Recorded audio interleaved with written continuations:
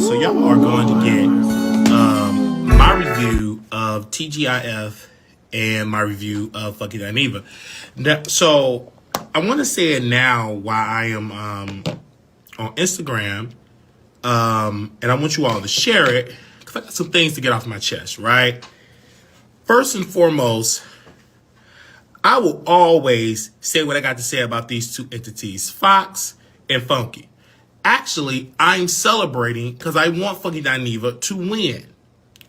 If you don't know the history about Fox Corporation, you need to go to Google and type in Fox Corporation. Now, we are investing and supporting our own oppression. Let me break it down. When we invest in Fox Soul or invest in Tubi, those same entities go to Congress and say, don't give them those rights. Don't give them the right to vote. Don't give them the right to get their student loan canceled. Challenge that. Keep them oppressed. So when I was watching fucking Dineva and I was seeing his viewership, how it declined from 20,000 to less than 10,000. And then I was so Fox Soul declined, but I'm still happy that a black man is still winning in the ratings. Let me tell you why. Because Fox have used black talent for decades. Fox used black talent for decades. If you look at Living Color, and the Super Bowl was going live, this is before they had a halftime show. Living Color did their own halftime show, and they had got millions of people, and the views were dropping during the Super Bowl, during the halftime, because they went over there to Living Color. And in the Super Bowl, the NFL said, hey, we're going to do our own Living Color. And then Fox was like, okay, let me go on over here and buy the rights and buy the NFL. And what did they do? They shut down all the black shows. My fear is that we are making our oppressor, not a lover of us, that want us down. We're funding them and giving them leverage. So this is why those entities are so strong. This is why their voices is so big. And so when we go over to Fox Soul and we go over to these entities and we look at fucking Dineva, he was preaching to the choir saying, oh my gosh, we got to stop funding these people and making them so rich. But you weren't saying that when you was over there with Fox Soul, when you was sitting at their table. The only reason why you want to criticize Fox and Fox Corporation is because they fired you because you wanted more money. Because to be technical, you wasn't getting paid fairly. And when you look at the money, let's just say you was making $250,000. How much money is Tubi worth? How much revenue do Fox Corporation bring in? If you just do a simple Google search, I'm not the smartest person in the world. I never said I was the smartest person in the world. Never said that. And I never will say that. But one thing I can say is that we can look at the income. Fox Corporation brings in $3.21 billion, about $3 billion. $3 billion that Fox Corporation brings in. And they only pay fucking Dineva $250,000. So when you look at the top and you see the amount of money that Fox is grossing with black eyeballs, and then their black talent not even making $1 million, but you must call it out then. You must stand on business. And the thing with fucking Dineva that I feel like it could be a shift in culture, then you need to do a 3-panel show, get two people that are black and bring them on your platform and you eat. Then you get another show and be like, okay, we got this show, we thriving. Okay, y'all know we really can't get any advertising, so y'all fund this so we can get another show so we can build our own network. But we've been so conditioned to drink on their water fountain and they giving us pennies on the dollar. And then when we finally wake up and be like, well, excuse me, sir, I want more money, treat me fairly, they will never, ever pay you your worth. And you know what they're going to do? They're going to fire you. They're going to get the lady with the wig, or they're going to get a man with a hat on that want to criticize Oprah, and she's a part of the system. Yes, I got to talk about you, Brother Dustin, because I saw your segment on Fox Soul, and you said that Oprah is not the problem. She is the problem, and she's worse. Let me break it down. There is no right that Oprah is a billionaire, and she had to find out the mistreatment of a movie that she producing that her own people don't have food, don't have trailers, don't have car service, and the only time that she's aware of it is when those same entities bring it to her attention. But she's a whole billionaire. You mean to tell me a movie that you producing, you don't know anything that is going on? She knew it. She's trying to act dumb.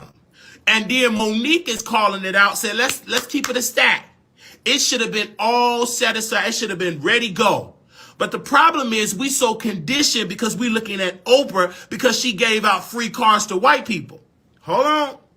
But how is she treating her sisters that look like her? How is she treating her sisters that come from Mississippi? She's treating them worse. And what makes it even heartbreaking, that she got the same skin tone, but she's treating them worse because people typically that is a part of our race can get away with more because let's not talk about her too bad because she black. Let's give her a pass. Many people has been complaining about Oprah, her stepmother. She actually kicked her stepmother out of the house, allegedly. Go Google it.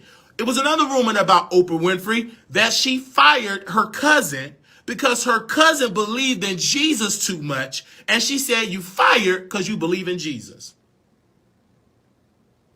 And then there was a rumor that she said over the intercom. Now, this is all allegedly, right? She said over the intercom in her house, the Negroes is in the house.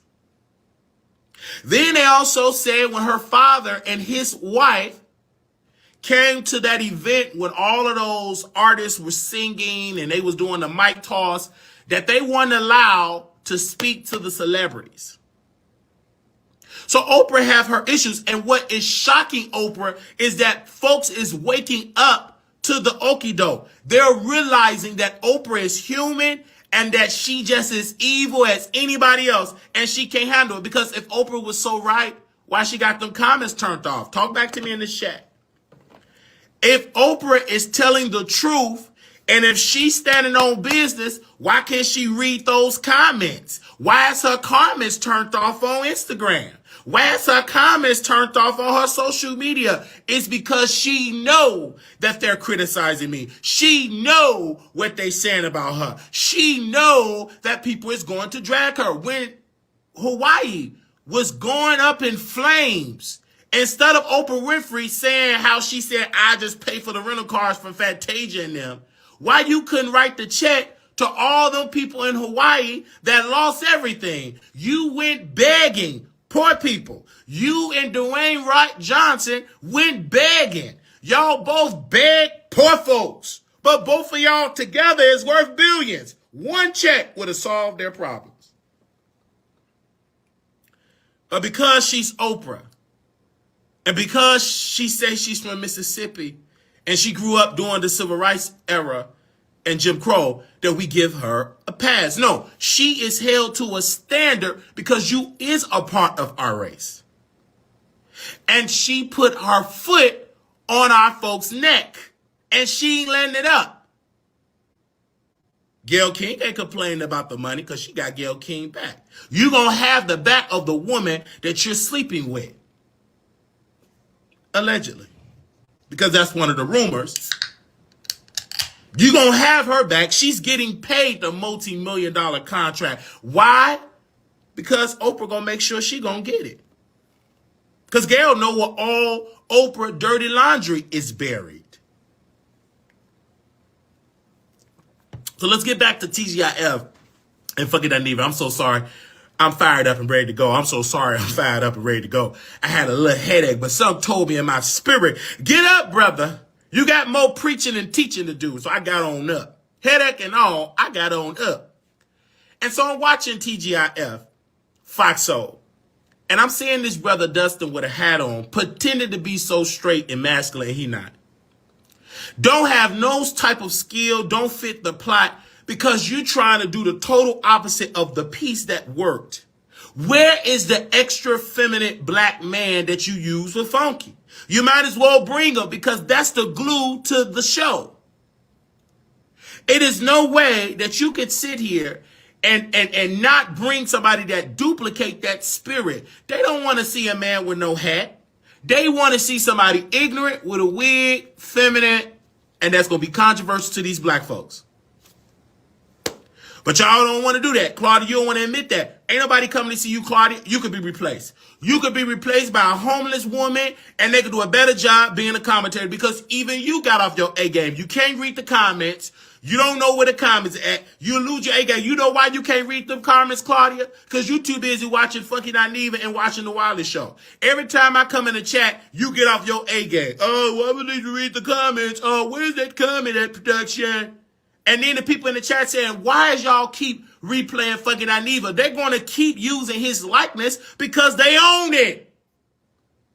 They're going to keep playing his likeness. They're going to keep playing his hot button sound bites.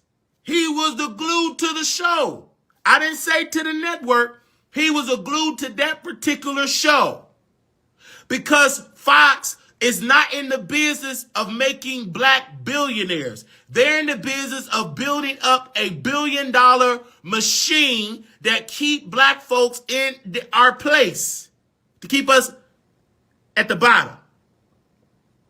So when them black people do come to the office and say, sir, I would like to get paid fairly, sir. I would like to get paid fairly. I'm tired. When they take a trip to the headquarters on 211 Avenue in New York City, when they try to go there and have a meeting with the CEO or the team and say, sir, I want my money, sir. When they go there, they don't get nothing. They get the boot out of there. So I want fucking Dineva to win. And so I know Claudia, she can't stand my guts. I don't care. Baby, fix that wig. Ain't my fault. I will always criticize you. Fox News criticize people, and you sitting on their platform. You sitting right there with they producers, with they mics, with they cameras. You ain't saying nothing towards them, and you talking about you don't want President Trump to win? That's a lie. Let me tell you why you lying in that wig. Every time you sit on that platform and promote Fox Soul and promote Fox Corporation, they want Trump to win.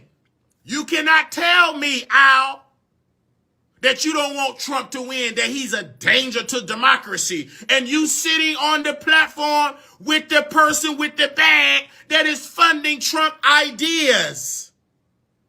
If you don't want Trump, why are you sitting on Trump, one of his backers financially? Why are you sitting on their platform talking about black culture? Let me sip a little bit of this drink. I understand somebody said Trump 2024. That's your business because you believe in Trump 2024, right? You want to vote for Trump 22, and baby, do you. But don't say, I'm against Trump. He's a danger. But yet you sitting on Fox Corporation. That don't make no sense. That's just like me standing up for rights of black folks. I'm Dr. King, but I'm in a whole meeting with people with sheets on their head. Eating chicken with people with sheets on their head. That don't make sense. So you can't tell me you want Trump out.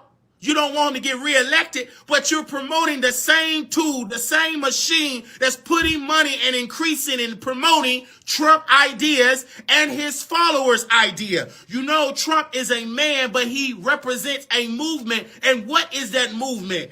The movement is make America great again, keep black folks in their place.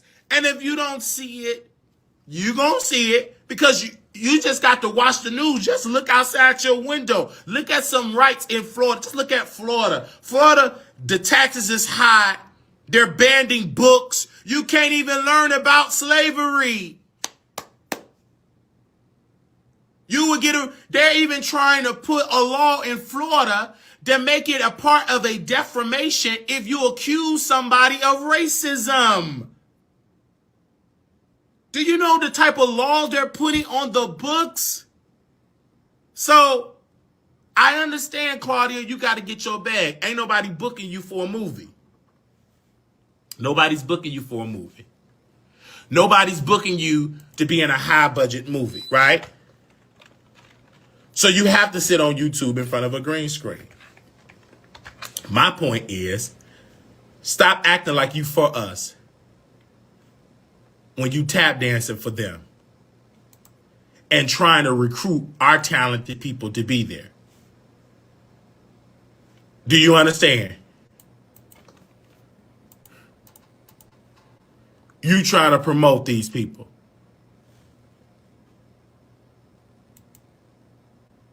And the reason why Funky Dineva is flopping in the ratings, or he's not doing the 20,000, is because he ain't trying to be as messy. He trying to reinvent himself. But one thing I can say about Funky Dineva, his equipment is good. He ain't glitching. He don't got on a wig. Should have had on a wig. He should have had on a wig. He should have. So he should have. And my sister in the chat here, which I love dearly, because she said, quote, "There's no way I'm voting for Biden again." And baby, I would never criticize that black woman, because our ancestors fought for you to have a right to vote. They did not pass away or perish for you to just vote for one political party. They fought for us to have the right to vote. So if my sister, Miss Holly underscore B3RRY, if she want to go vote for Trump, that's her business. I'm not voting for Trump because I understand his policy. Because when Trump was in office, and let me just tell you why. When Trump was in office, he had the perfect opportunity to close the wealth gap for Black America. He could have had programs and fund programs to make it easier for first-time home buyers in the Black community, to fund government agencies to go into those underserved Black communities to educate them about grants that they qualify for. He didn't do it. Trump could have done better to tell these red states that, hey, how about you all expand Medicaid so people won't perish because they can't get to a doctor, because the hospitals are shut down because we don't want to expand the government program. When Trump got in office, one of the major policies he did was cut taxes for the rich. Where was the poor middle class? Where were our tax cuts? And they promised, and they did a press conference saying it's going to be a trickle down philosophy, meaning those companies is going to give you all a raise. And you know what those companies did when they got those tax cuts? They went and they bought more stock. They did not give those people raises. So he did not increase the minimum wage. He did not fought against and tell the government to increase ad buying for Black-owned media. He didn't do it. He did not invest. He did not cancel student loan debt for people that is on the poverty line. He didn't do that. Did he do some good? Yes. But when I check my student loans and they got canceled under Biden, that one issue alone, I would vote for Biden for. And Biden passed the infrastructure bill. That, even though that infrastructure bill, it probably won't affect you today, but the next 10 years, you're going to see the reason why that infrastructure bill was so important, because it's invested in crumbling bridges. It's invested in all of that. Now, the only issue I have with that, and that's because of the conservatives, that they're trying to have programs to give some of these Black companies, Black-owned companies, Black-owned engineers, Black-owned construction firms a piece of the pie. And you know what's going on? Just answer the question. These same white-wing extremists is suing and challenging and said it's unfair to give Black people a contract off of race. It's unfair. But the Black companies have been starving and not getting a piece of the pie. And you know why you don't know about that, Miss Holly underscore B3RRY? It's because you don't see that enough on the media. You're not going to see that on Fox News, Fox Soul. You're not going to see that on CNN. They're not doing it. Every time Black America is trying to get just trying to get a slice of the pie. Like, we're fighting just for a slice, not for the full pack. We just fighting for a slice. It's a spirit to snatch away the slice and the crumb. That's the new battle. They don't even want you to get the crumb. Let's not even talk about the slice. We just fighting over a little crumb. They want that. So when I look at my chances, who I will have an easier time dealing with is with Biden administration. Trump, he was already in office, so I could just look at his 4 years. He did not do enough for us. Biden, yes. He have done some things, yes. Could he have done better? Yes. But Biden, unfortunately, and this is the sad part about it, he did not have as much support from the Senate like Trump did. And I believe one trait that Biden should have borrowed from Trump is be a strong force against his party. That's one thing I like about Donald Trump. He was very strong with his party. But it kind of messed him up because they tried to take away the insurance. They tried to take away Obamacare. Let's go there. They really tried to take away Obamacare, the Affordable Care Act. Oh yes, let's talk about it. Trump fought to erase the Affordable Care Act. If it wasn't for Senator John McCain, may he rest in peace. If it wasn't for that man voting no, do you know they would have took away the Affordable Care Act? How do you think it would affect black children that need health care? This is a black show, so I'm focused on my own race. How do you think it would affect people that are suffering from diabetes, cancer, that now they're able to get treatment? Now they're able to get a plan, and you cannot, insurance company can't drop you because you had a pre-existing condition. That was all because of the work of Nancy Pelosi, the Speaker of the House, really because of her, and President Barack Obama, and the Democrats that was there during that time. Because the reason why I give credit to Nancy Pelosi, the Speaker, is because she made sure to whip up them votes. That's why the Republicans can't stand her, because she was getting the job done. If it wasn't for Nancy Pelosi in the House, we would have not gotten an Affordable Care Act. We would have still had people don't have no insurance. So they want to take that insurance away. And then white folks would say, I like the Affordable Care Act, but I don't like Obamacare. It's the same thing. But one thing that the Republicans do so wise, they will put out a lie, they will fund it, put it in Crystal HD, got their white consultants, their white posters, their white hosts, and they talk so professional and so great, and they break it down with fake data. But then when you go to their poor neighborhoods, when you go to white people poor neighborhoods and you see them suffering, you see them going through, they hospitals shut down. Because if you don't have health care, it's going to affect poor is poor. Whether you poor in black, poor in Portuguese, poor in white, poor is poor. Poor folks have been suffering. But because people would rather vote against their interests, you will still be in the same condition for generations to come.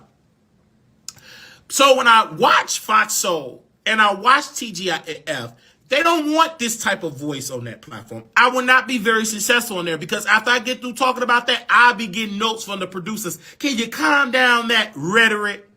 And then I would tell them same producers, if you can't tell them people to calm down the rhetoric on Fox, that's on Fox News, I cannot calm down that rhetoric. Because my people lives, and including my life with it too, is on the line. Because when you go to Fox, just go to Fox News and sit there and watch. 100%, they don't want you to have them jobs. And they would say, well, it's because of DEI. She should have that job, DEI. When the door went off the hinges on that plane, they tried to say because of a black pilot. Baby, they don't even want black people to be a pilot of their planes. They don't want us to be CEOs. They don't want us in their institutions. They don't want that. So, again, I just want us to wake up. And once you study,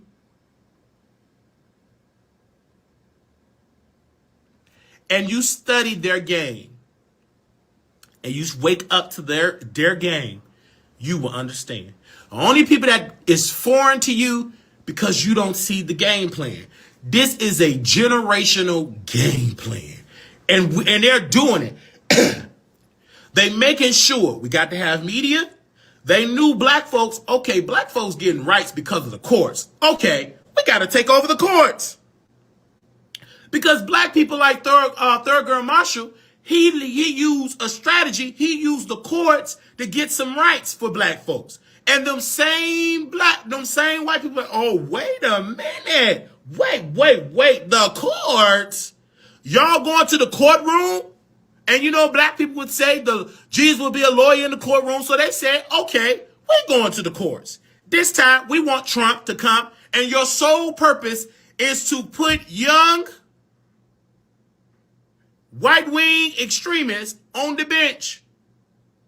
So they could be up there for generations, for almost 80, 90 years old. So when bills come up for affirmative action, they can shut it down.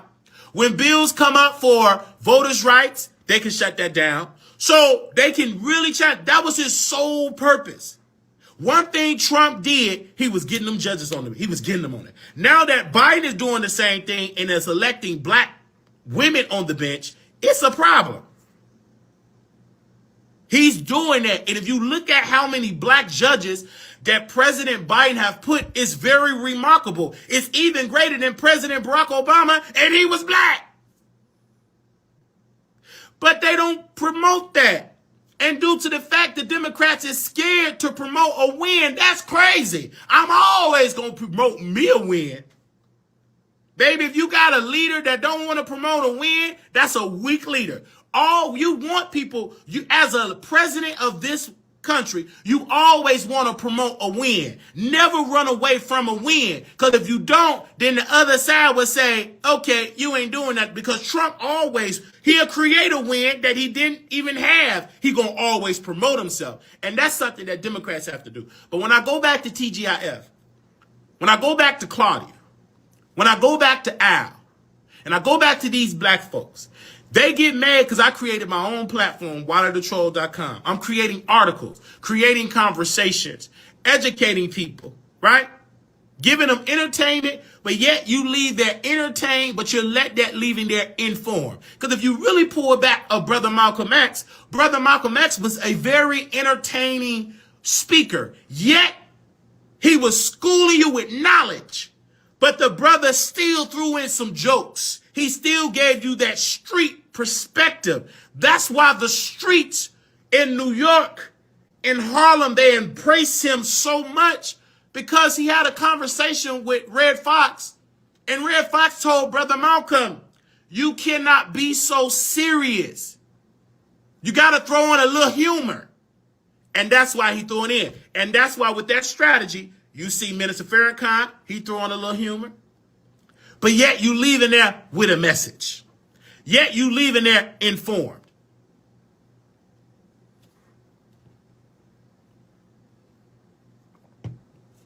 So I'm going to do what I got to do. So when I look at Miss Claudia in that wig, she ain't going to never tell you the truth. She ain't getting paid fairly. Fucking Dineva.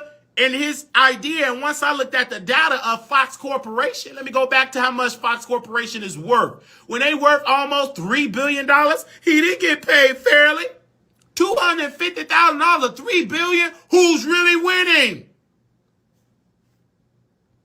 Fox Corporation. And other people that get less views than Funky, that is white, getting quadruple a salary. And I tell people, it's just, this is why I'm so happy having my own platform. This is why I work hard.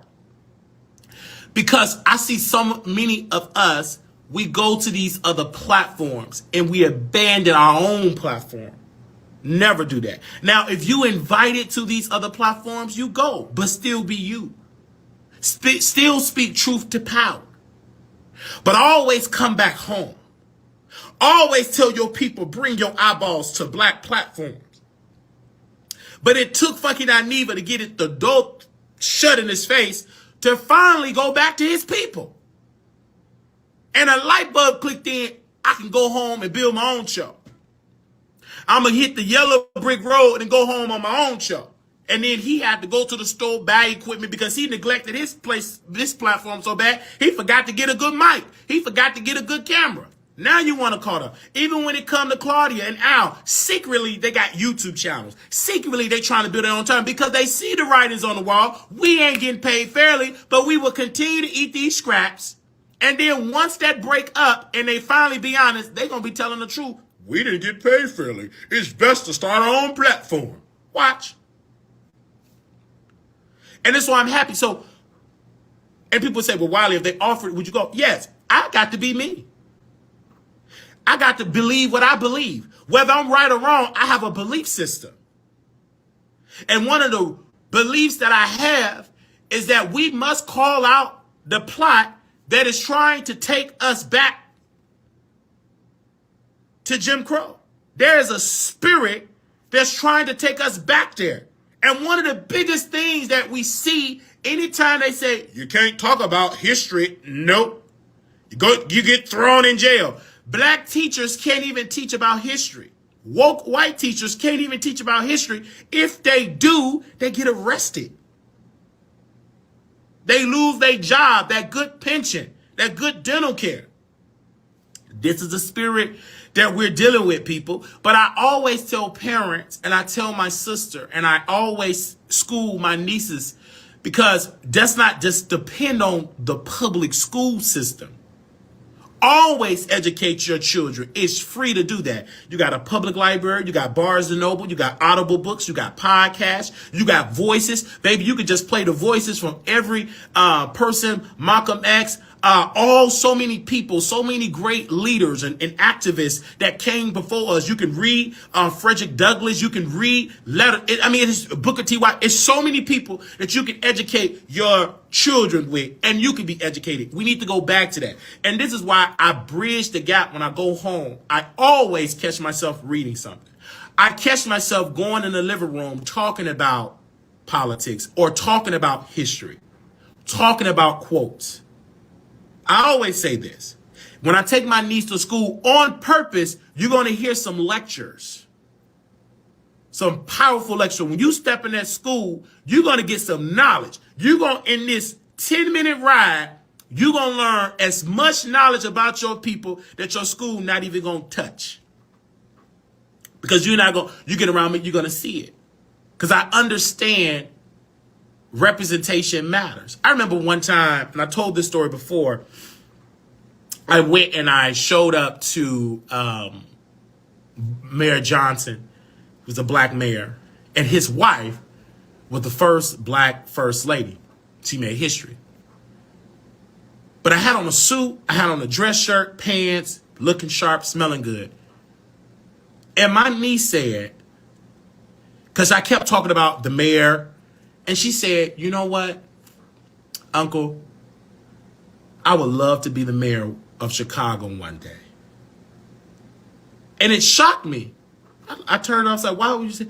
I would just love to be the mayor. Can I go with you to go see the mayor?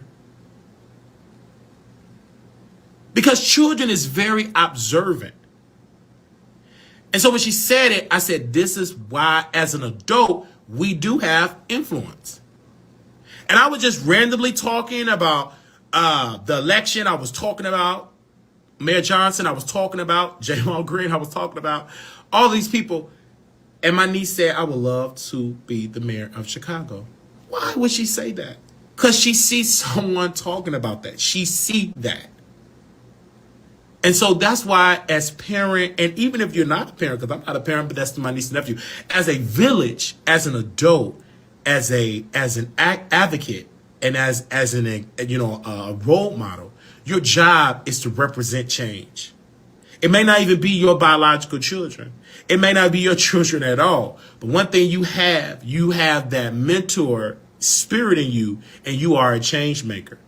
So it's good for children to see it when they're young, to see that positivity, because out in the world, out on social media, it is so much negative. So they have to get that balance at home.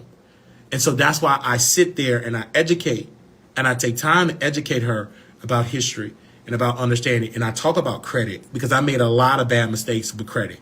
So I make sure to instill in them great principles that I learned. So when they get 18 years old, baby, they're going to thrive.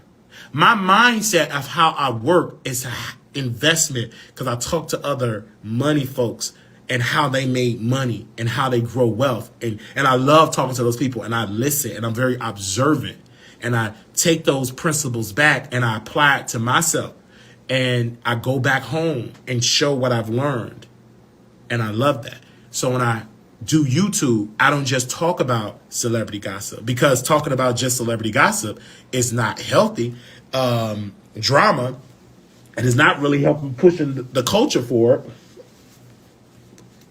But really what's pushing the culture forward is bringing voices, bringing people that is making people become homeowners, making folks that had a 400 credit score and they learn how to build their credit and grow their wealth. That is a life-changing moment versus knowing what color or who slept with who. Now, it's nothing wrong with entertaining, because we supposed to be entertained. Even when we go back to when Dr. King was there, entertainment did exist, but we must have a solid balance and not just be so focused on being entertained. We must be informed. We got to have that informative mind. So that's why we have to have a balance. So on my show, I continue, baby, I'm going to talk about some messy gossip, but I'm damn sure going to be talking about politics. Like when it came to Jason Lee election in Stockton, even though I could be shady, but I still gave the man his props on how he was there, showing love on his election. I was really showing love and really, really showing him some love. Ooh, got all this on my beer. Showing him some love on his election. Because I feel like it's needed. And I feel like I will never stop singing the praises of when people, especially black folks, when they do good. And so that's why I covered that election on my show. And I'm excited that I covered that election on my show. And I will always cover that election on my show. I will always cover when people are doing something great. And there's so many other great people that we see and we don't have heard about. It was something I saw on the news. It was a black woman and her husband out in Alabama. I believe in Alabama. I know it was in the South. They have a restaurant and don't nobody have to pay. They get a grant and their restaurant runs by donations. So people get to come and eat for free. And then for those that want to donate, they could donate. But they get a grant and it's all run by donations. And still to this day, that couple is still putting money out of their retirement, still putting their own money into a restaurant so people can eat. For those that don't have money, or for, you can have a place to eat a hot meal. That's great. And it was so good to see that on the news. I was shocked to actually see it on the news. I was like, oh my gosh, this is awesome. This is so great. And one of the things that really made me feel good, that they said we have volunteers that come from all over the country to volunteer because they love what we do. And I said, that's amazing. I mean, that's great.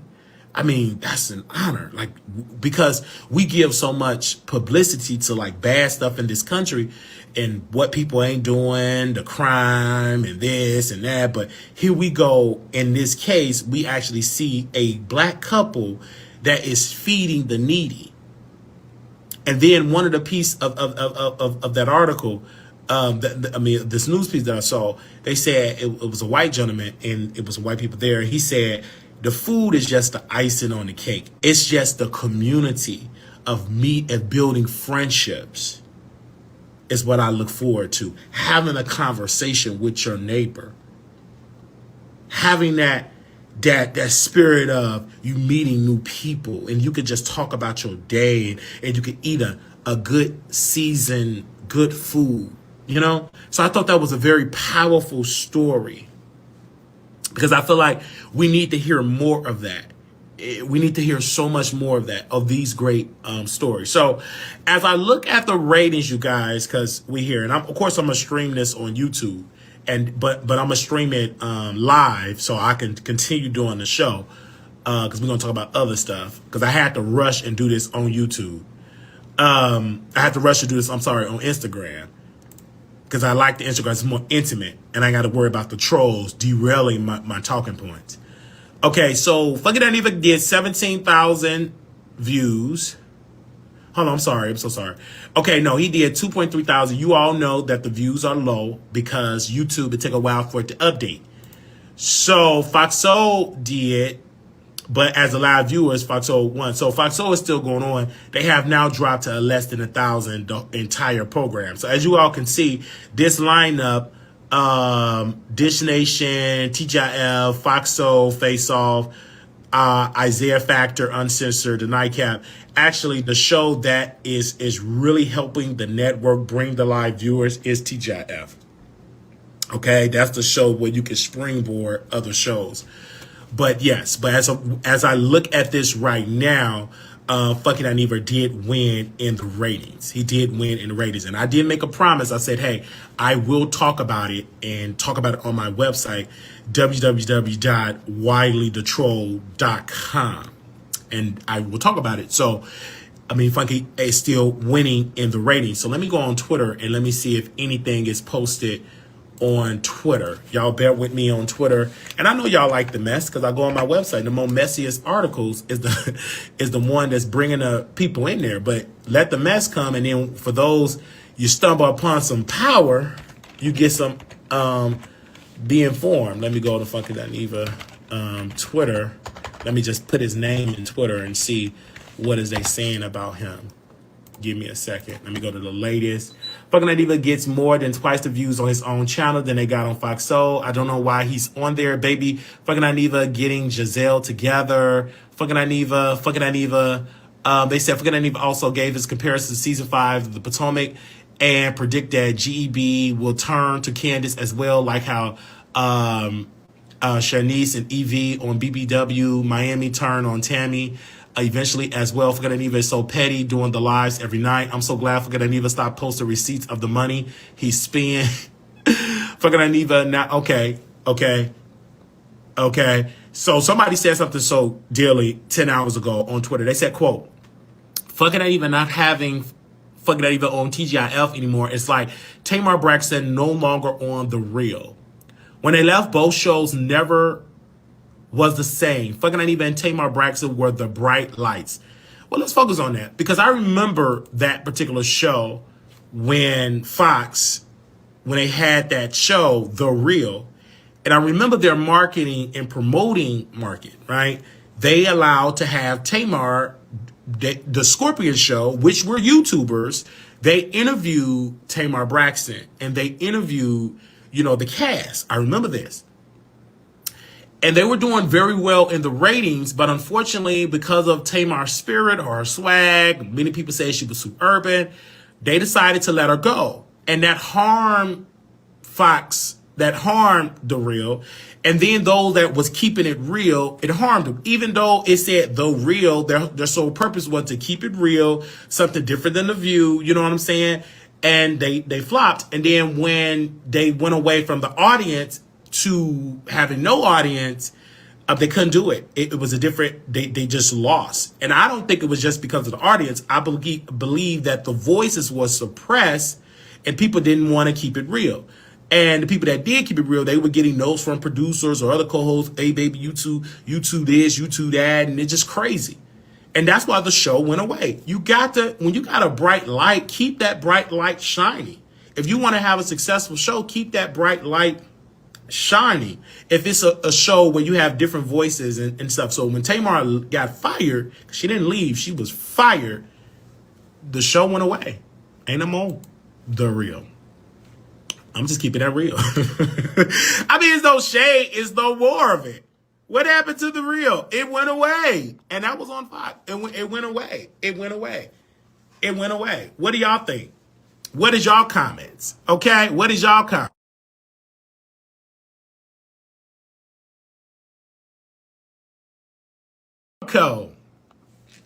It went away. Y'all excuse me. I had I'm using this towel because I have a cold. So I have to use a towel to like so anyway, they said, wow, bless these people. Let me see what y'all saying in here. So that's pretty much the idea of that. So as of week 2, we gotta give it to fucking Dineva. How was fucking Dineva able to do it? It's because number 1, he already have a built-in fan base.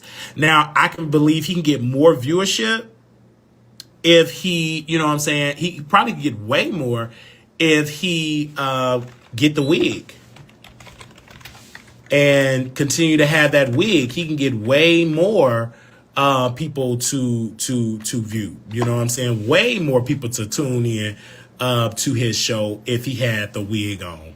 And I'm just keeping it all the way real with that. If he keep that wig on, more people will watch. Actually, his views was higher when he had the wig on. No shade.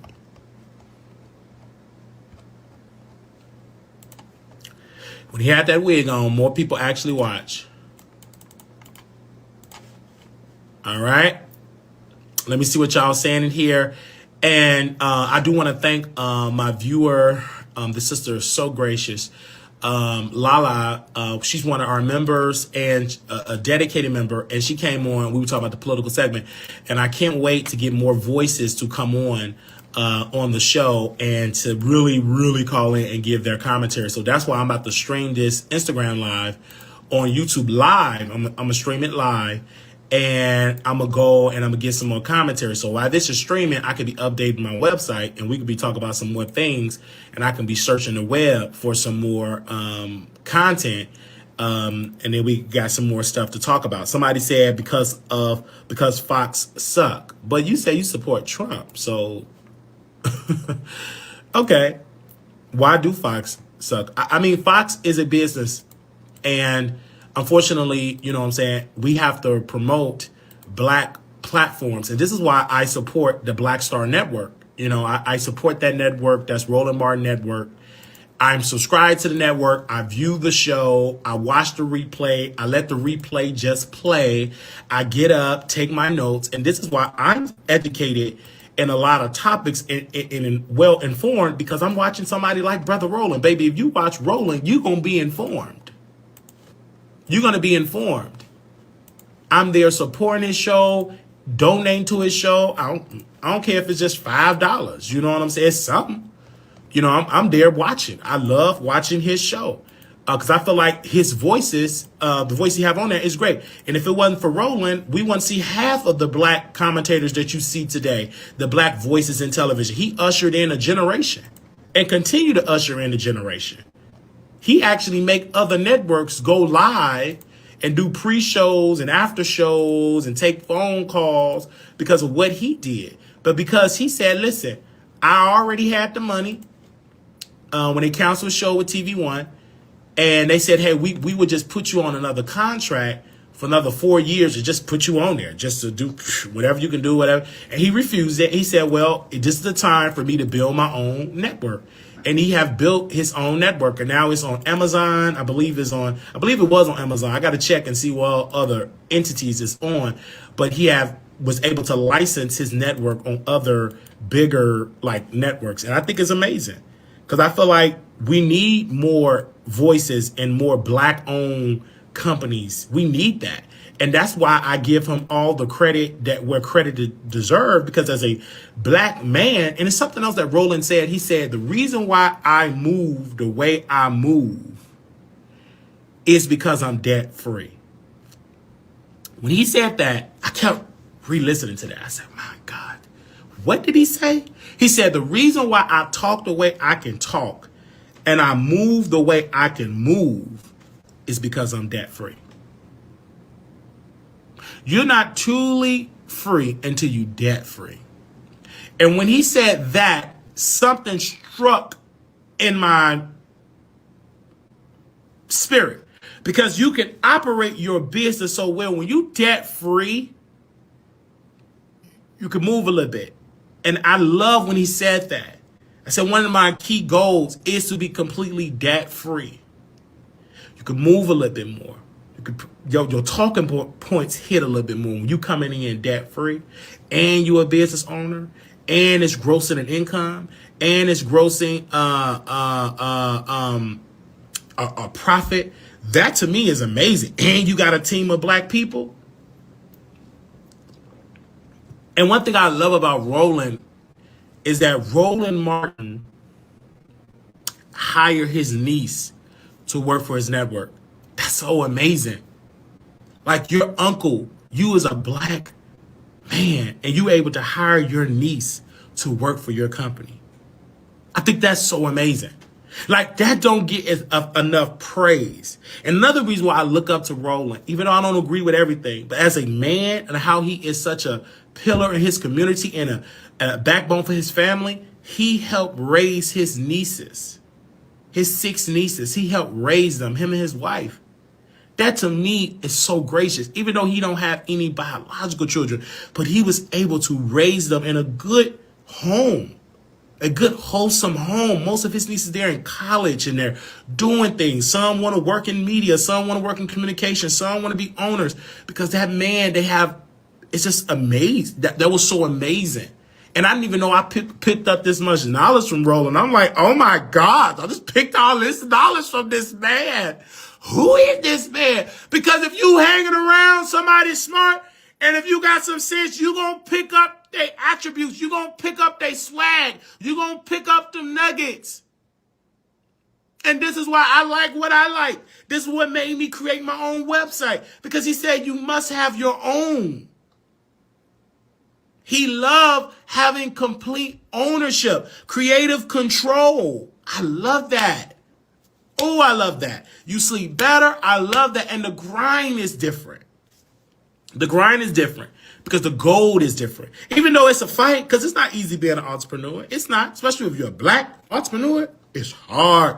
But I love it because when it works, it's going to all pay off. Because there was so many successful entrepreneurs that came before us in media. Bob Johnson and his wife, Sheila Johnson, they did BET. It wasn't where it is today. And they was able to sell that company for billions.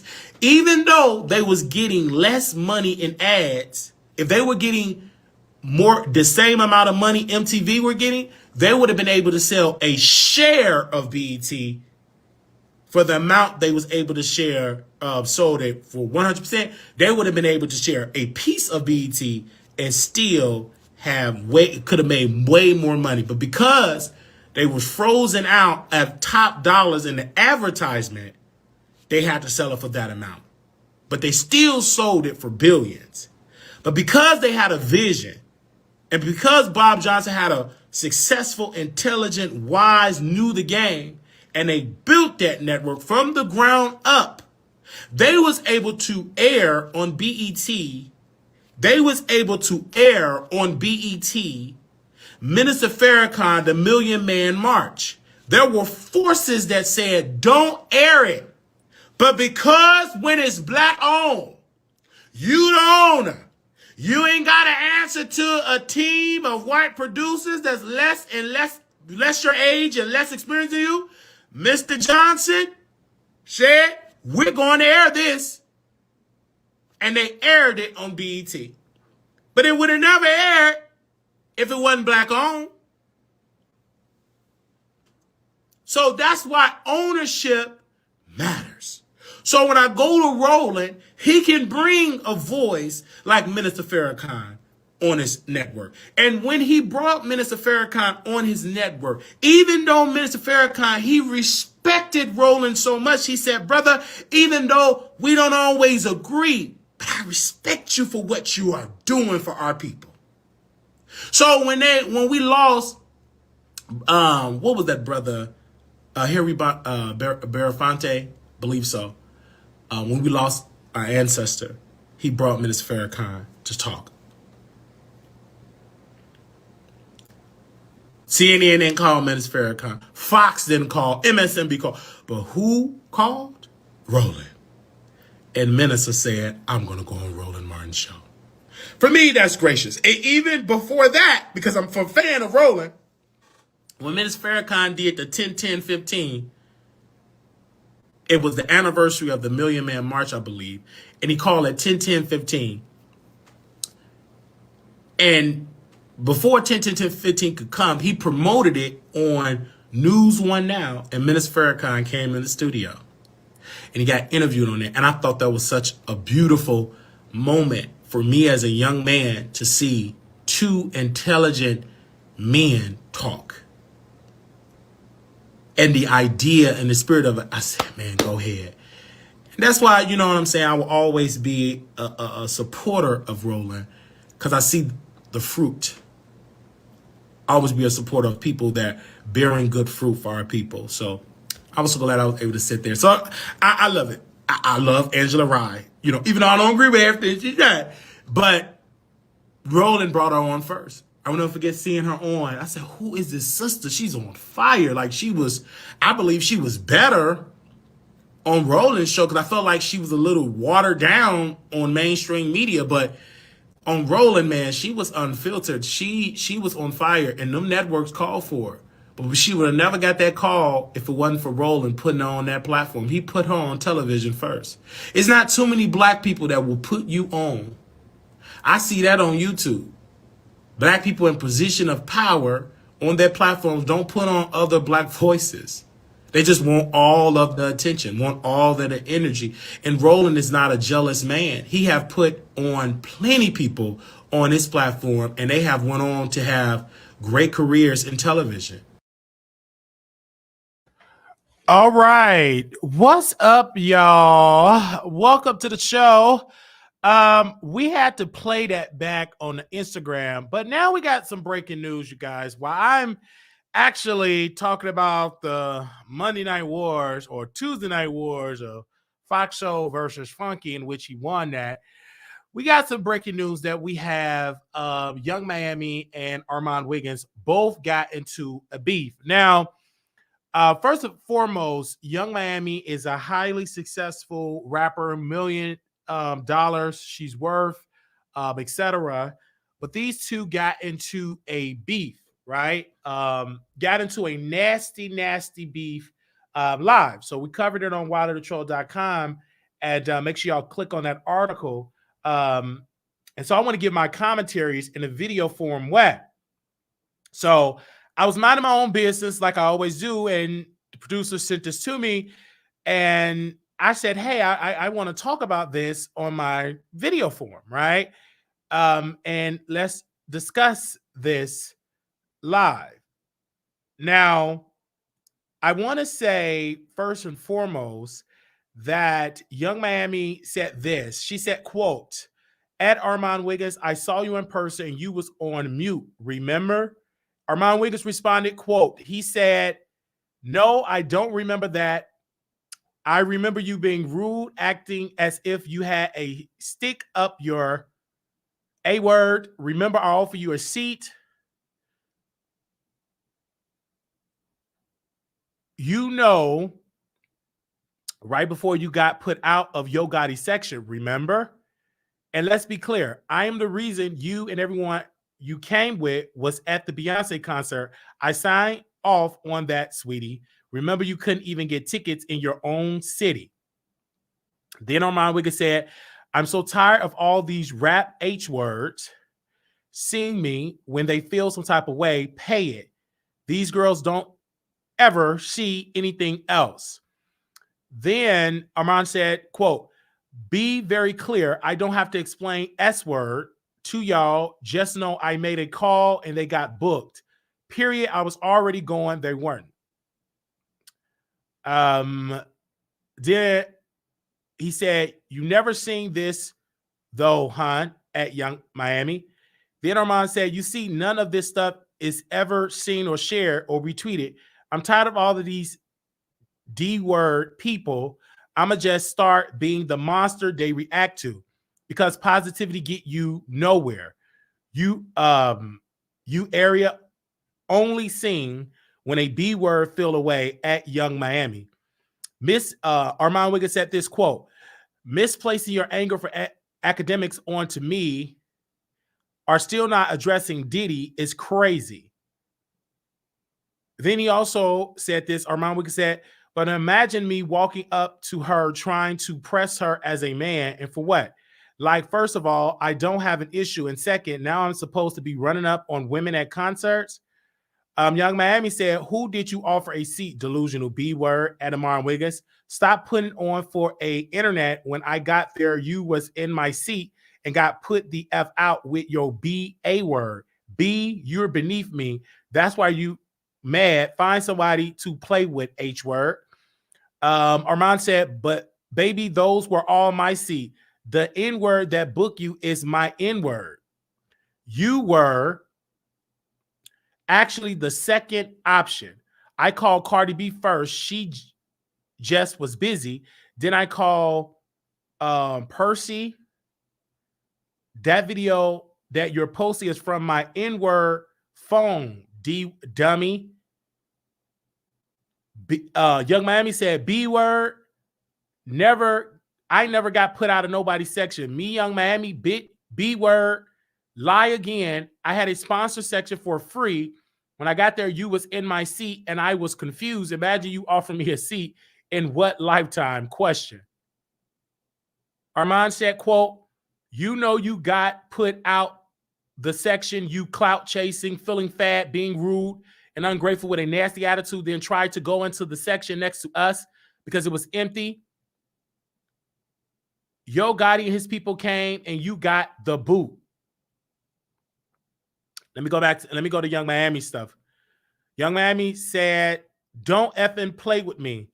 The B that can't rap, the S eater, the one that's in you people besides NIA, Nealon, Eddie Murphy, the B that won awards and performing at award shows while you're watching who failing who.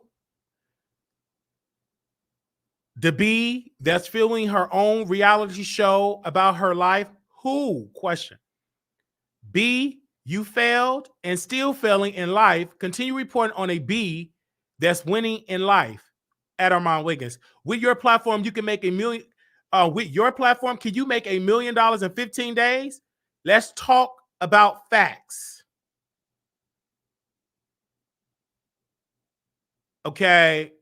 So then she also showed a receipt. Young Miami showed a receipt that she sold 18,000 orders and made $1 million in sale.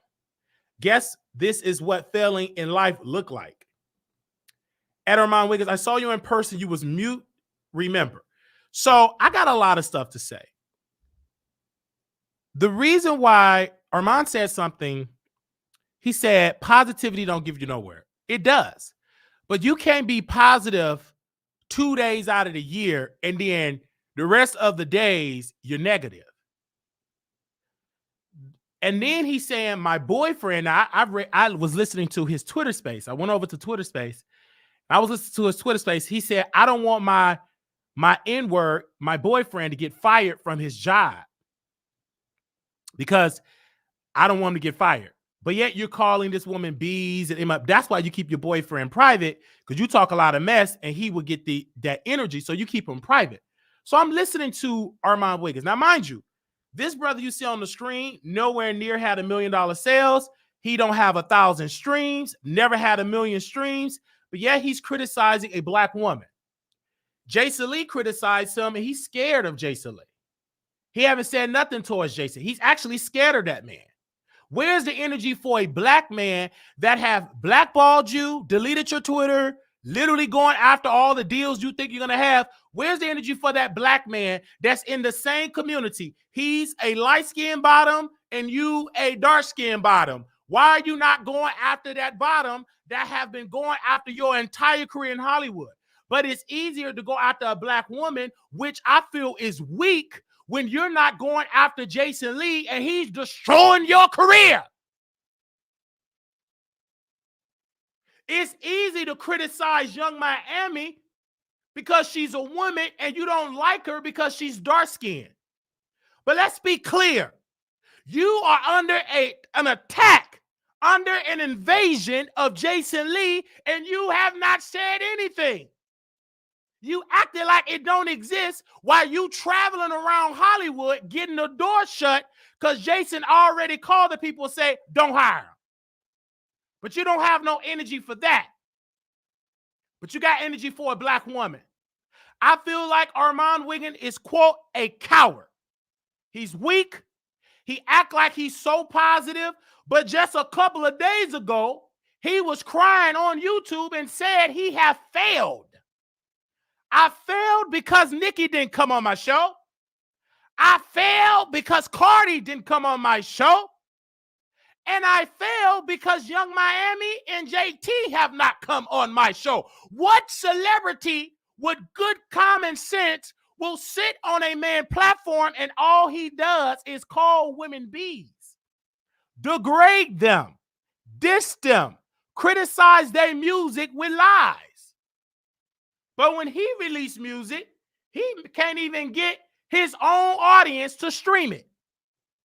Because, Armon Wiggins, I hope that you're waking up to the okie doke that the people is only concerned when you degrade black women. Go stream your song. I can guarantee you Young Miami can stream her song and get more viewership with a throwaway record than you have with Deposit Your Check, and which it is Deposit a Flop, because your own audience have not promoted it or shared it.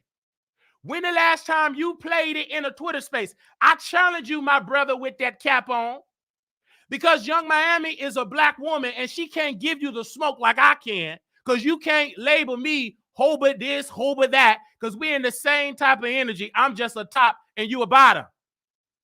But I challenge this brother to go to that same Twitter space and play his music. It'll be about 3 people. It won't be the 20-some thousand when you criticizing a successful platinum artist, Young Miami, a successful award winner podcast. When the last time Armon Wiggins won an award for his podcast? He can't even compete with Storm Monroe. He can't even compete with Jason Lee. He can't even compete with a black woman, Tasha K, and she was sued. So I question, my brother, why do you have the smoke for a black woman, but you are muted when it comes to a man in your own community? Why you ain't giving the smoke to Jason? Give him the smoke. That's a man. You are a coward if you got all that energy for a woman and you mute it when it comes to a man. You got nothing to say. You got your head down. Now you got sclerosis in your back. You're hurt. You're depressed. But you got all this smoke for a black woman. Have several seats. You wish that you had an inkling of the fingernail of success of Carisha. You don't even have the fingernail of her success. You just went on YouTube crying to the world because don't nobody want you singing or shoveling cards and talking about tarot card. They don't want to hear that. What they want to hear you do is what you do is criticize black women. But when you try to be positive and shovel cards to try to be a ghetto version of Miss Cleo, 2 people watching. That's why you sad. You will never get a Young Miami on your show. You will never get a JT on your show. You will never get a Cardi B on your show.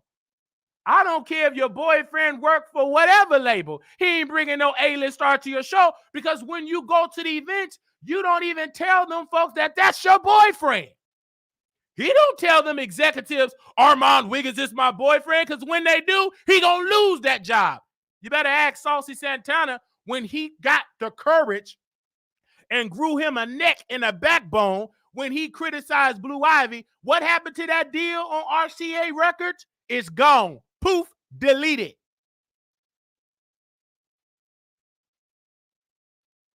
But at least Saucy was in the room and had a deal. Armon never had a record label deal.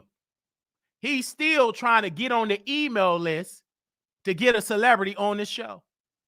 A celebrity that we knew and that is relevant like a Carisha. Only time he's being bragged about is criticizing black women. And that's what make him mad. But when you look at the great Jason Lee, the beautiful Jason Lee, despite what you say about Jason, I don't agree with him, but look at the man's resume. He gets stars on top of stars on his show. And look at Armon Wiggins, a low down, low budget, sickly, twisted spinal cord criticizing black women. You know, that's quite sad. Only artist that you can brag about is a has-been. Suki ain't on no charts. She ain't have no successful podcast. Erica Banks still trying to twerk. She's no longer in the conversation. And yeah, you right back in your roots being evil. You said you was going to change, and you said, Armon Wiggins, these were your words. You said, quote, it's going to be a new era of the Armon Wiggins show. What new era? You got new lights, but your spirit is still evil? You can buy new lights. You can buy new cameras. You can buy a new microphone. You can buy a new dish cut for your bottom tush. But you still evil towards black women. And that's why you have not been accepted in Hollywood. So when you step in them Hollywood rooms, where's the energy for the people when they look at your resume and throw it in the trash? Where's the energy when them producers don't call you back? Where's that? But you got all that energy for the black woman. Where about the white people that's telling you no? Only thing you doing is crying and heartbroken, hurt, crying, sad, depressed. I'll be sad and depressed too. You did all that dancing and criticizing folks, and you got you nowhere in Hollywood. You still stuck in debt, paying $6,000, $7,000 for an apartment, and still ain't in the next level as a celebrity that you want.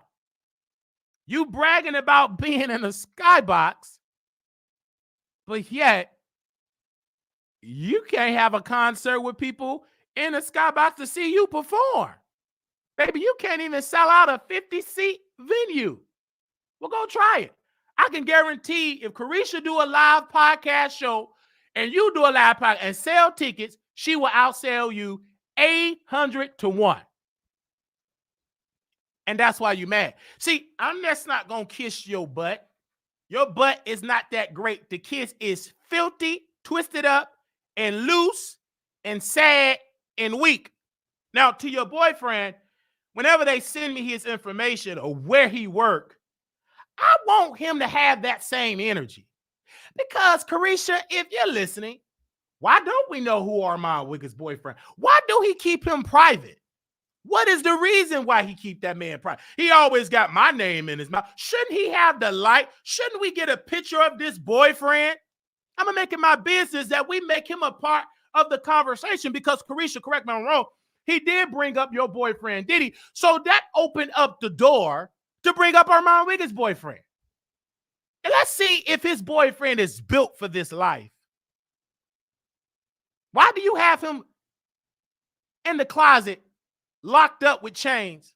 He's not allowed to have a public social media. You know why?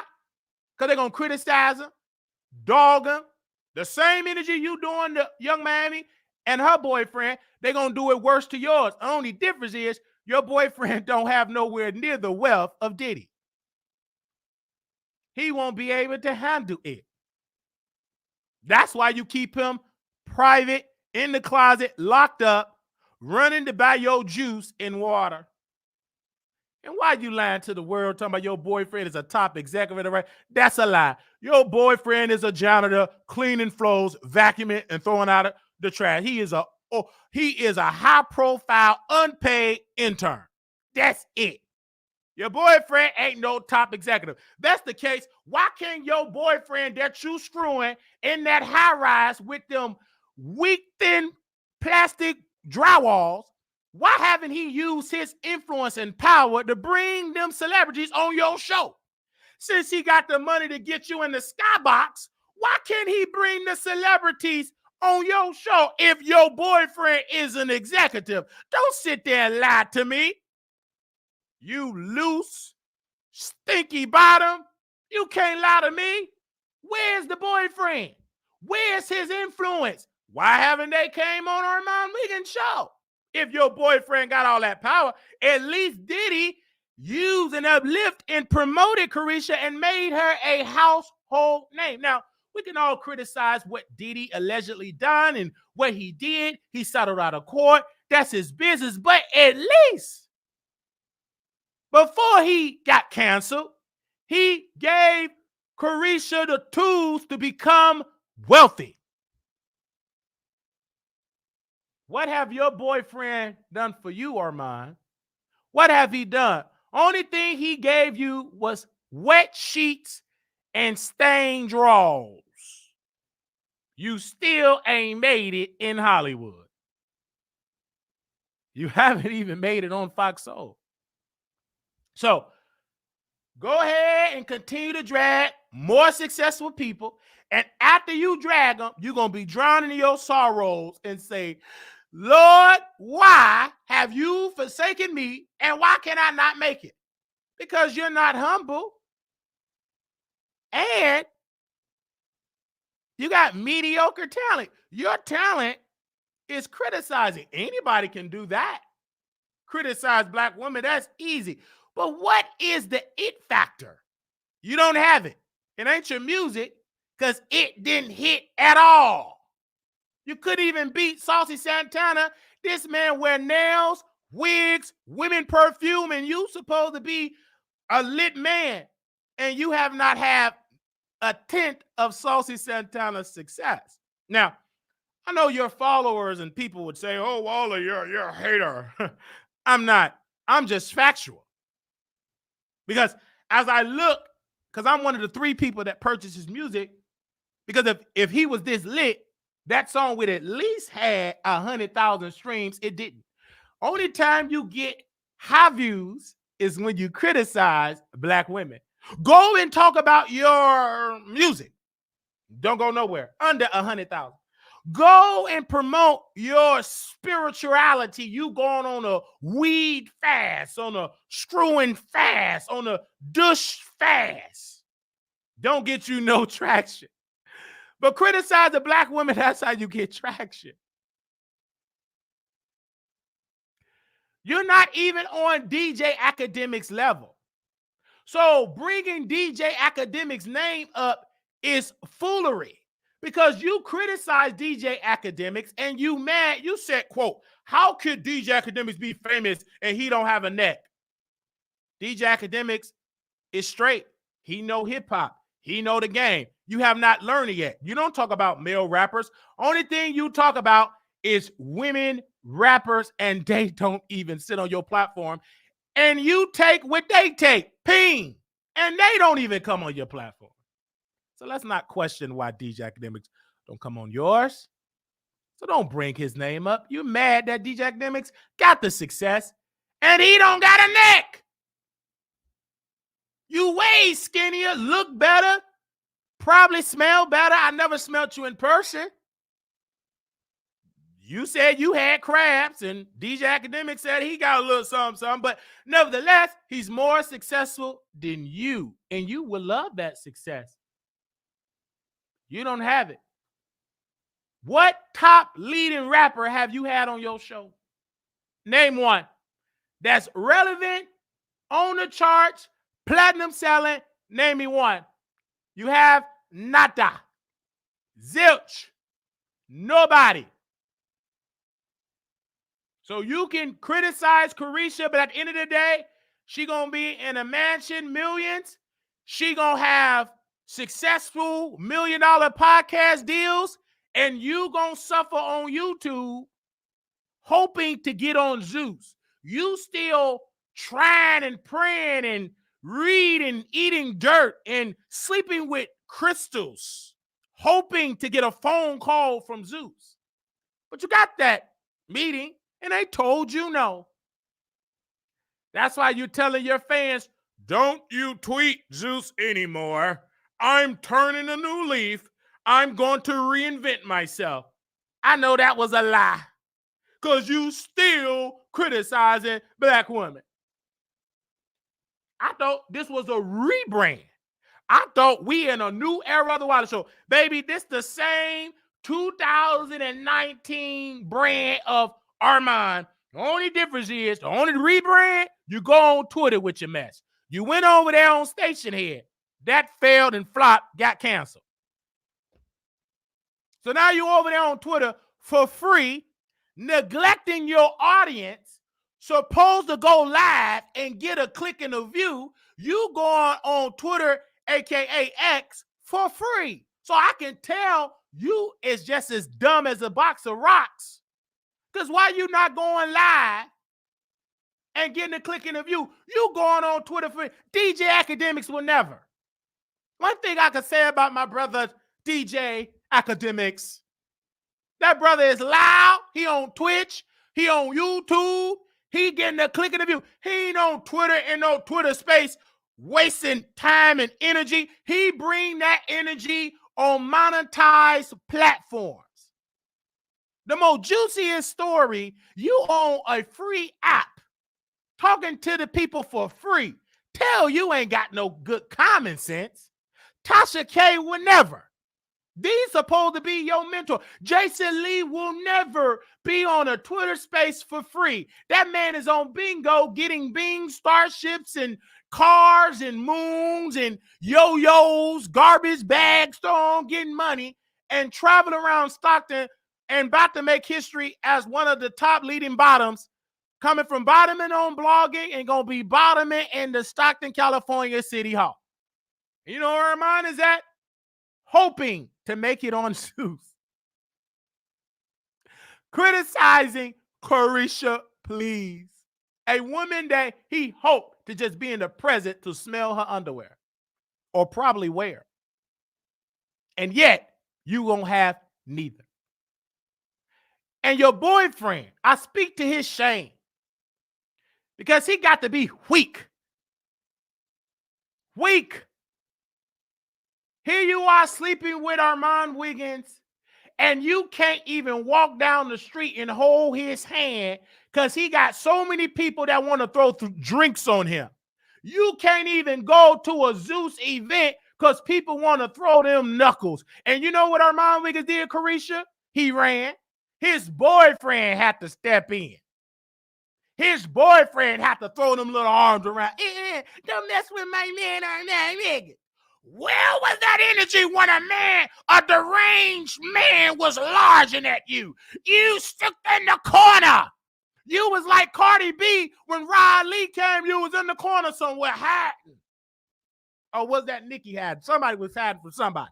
But you were hiding. It was in video. And then you got scared and made up with your deranged stalker. Weak. How dare you say something about Carisha when you couldn't even defend 150-pound deranged stalker. Your boyfriend, the secret, the one that's in the closet, Pops, the bottom, he had to get Muhammad Ali's spirit and throw them hands. And you know what happened at that Zeus event? You got kicked out. Then you lied. Carisha, I got your back. I'm going to have your back in this moment.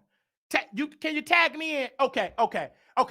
You tag me in. Okay, I can continue. Just tag me in. So send it through. I got this. You can have us. So keep being successful. Keep being great. Keep being beautiful. You thick. You showing love. You was with your baby daddy, showing him love, throwing out them cheeks. You know what I'm saying? When one man is down, you got options. There's one thing about you gonna make it. You smell good. You thick. You chocolate. You gonna always have a man. That ain't no problem. You just tag me. I can handle this bottom.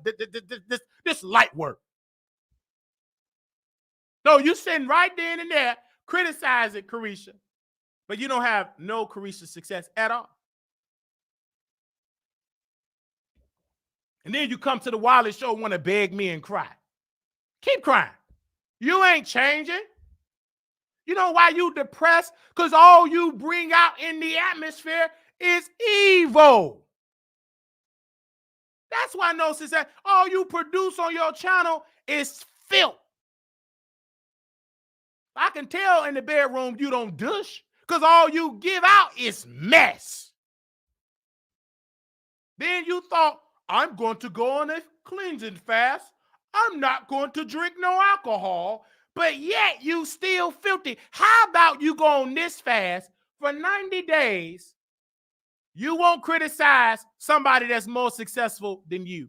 You won't criticize a black woman. You will have that energy for your own counterpart, Jason Lee, fucking Dineva, or anybody, or have it for your own gender. Let that be the fast. So you just sober and still evil towards black women. I'm going to talk about you. Because look what you're doing. I can't talk about you on the red carpet at the Emmys like T.S. Madison. You ain't on the red carpet. And I could tell T.S. Madison ain't your friend. Do we have a picture of T.S. Madison when she won that Emmy on RuPaul? Do we have a picture of her? Why didn't she invite Armon Wiggins? Don't that supposed to be her friend? Don't T.S. Madison supposed to be his friend? Why wasn't he on the red carpet with T.S. Madison when she was talking about Taraji B. Henson? When she was out there talking about Taraji? Why wasn't Armon Wiggins there drinking a ginger beer? He wasn't there on the red carpet. Because T.S. Madison ain't bringing you. All you do is drag folks. You right where you are in that high, overpriced apartment. When you leave out that front door, number homeless people. A homeless cat. You weren't at the Emmys. You ain't that girl. You still with the regular folks. Anytime you still rocking Fashion Nova and they couldn't even put you on the front page of Fashion Nova, you have failed. And then lied about the deal, saying, I got a deal with Fashion Nova. Then the beautiful, iconic, successful, intelligent, more successful than Armon, Auntie Hammy said, Wiley, pew, pew, pew. That man don't have an affiliate. He's not the face, have a branded deal with Fashion Nova. He have an affiliate link in Wiley, pew, pew, pew. You can get the same affiliate link. And you know why? What happened to Armon Wiggins in that Fashion Nova affiliate link? He had to stop doing it because none of them black women was buying them $2 shirts and 50-cent hats. Because your audience is not men. Your audience, most of them, with the bread and butter, is women. They don't want to buy no 50-cent hat and no shirt. Where's the dress? Where's the girdles? Where's the stockings? Where's the thongs? They don't want to buy no shirt.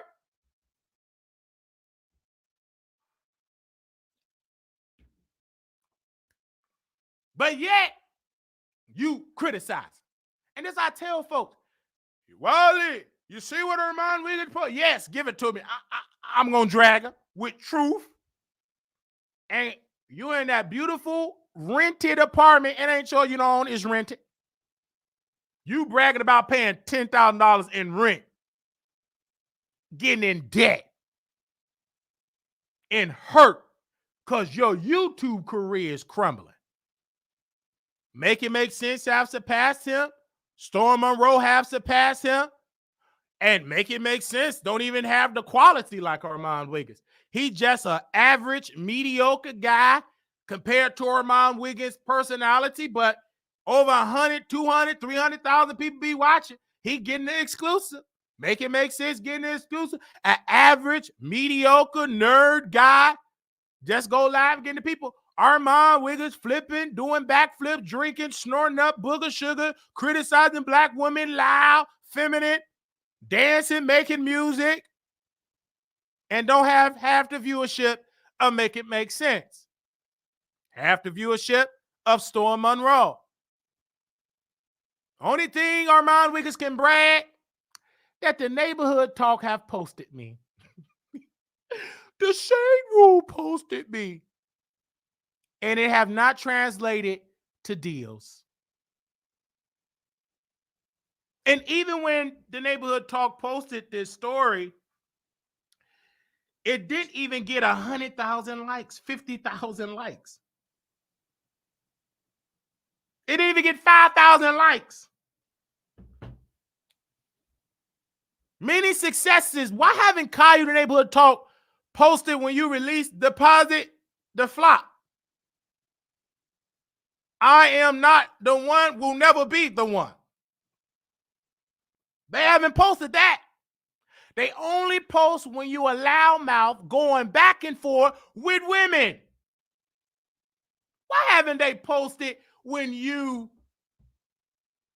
was sitting down with T.S. Madison's show on Fox Soul before it got canceled? They only post you when you criticize people that's more successful than you. That's why they only posted you. I never seen them posted you when you lie. I haven't been a face of Fashion Over, which was a lie. Why haven't they posted you when you were supposed to help Milan Christopher, another has-been rapper, Flop Bottom, when he was supposed to get him a daytime television show on Bingo Live? And the first episode, when they taped the first episode, they said it's a flop. They didn't continue it. It was a grand opening and a grand closing the same day. But the Shade Room didn't talk about it. Neither did the Neighborhood Talk. So I will always talk about you. You are a failure. If you can't make it in Hollywood, you can't come to YouTube try to get me together, baby. You haven't even done a Tubi movie. You haven't even done a Tubi movie. You spend all this time arguing with successful people, but where is your big budgeted movies? You was in Hollywood for almost, 4, 5 years? Still you ain't made it? Because your energy is towards criticizing black women. Shouldn't you be taking an acting class, studying acting? But yet you criticizing somebody that you really want to be, which is a woman, which you would never be. No matter how much you take up that bread basket, you will never be a Carisha. You can't even twerk. You stiff. Can't throw them hands. According to Carisha, you was muted silent. I could tell you was muted. You talk all that mess on the internet, see you in person, you silent. Starstruck. Scary. Heart beating fast. Get on the internet, getting to drinking, getting to doing that booger sugar. Then that's when you want to have that energy.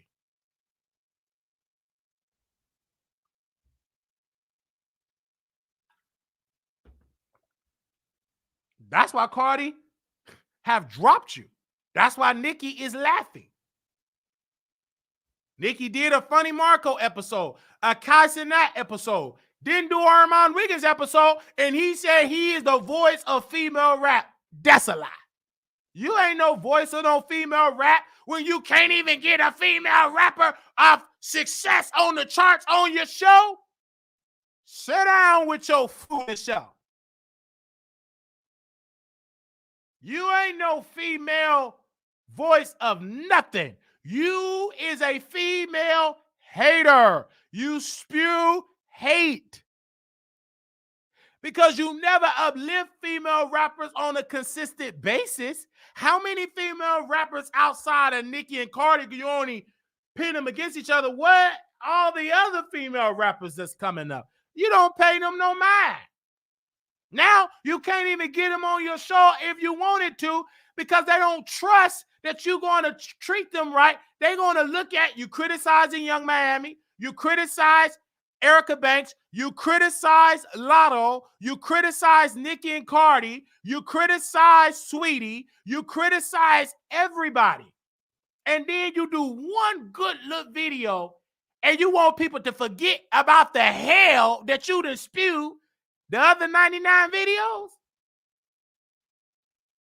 You done spew all this hell, and then you find one video out of the thousands. I did speak decent about you.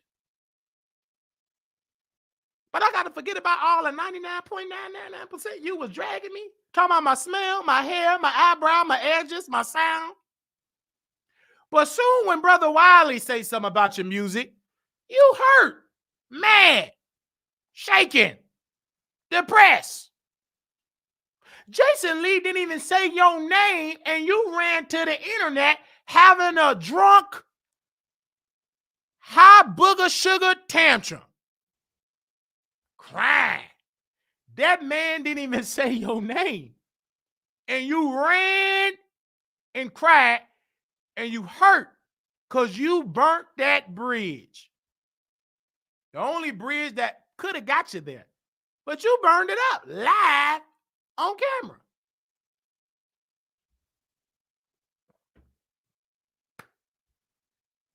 And Jason just laughing. Good. You're just messing up. So you can have all of these people, even with the T. She ain't going to tell you the truth because that sister gave $500 for people to do a challenge for deposit your check. Only one person did the challenge. You know you are a flop artist when you throw $500 and not even a crackhead gonna do that. And did the challenge. Not even a crackhead did the challenge. Nobody did. One person.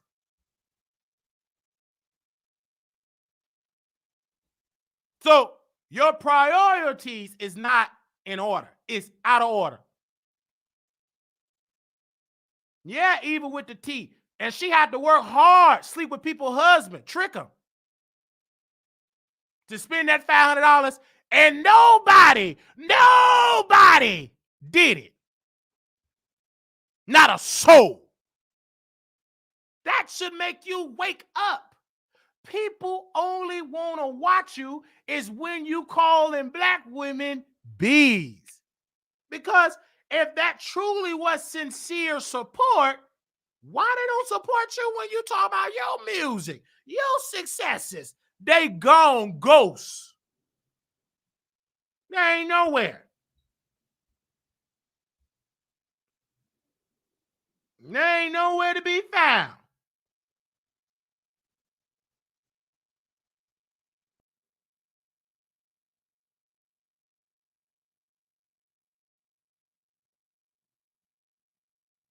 Okay? Then DJ Academic said this. He just posted this. He said, D-word, Shawty dissed me 3 months too late with a whack bar. The blogs and people who used to jack her was roasting her. She don't want no smoke with me. Her rap career is done. We just want to hear about her getting P-word on by Diddy. Has she been in them freak offs or not? Young Miami, I tried to give you rap advice. You claim I was saying, babe, I was right. Then Armon Wiggins is begging DJ Academics to go to his spaces. Let's see if he went to his spaces. Give me a second. Let's see. I got breaking news, y'all. I got breaking news about DJ. He didn't go to that spaces. He ain't about to help you, you beggar. Why would he help you, DJ Academics? He criticized you, called you all type of names because you sent a strike when he, because you didn't give Armon Wiggins credit when he recorded Tory Lane's father with no hair and no liner and a spray with black spray. When he went on that rant against Rock Nation and Jay-Z, he got mad at you, DJ Academics, because you did not give him the proper credit on his social media. Send this to DJ Academics. So you would be a fool to jump in them spaces and help Armon because he criticized you when he felt like you did not give him credit doing before he was kicked out of the courtroom when he was covering the Tory and Megan trial. Or it wasn't Tory and Megan trial. It was Tory versus the state of California. Daystar Peterson. That's his name, Daystar. But I will tell you this, you got some good common sense because you didn't go to that Twitter space. Only people that went to that Twitter space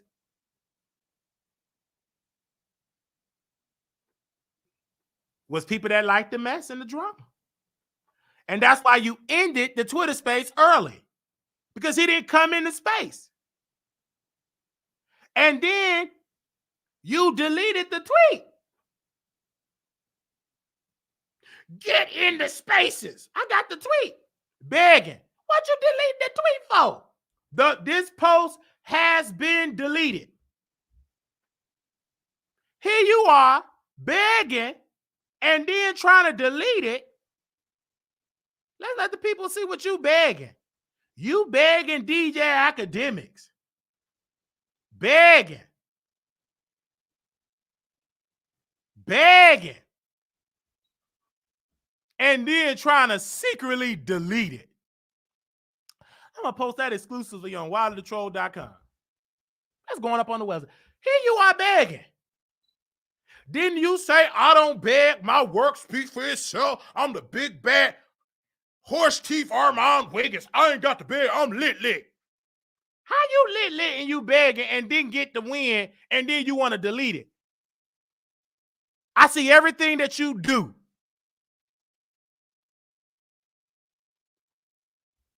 But yet you want to criticize Carisha. But you wish she would come on your show. You hoped that she hit that. These celebrities are woken up to that. They ain't doing that no more. Them days are over. They ain't waking up calling in people's shows no more. They know what you trying to do. She ain't that crazy. Only thing Carisha did, gave you a little light on Twitter and promoted her brand, her website, and people buying her merchandise. And you know what you doing, what you did on Twitter at 10:05 p.m., begging DJ Academics to come help you on your struggling Twitter space. Sit down somewhere and get you some sense. Oh, and you blocked over here at the Wallace Show. Ain't no use you trying to comment in this chat. You blocked. You think I'm going to allow you to come in the chat when you got me blocked on your platform? You blocked. You got to watch like everybody else. And if you want to come on, you must show yourself on camera. Till then, forever hold your drunken peace. Them days are over. You, Tasha, all y'all blocked. Ain't no you jumping out no bushes. If you can't come on camera, put on your good wig, put on your good makeup, you can stay in the bushes with everybody else that hate on the Wiley Show talent. Them days over. Ain't no jumping out the bushes trying to talk about Wiley. Them days are over. You want to come on that show? You better show up on camera so people can see you. Till then, go back and beg DJ Academics. Beg them again. Keep begging. Please, please, please. DJ, come on my Twitter space. Please, please, please, please. You just begging. Please, please, please. Come on my Twitter space. Baby, please, I'm begging you. And he still said no. You ain't done enough licking. You stingy with them cheeks. You ain't gonna get them male people. You too stingy. You better go call Kyle. He on his knees doing some licking. You too stingy with them cheeks. You think them people come out, you ain't licked hard enough. You ain't open them legs. You trying to be a virgin. But want to criticize black women, you ain't getting nowhere. You just gonna struggle. Keep begging. Keep posting and deleting. I'ma still talk about you. You my content. A piece of it. Whether you do good, I'm gonna talk about you. Do bad, I'm gonna talk about you. It's good for my business. I'm talking about a man that is a major flop that couldn't make it in Hollywood. Now, this is a chapter of the beef of you not making it in Hollywood. It's a great chapter. I'm so sad, you guys. I couldn't really make it in Hollywood. This is how your audible book going to be whenever you write it. I went to Hollywood, and I really thought that if I get some horse teeth and go to Columbia, I thought that would be the change of me to be accepted in Hollywood. And I found out I got a rude awakening. It's not about your teeth. It's not about your face. It's not about having a permanent marker lining. It's about, are you willing to get on your knees and on your back? You're getting a rude awakening of how Hollywood operate. They don't just operate just by talent alone. Please, have several seats, sir. See, I can come at you hard because you can't label how you label black women. Because you know, Carisha, you gotta be careful with the gays. Because you know, the gays, they'll put the hoba this and hoba that and you can't do that to Brother Wiley. That ain't gonna work because we in the same lifestyle. I'm a top, he a bottom.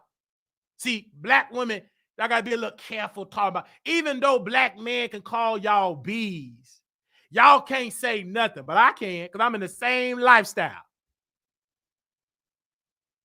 One day I'm straight, one day I'm bi, one day I'm a top. I can play different roles. And then when I put on my mama's synthetic wig, I am a woman. I can play different cards. So black women, you can't really, even though a black gay man can call you all type of bees, you can't say nothing. It's unfair. But that's why you got to tag me in. I come for Armon Wiggins because I'm under his skin. He's a whole failure. He in Hollywood ain't nowhere in Hollywood. Where's his Terrell show? Where's his Destiny Child moment? Nowhere. And the Terrell show got on his braids, and he's a bottom. You know, he like to screw, versatile bottom. You know, he date high, you know, high value man. You know what I'm saying? He's so positive. The Terrell show. He does the little questions. He interviewed LaToya, Lucky, Latavia, Michelle. He just so Disney, googly, beautiful. He ain't got no Haitian in his heart, drunk, high. He ain't like that. He get all these successful people. Look at Casa now. He be in there, you know, dancing, talking loud, being beautiful, dancing on that stained, filthy carpet. Look at Funny Marco, beautiful black brother. Came from Walmart, making funny Walmart videos and working at the water department. And the city said, Funny Marco, you got to leave. You can't keep doing videos and work for the city. Either work for the city or don't work or do videos. He said, I want to do videos. I also want to go to Hollywood to be a star. He bet on himself. And that's one thing I can say about Funny Marco. Put that brother on the screen, Brother Paul. Look at Funny Marco just smiling. Oh, look at Nicki Minaj. She just smiling. Because Funny Marco don't spew hate towards the people. He just funny. He got an it fact. Oh, look at my brother. Beautiful. He ain't dragging Nicki. Reading Uno cards about Nicki. He just entertaining, light comedy fun. And where am I at? In the trash can, dragging black women, hoping that some stick.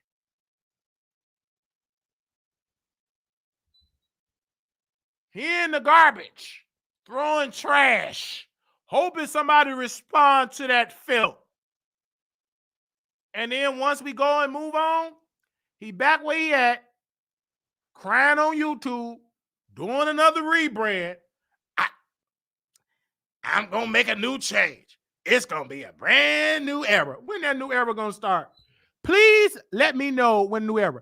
Just because you type it in capital letters don't mean it's a new era. It's just that you can just type in capital letters.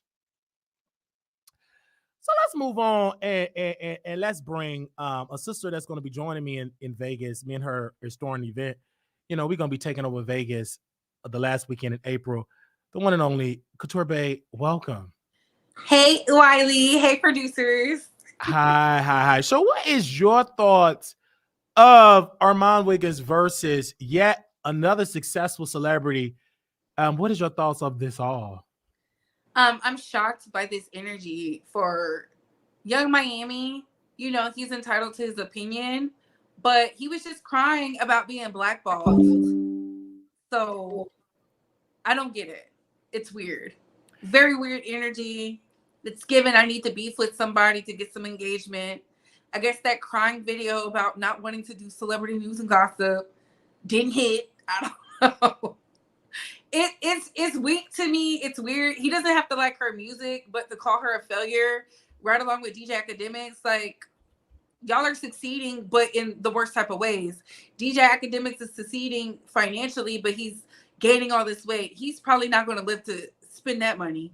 Okay, he got allegations on him. You got Gumby out here saying he hates Hollywood, but just said like he is the reason she was able to be at the Beyonce concert in the section and stuff. That Do you really believe anybody, baby? He be lying. That's a whole lot. You can't even get stars to come on your show, but yet you got all this power and this invisible. he said his man. He says, man, which we never seen this man information, his credentials. We just gonna believe that story. It's a whole lot because it don't match up on this channel. He just got through crying. Y'all, I have failed. I just want to have fun again on YouTube. I just feel like this, like that people be telling on themselves without telling. So you was in this section with Yo Gotti. You didn't get an interview with Yo Gotti. A simple 20-second, 30-second about anything. I just don't understand the mindset, and that's why I said, you know, as a person who did promoting on the side in DC, it just sounds like lies. It sounds like a whole lot. And this is my thing. Auntie Hammy said it. She said, how are you in California? You ain't got no sources, no breaking news. You have to do regurgitated information from TMZ. If you got all this lit, and this is why I don't believe that he have any of that pool at that concert. I didn't see no exclusive, no nothing. Yeah. You know, that doesn't make sense. It don't make sense at all. That couldn't be TMZ there, and they don't have it. They just recorded Charlemagne about this whole fake storyline with Just Larry not getting the job. And here you is in Hollywood around Yo Gotti, Carisha, and you ain't get nothing? And your boyfriend is so powerful? Girl, who you like this? The lies, child. We don't believe them lies. My favorite part is where she said, if you can make $1 million in 15 days, let me know. And I was like, oh my God. And he can make $1 million in 15 days. And this is why he's going after more people that's more powerful than him. And Auntie Hammy said it, like she have spoke from the heart in a 2-hour video. She said it. She said, you criticize all these people that's more successful and you're losing. It's bringing you depression. You don't have Auntie Hammy said, you had an opportunity, you and Tasha and others, to really uplift Black talent. And they would have been knocking down the door to come on the show. But you know what they did? Hatred, hatred, hatred. I feel like this. I feel everybody's entitled to their opinion, whether it's good or bad, but to act oblivious to why they don't mess with you, that's like saying, that's like me getting up on Twitter saying, Cardi B doesn't mess with me. She's so rude to me after the things I've said about her on my platform. I'm just like, I didn't know the level of delusion was up here. I really didn't.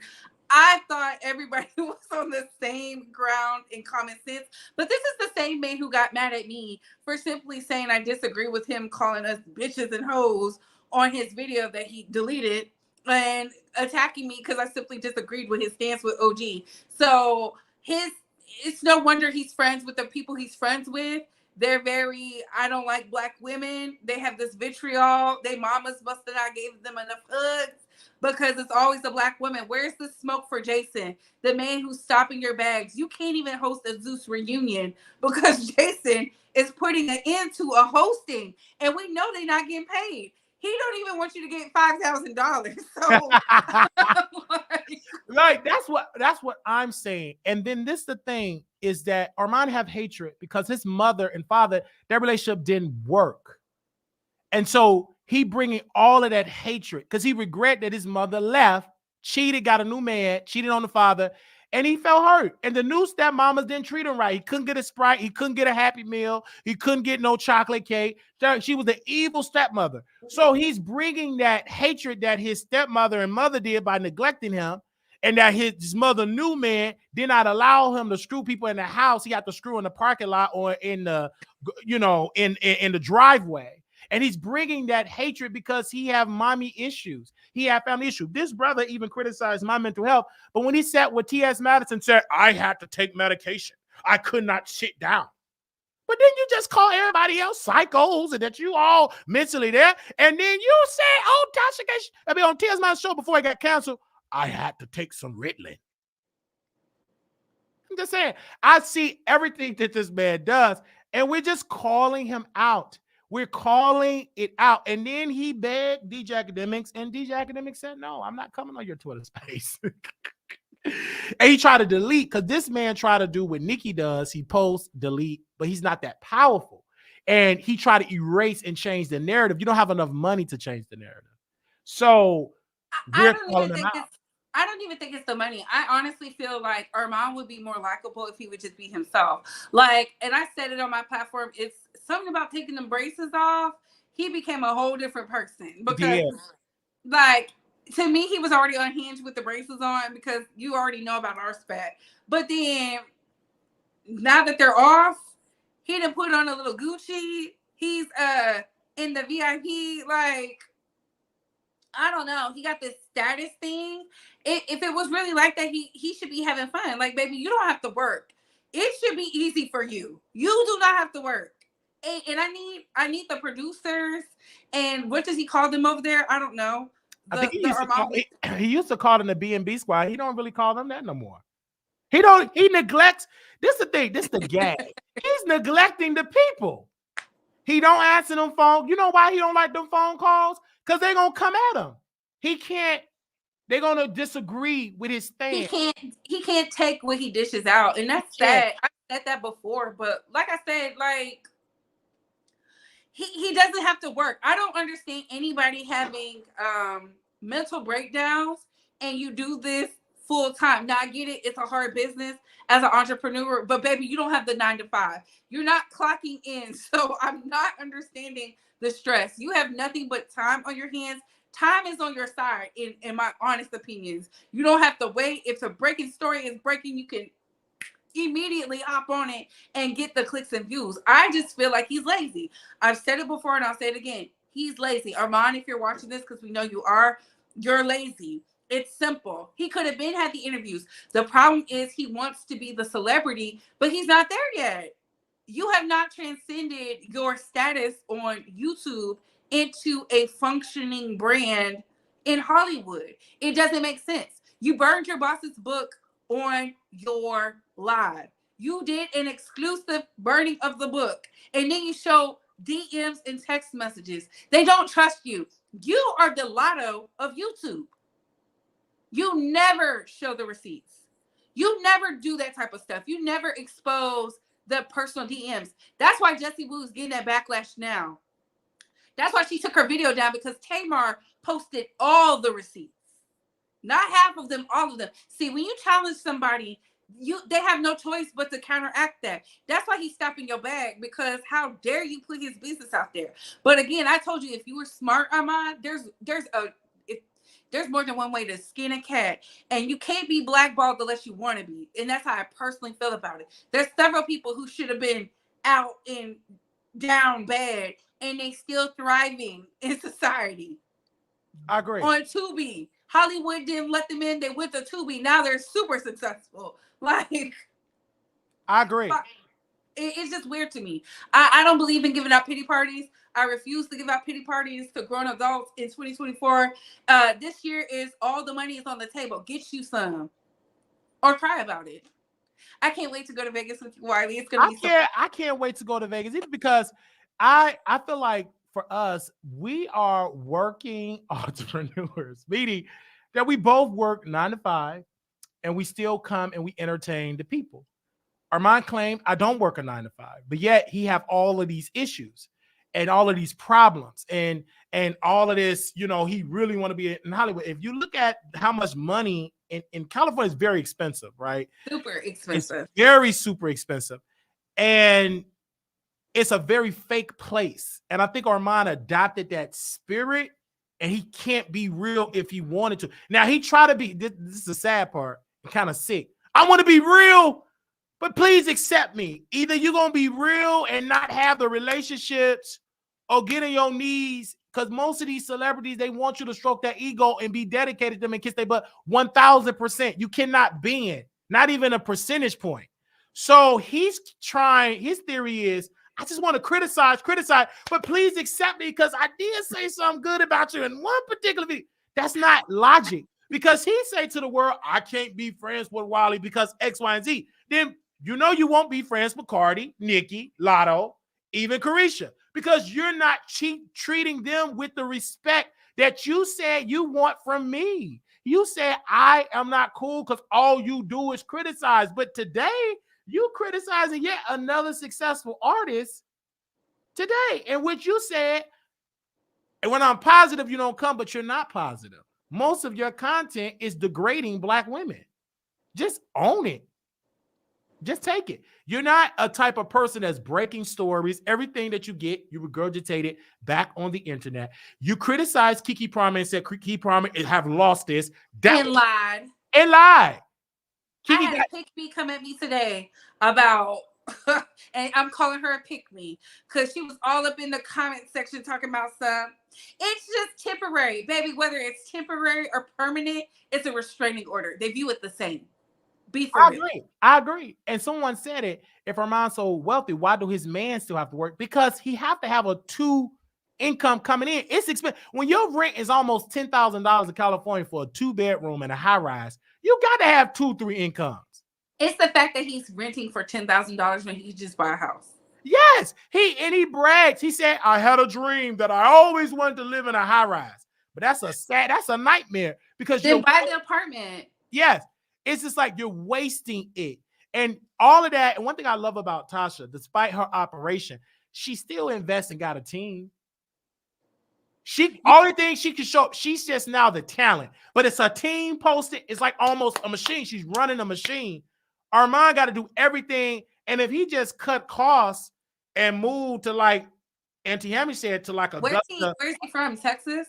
He's from like Sacramento, California, like in the Bay Area, like like Sacramento, like next to like, and so he went to LA, but he would have came out better going back to Houston and hire a team, because it's just him. But he think it's okay, and he brags about Sacramento is very gay friendly. I don't understand why he didn't. Because he said, I wanted to be in Hollywood because his vision was, he said it on the phone with me many times, I want to be able to interview these stars. I don't want to be there, so it won't be an excuse. You don't have those stars because you ain't no. But he's not interviewing them now. We haven't seen him interview a celebrity yet. Right. So it's just crazy. And the only reason why he had Sukiyana, because she wanted to slight Tasha. But is Suki considered a celebrity? Not really, because she's no longer relevant at all. And he couldn't even monetize on that because she was cussing so much that didn't even get monetized. So that was a waste. Right. That was a major waste. And now we look at him and we look at others, and they're watching this around the world. He watching this show, and when he go live, he have to dissect what you say, what I say, without saying our names, but we're not dumb. But that's weak, though. I feel like this. Either say the names or leave it on the playground. I've been saying that it's the year of 2024. Who are you talking about? That's why I was happy Young Miami, a.k.a. Carisha, added them. We could say her music is trash all day, right? But the girl is not dumb. She's not a failure. She's been able to win with her ABC raps. I'm not mad at it. She's been able to win with asking very direct questions that go viral, all on her platform. She said, I don't want to do a podcast every day. To me, that's boring. Her formula is working. We've seen the people wrapped around the building waiting for Carisha Please to sit in the audience to get that first-hand experience. They're buying the game. My aunt bought the game. My aunt is older than me. And she said, I want to play the Carisha Please game. I was like, what?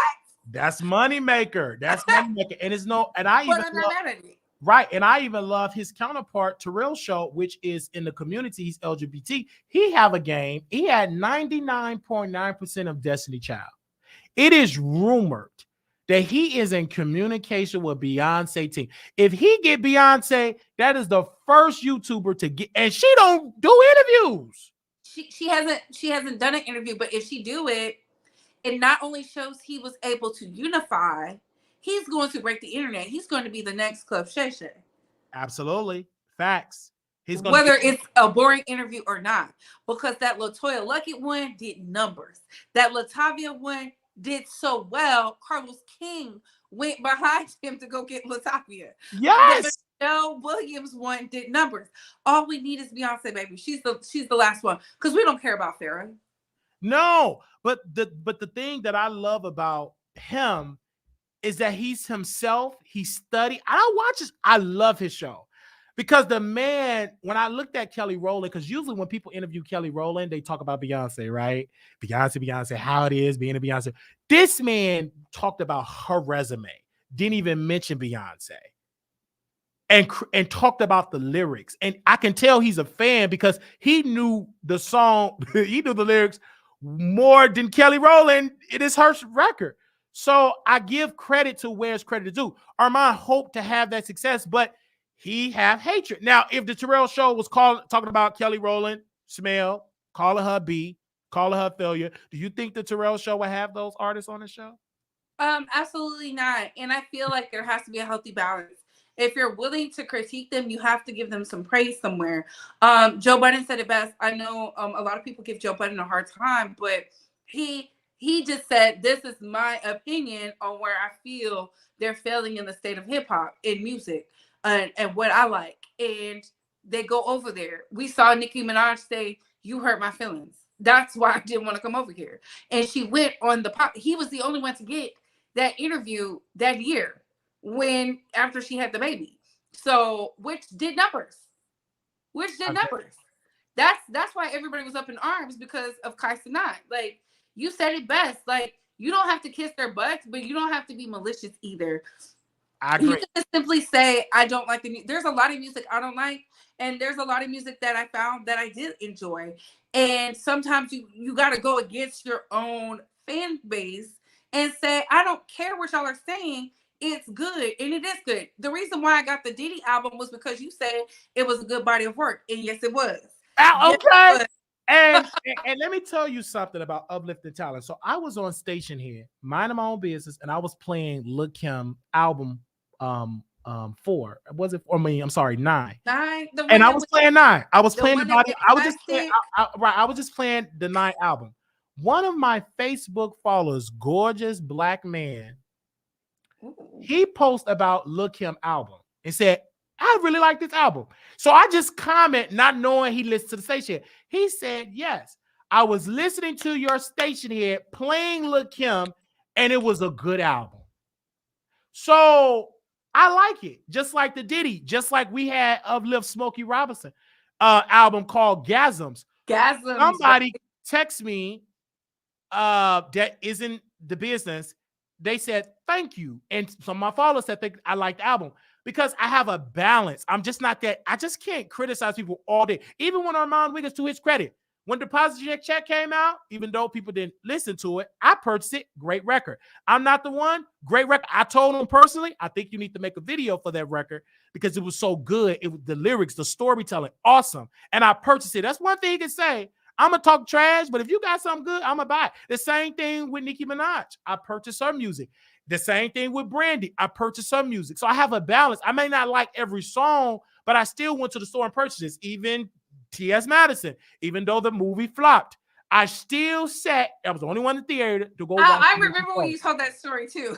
So I remember it. You know, great actor. And then when she did the movie with Gabrielle Union and she played the lady and her bird died, Taraji, my peacock. You know, that scene was iconic. I'm like, T.S. Madison she was in her acting bag. It was good. It was way better than Bros. So if I can talk about the bad, give that same energy and talk about the good. And I support these people. So you could call me what you want to. Even Tasha K, before I was banned on her app, I supported her app. You know, so at the end of the day, I feel like Armon Wiggins, he wants that success. He wanted so bad. You can tell he wanted so bad. He want people to, Armon Wiggins, what you got on? He want that lifestyle. He doesn't want it because he can barely handle us. He can't. He think he want it, but he want the good. He can't. Remember, Riley, you met me when I simply said, Why? How come he has to call us bitches and hoes? What is that about? That pissed him off. Right. He was so upset. He just can't. I don't think he's not ready for real criticism, like on the major scene, because he can't handle us. And he can't. He got to watch. And we not no celebrities. And we're not no celebrity. We're not no Don Lemon. We're not no Andy Cohen. We're not no Whoopi Goldberg. You know what I'm saying? On these major like corporations, we just, in his words, small YouTubers. We ain't cracked the code, but he ain't cracked the code in Hollywood. And he in Hollywood. You there. You there.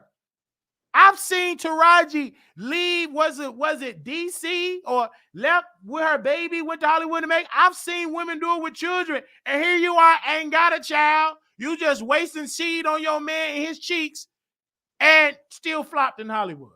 And you single, and it's women with children thriving in Hollywood. Made it. He right there with the celebrities. Putting the celebrities out of their section, can't get a 30-second interview. Baby, if you don't know how to make something work, just say that. Right. He just thought that was a weird, I got you out of my section. What? With no receipts. I would have had that. I would have been like, look at her getting up out my section. I would have put that on video. I would have recorded that. But he has no insight. He has no ingenuity. That's what it is. It's sad. It's sad to say that. He's lazy because he used to have it. He used to run. And somebody was talking, I think it was AT2, talking about like people who used to run the internet. They gave up. It gets hard. They're going to make it challenging. This is not our platform, right? But you have to do what's best for you. I think Armon is very talented. When I say talented, I give it up like that. But I also think he's a self-sabotage. And he doesn't like critiques. And he can't handle the pressure. Because the moment somebody says something he doesn't like, he flips the switch. But we see how he's coming at Young Miami. Where was the smoke for Jason Lee? You let this biracial Ozempic taken wannabe, okay? Because at the end of the day, he's doing a lot of blackmail. Take you down, knock you out your spot, have you saying, I hate Hollywood, it's not for me, I'm not having fun. Please. There's so much you could do with that situation, and you won't do it because you're scared. I agree. And that's why, you know, when I was reading Jason Lee's book, that man finessed his way into business. And I studied him, and he even on the campaign trail. Baby, if I was Armon Wiggins, because Jason was listening to me, right? He got posters, opened up office. If I was Armon Wiggins, if I would be driving to Stockton with my camera, I'll be trolling Jason. Taking the opposition and trolling Jason to prove a point. But yet you still on Twitter criticizing Black successful women, and you letting this man about to become a city council in your home, like in your territory. That means he's going to have more power and more influence to blackball you. On your Zeus reunion hosting gig. He said he didn't get Zeus, and it's sad. And he said, and you guys, we're not hating. The man cried in the video. Just don't tag Zeus anymore. I'm tired of spinning narratives for celebrities, and they're giving their butt to kids. He was so sad. The thing that got me about the entire back and forth was Cardi was the first choice. You mean to tell me Cardi didn't want to be in LA to see Beyonce for free? If you believe that, yeah, that don't make sense. I don't even know what the math ain't mathing, and when it doesn't math, I want to bow out. I feel like this. You're spot on about the Armon Wiggins thing. My final thoughts are this. Funky Dineva.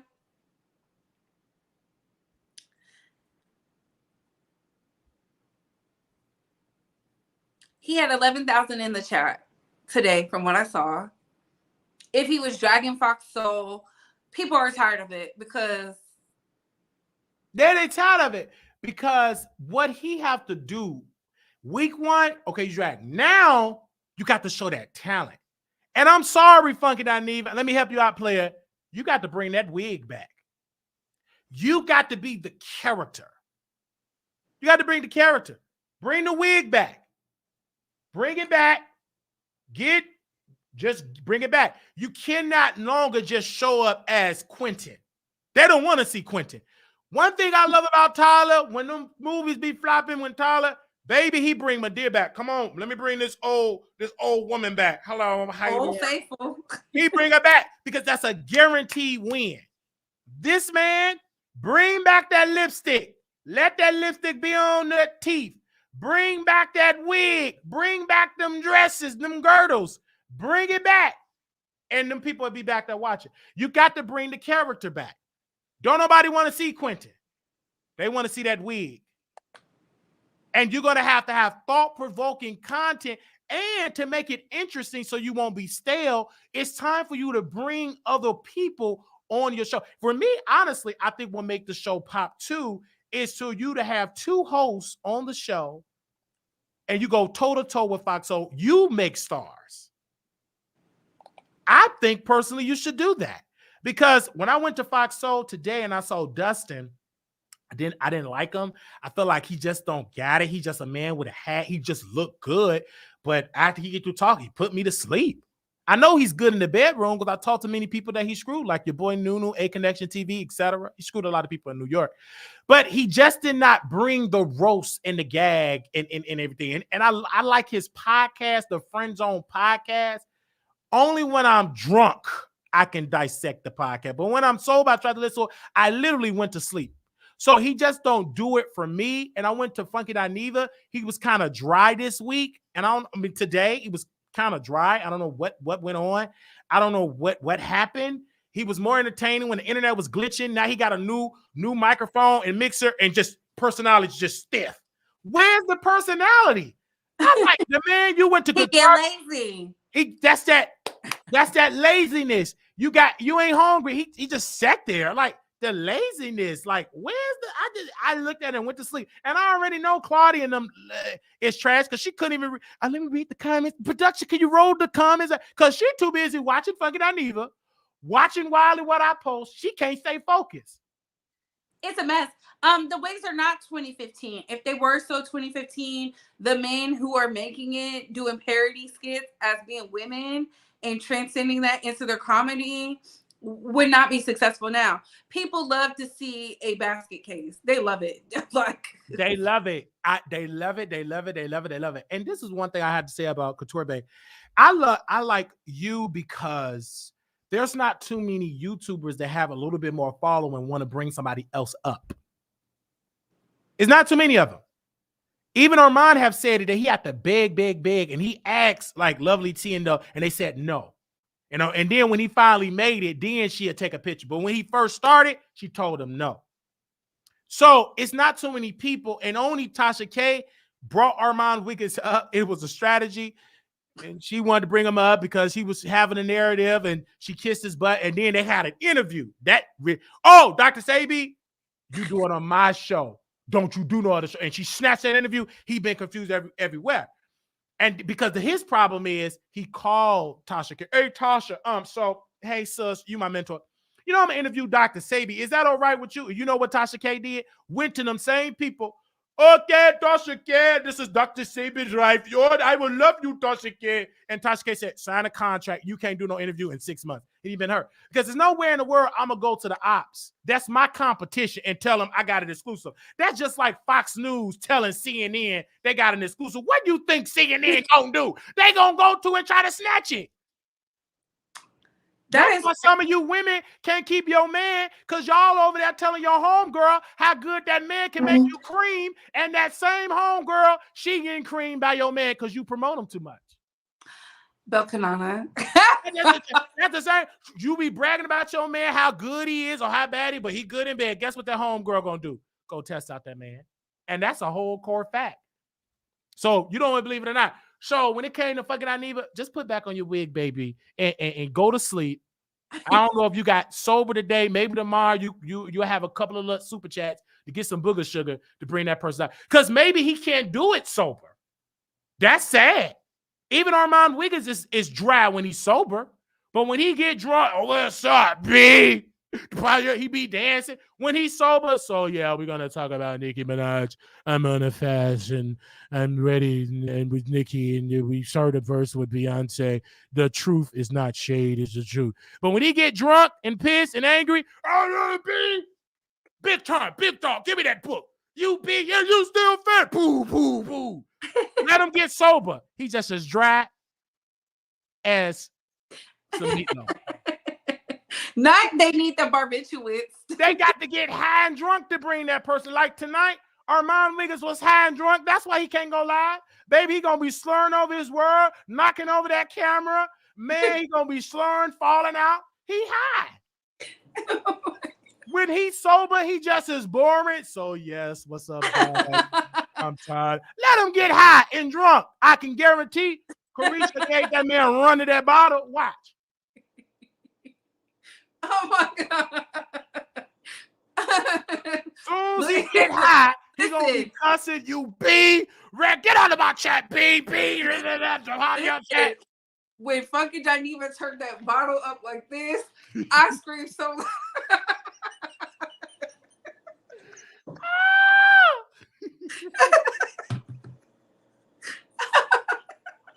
I'm telling you, I love it, y'all. It's all fun. It's all giggles for us because we sit here and we sit here watching it. I love the mess. I said it on my platform. I'll stay here. Some people are not, they new to this. They not true to this. I've been reading the National Enquirer as long as I could remember. Like I used to be in the grocery store, walking with my mom, reading it like the old ladies. I've been loving the mess since I was a child. I used to want to be in the news. I would watch the VH1 behind the music because I wanted to know. Okay, people call it nosy. I just call it being informed because I need to know what's going on at all times. Right. And see, you did that. I was just in church, and church is the most messiest place ever. And it is. And I used to sit there and listen to get the peppermint and hear all the tea. All the tea. My grandmother, she was in a lot of mess about this sister slept. The sister came back because it was a sister, our youth director. She slept with this lady husband. She went out on the street. Then she came back with the husband. She was throwing out shade at her. It was like, this is why I'm so shady. And one thing about church, baby, they put an address on. You knew it directly. Sister didn't like sister so-and-so. Brother didn't like brother so-and-so. So this is why I come on YouTube and I have that, I bring that same energy and I put an address on. I can't be subliminal. I like to put an address. It's more fun when you put an address on. That's why what was the guy name that went famous on Club Shay Shay? Cat Williams put an address on. He was so direct that it broke the internet. It broke the internet so much you got the Steven Jacksons mad. How you mad because my pod did numbers? Talking about he got relationships with our people. You're not going viral either. Right. That man did it. And you even got pastor of the New Birth Church took a clip of Cat Williams talking about giving money to a city and paying his tithes. So that man used that clip to manipulate them followers at New Birth to give tithes and offerings. I've never seen that day in my life, a pastor putting a clip. And then he yelled at the camera staff, said, please run it back, media Jesus, help them, that they could put the mouth match up with the words. I saw that online at the church. Is that Jamal Bryant? Yes, Jamal Bryant. He used that little clip of him talking about giving a tithing to a city. And he told his folks, see, he gave a tithing. He gave a tithing. So he said, y'all got to give, like Cat Williams. Baby, Cat did that, baby. Even the church trying to piggyback and get some coins. I love it. Everybody loves the mess. They always say they don't like mess, but if they didn't like the mess, we would be up there. They do a gossip segment on every platform. They just don't call it that. They just don't call it the hot topics. They call it hot topic. Like The View is gossip. Joe, all they do is gossip. And yeah, they call it hot topics. And I love that. And it's one thing that in my close when Auntie Hammy said that if you can just only look at Wendy Williams as making it doing gossip, then you have failed. Because how many people are doing it successfully and happy? They're spewing out hate. Now let's look at Wendy Williams now. Is she happy? out of all the stuff that she did, I think physically, I think she's mentally, playing. and look what happened to her show. It ended, and it ended bad. I think she faked. I'm Like, I don't think that. she could do it anymore. Like, if anything, she loved that show. She loved the show, but she didn't want to pay for that baby or that woman. She didn't want to. But you let your personal, but how many people have she dogged out with their personal drama? Listen, she got beat up for it. She tailored it down. Like, the Wendy Williams show is not what it was on the radio. Okay, But it was two different things. So she was like an Oprah, but of current events. She wasn't doing all that, like, oh, that's right. The white media stuff. But when her Barry Manilow's, that's a good one. She wasn't having Barry Manilow just sit up on her couch. She was gonna get the Barry Manilow, the Jocelyn Hernandez. She would have got the Stunner Girl, the Krishan Rock, the Lemmy Plummer. Baby, she would have had them scheduled out. Bow, bow, bow. Yeah. Oh, this is what she said. She would have caught him off guard. She would right. have taken the dishes and been like, "Oh, are you dishing it?" But when she had her dirty laundry come up, she couldn't handle it. I think she played into it because if she was still in the thing, she would have to pay that man, what, $1 million a year? Yeah, and she cried. When I looked at that podcast on those swollen ankles, when she was on that, and them big eyeballs, when I saw that, I said, woo, she going through it. She was broken.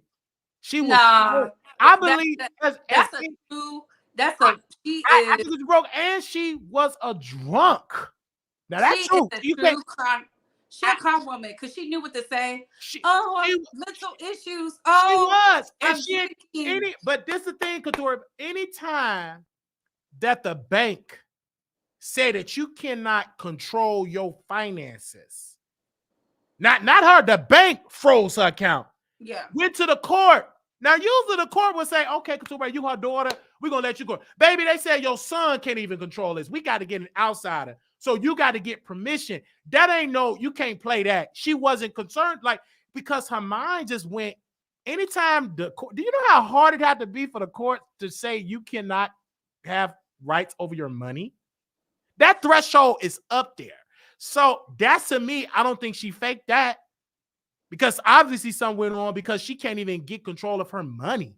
That's that. I think she wanted to ice him out because remember when she was starting to get better, they was like, oh, she's gonna do a pod, and all of a sudden she was like, oh no. She couldn't do the pod. Like, even with the whole Jason Lee, I went back. I'm married. I don't care who know it. I am married. And she was not married. She wasn't even married. Like, I could tell her mind wasn't there. I am married. I don't care who know it. You ain't married. What the fuck is she talking about? And Jason, and this is why he wasn't a true friend. You knew your girl had mental problems, and you ran with that, knowing it was a lie.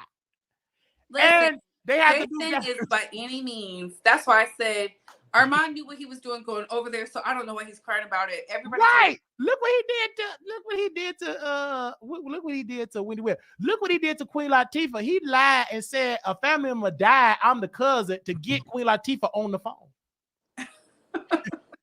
So this man have always lied and finessed his way into Hollywood. He have done that.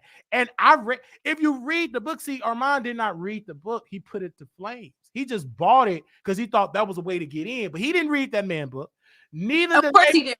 He didn't read it. Like, I read the man book. He have finessed his way in Hollywood. And baby, he even finessed his way to get on the phone with Michael Jackson. So I just feel like Armon Wiggins underestimated his opponent because he just thought that Jason was just a YouTuber and had an Instagram blog. He didn't know that this man was a union organizer. He worked in a political. I knew this because I read his book, and it's out there. He just didn't know. And then finally, when he researched and people finally told him the truth, because they'll wait till you do damage, and then they'll find, oh, well, you shouldn't have did it. But now it's too late. Now, and Jason Lee, he does it behind the scenes. You don't see him. He ain't out there publicly. He ain't out there. He never put out a tweet to our dress Armon. He did everything behind the scenes. And it's making Armon look stupid. And then he did do that tweet. He said, your bum ass can't fit my crown. Right. But he never went. You see how he tagged Young Miami. You see how Young Miami went direct? That never happened with Jason. Jason was so wise. He said, let me say Wiley name. You know I'm going to talk about? Wiley. I'm going to tell my team to book Wiley. You know Wiley reached out to us. I should have told my team to book him and then cancel. He said it on the last show. Guess who called? This guy from Paris. Just don't talk about Jason. Let him suck. Because you were mad. Why you saying Wiley's name and not my name? He don't care. They will use you up, and you don't no longer get invited to the party or anything. That's your fault. That is your fault, Armon Wiggins, at the end of the day. But I can't wait to go to Vegas to see you, Couture Bay, in person. This was like a good show because I was not planning on talking about the Young Miami versus Armon Wiggins today. That just threw me for. I was confused. I'm like, what? This is really going on. So I said, okay, let's talk about it. This is great entertainment. I can't wait to see what is tomorrow. And this is, somebody just said it, it's only Tuesday, and yet the drama is just, this has been a great month. Because juicy January. This has been a juicy January.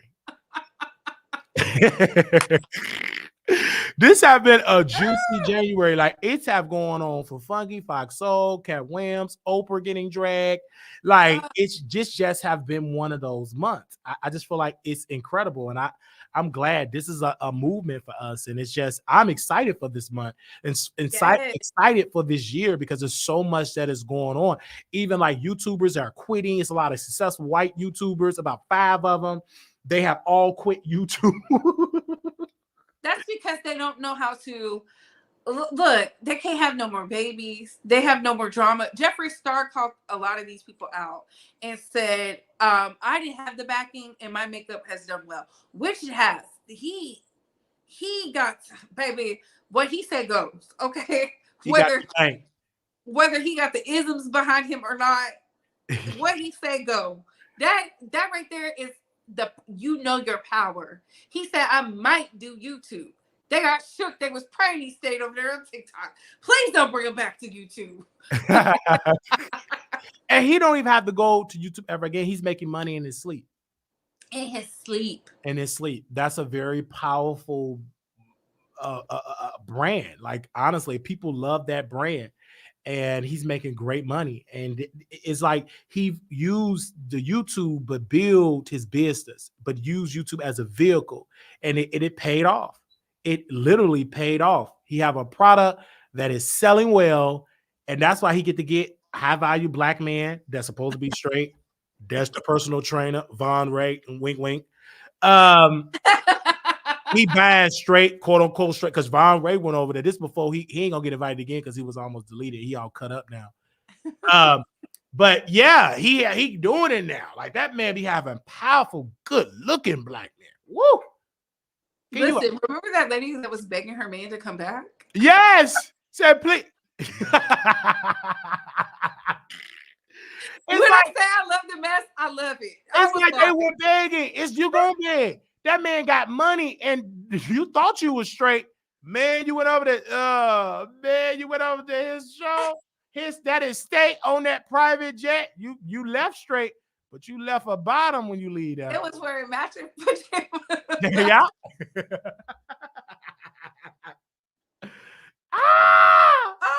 That is, yo. I saw that. You are so right about that. Man, that is so good.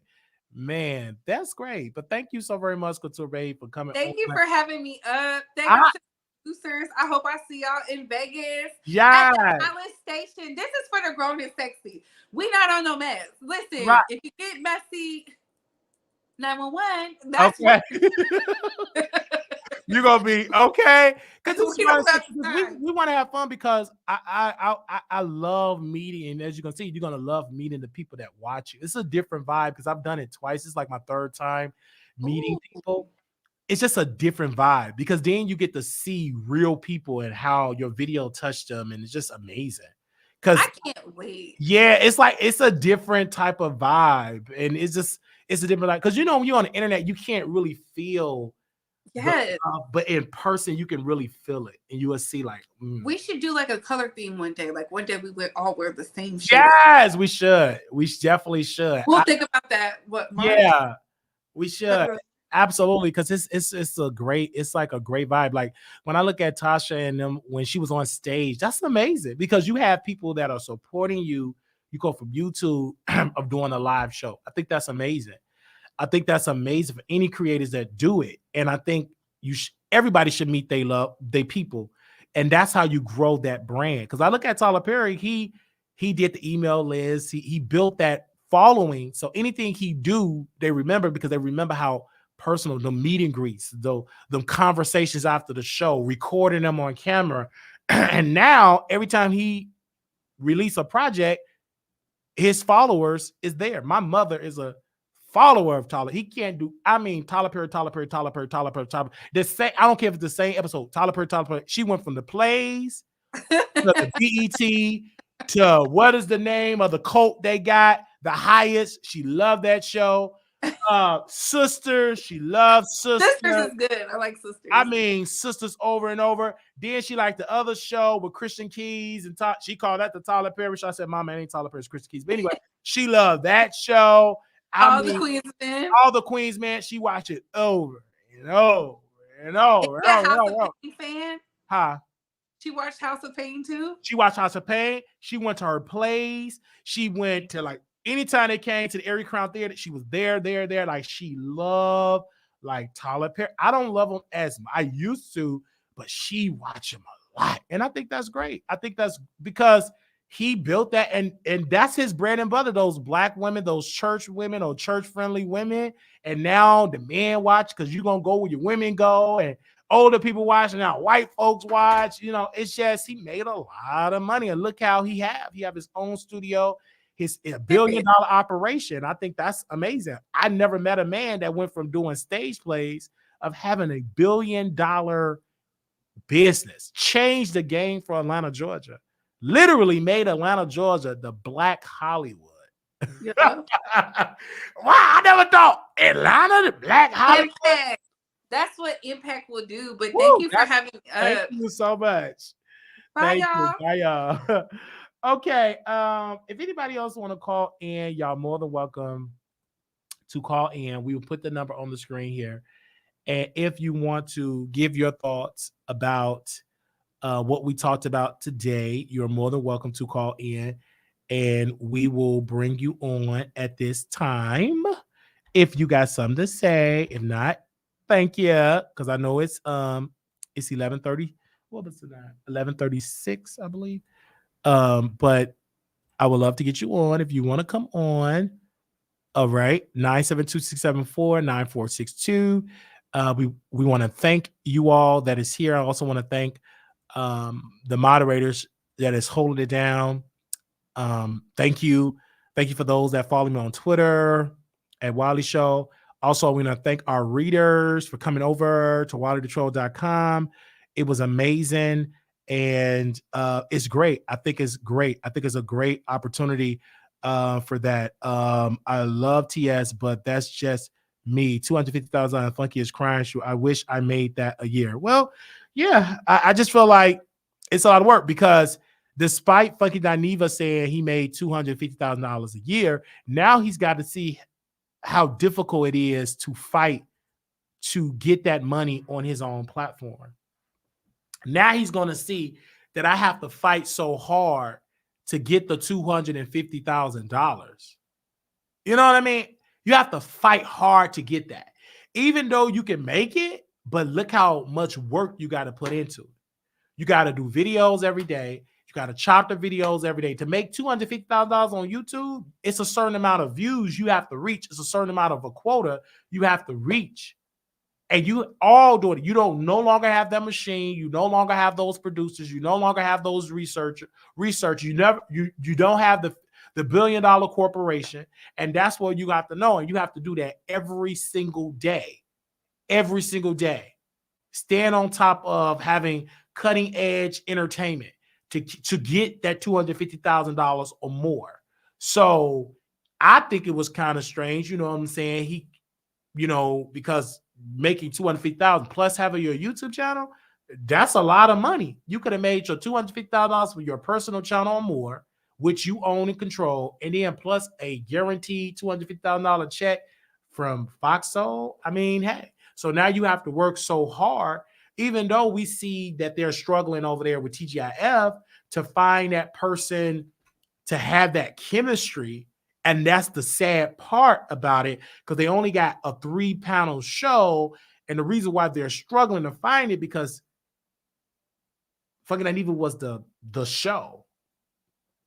And it's difficult to keep that going. It's going to be hard to fill that void. Not impossible, but it's going to be challenging, because they tried it with Dustin. That didn't work. They tried it with Flame. That didn't work. And then they had a straight man on the show. He allegedly got sick and said he don't want to do it. And then they had to go get Dustin to put on a cap and to go on the show. And he can't deliver. So it's a lot of work for Claudia, because she went on a press tour and it just flopped. It flopped.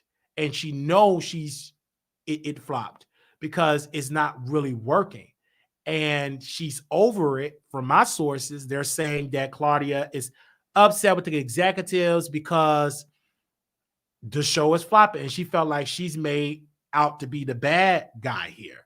And now she have to put on a good, beautiful face, but yet she have the fucking Dineva fans that is criticizing everywhere, on her Twitter, on her Instagram, everywhere. And she's not getting the traction on her own page. It's just, it's a mess, because despite of it all, fucking Dineva have a very energized base, very energized base. And she don't have that following. So when she leave Fox Soul and she go on the internet, she get criticized because she was live on her page and she said, oh, she was talking to her friend. She was like, yeah, y'all, you saying that you won't go through all this and you don't understand that, it's easy for you to say, brush it off when you don't go through it. I'm getting dragged all over the country, thousands of comments dragging me all day, every day, and I can't handle it. And so now she got Al, you know what I'm saying, trying to carry the show. He can't do it. She brought Rested, can't do it. She brought Flame, can't do it. So now she just have to sit there and struggle. And then we did a show last night. I mean, we did a show, we did a blog and we posted an exclusive. And then last week we was on Fox Soul and like in the chat, and then she responded to me on her platform with 1,000 followers. So on her YouTube channel with 1,000. So she's just mad, upset, because she's taking an L. She's really I really thought that they was going to bring it with that guest this week. They didn't bring it. Like, Dustin can't do it. He's not feminine. He don't wear wigs. He's wearing a hat. It ain't working. And I told her, emailed her, I said, you got to have a openly flamboyant gay man in that seat. You got to have it. He got to be the one to throw out the stuff. Then you balance it. You countered it with your moderator skills. And Al countered it with, I'm in the middle, but I can throw a little points in. But you got to have somebody that's willing to be controversial. Where is the controversial one? Do you understand? Where is that one that's going to be controversial? I don't see it. Everybody playing it safe. And it's not working. One thing about Tamar, when she was on The Real, she kept it real, the way how she do it. And that was some of the highest ratings. When she got fired, The Real went away. It didn't last that long, because everybody was being safe. Then when you had somebody that was keeping it real, they was telling Amanda Seals, calm that down. And then shortly after that, it didn't last long. So that's what Claudia is going through. And she's upset at me. But she went on everybody else's channel that quote unquote one keeping it real. They was kissing her butt, promising them shows, knowing that she ain't going to put them on there. She ain't put them on the show. She promised them a show. Oh, I'm going to put you on the line to them. How you going to put somebody on? They got allegations. They got fired from BET for having SA allegations. They didn't screw the 14-year-old boy as a grown man. And you're promising them an opportunity on Fox. That went out the window when Fox Corporation got those emails and the victim's statement that he was abused by a grown man, by his pastor and leader. So she's going on platforms that's promoting and that have promoted defending a SA offender. And I said, Fox Corporation, if you bring that person, how does that look with your advertisers that you're bringing a person on there that defend a SA, our word, child toucher? And this is the video. This is Levantre's statement, and this is Levantre's mother's statement. Here are the timestamps. Here you go. And they were fired from BET because of those allegations. Do you really want them on TGIF, a whole child toucher? That will create massive controversy for Fox. Because I thought y'all stood for protecting the children. So why would you bring a man that violated a 14-year-old boy, Levantre? Here's his information. Here's his mother's statement, his brother's statement, and the victim himself, Levantre. Here you go. See, Claudia thought that she was going to pull a move. Can't pull that move. Go back to the drawing board. So what did they have to do? Get dusted. They got to go play it safe. Get a black man in there that looks straight, but a whole bottom in New York. He had slept with Jussie Smollett, helping him lie. Said he got hit by Trump followers, and it was a whole lie. Had two African brothers sat there and pretend like they didn't hurt Jussie Smollett. So that is what's going on over there on Fox Soul. Claudia is upset because she ain't no kingmaker. I thought she was the queen and she could see talent. It's a sinking ship. I see the water going all the way up there and that show is sinking. I see that Claudia is sad. She hurt. Al looking like, well, what new women I'm going to screw and pretend like I'm straight so they can pay my bills like I did my first wife, Star. Who I'm going to finesse to get in their drawers so they can pay my bills. Because I know this check is about to go. You know Fox Soul about to get rid of and about to scrap that whole department. You already know that. You think they're going to keep that on the air for 10 years? You better go ask them black shows on Fox, Living Single, In Living Color. Go ask them shows. What happened to them? They canceled them shows. And guess what, Claudia? They were successful black shows. They gone. You only there for a season. You only there for a season. So in the future, you'll be on YouTube. Welcome to Claudia Jordan platform, where I talk about my feet. And as I'm going to show you the exclusive videos where my feet was all messed up and I had to get surgery. Let's talk about me being an unmarried 50-year-old woman and why these men don't want to date me. I just don't understand. The men in Dallas, Texas, I thought they would be better than the LA men because they all vegan and they like the women with the good hair, Becky with the good hair, and I'm in the big old D, and these people with the big old D got a little sugar in their tank and they don't want me. And I have worked out and really lift weights, went to the gym and lose weight, got a six-pack. My BMI is perfect, and I still don't have a husband because he don't want me. He wants to sleep with an owl or a funky Dineva. And you're still unmarried. So, but you come on the internet dragging people, being messy, telling Milagro Graham, shut up, little girl. But yet, you're unhappy. And then y'all decide to criticize Monique. Y'all want a dog bowl yet? Sit down. Because Monique is standing up for being paid fairly. Which y'all not being paid fairly. Y'all ain't getting a piece of the real. Y'all should be all multimillionaires because Fox Corporation get about worth $4-5 billion grossly a year. Y'all ain't no multimillionaires. So look at them wigs.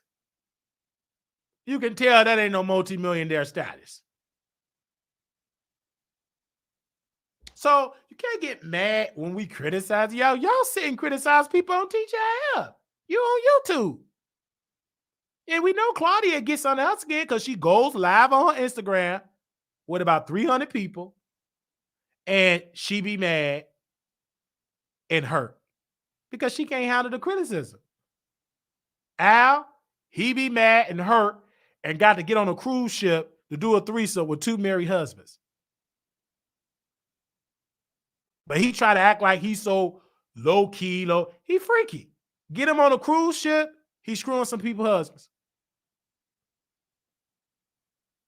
But he come on the internet act like he don't be doing no nasty things. He's a very nasty man. Anytime you screw somebody's husband, you nasty and filthy.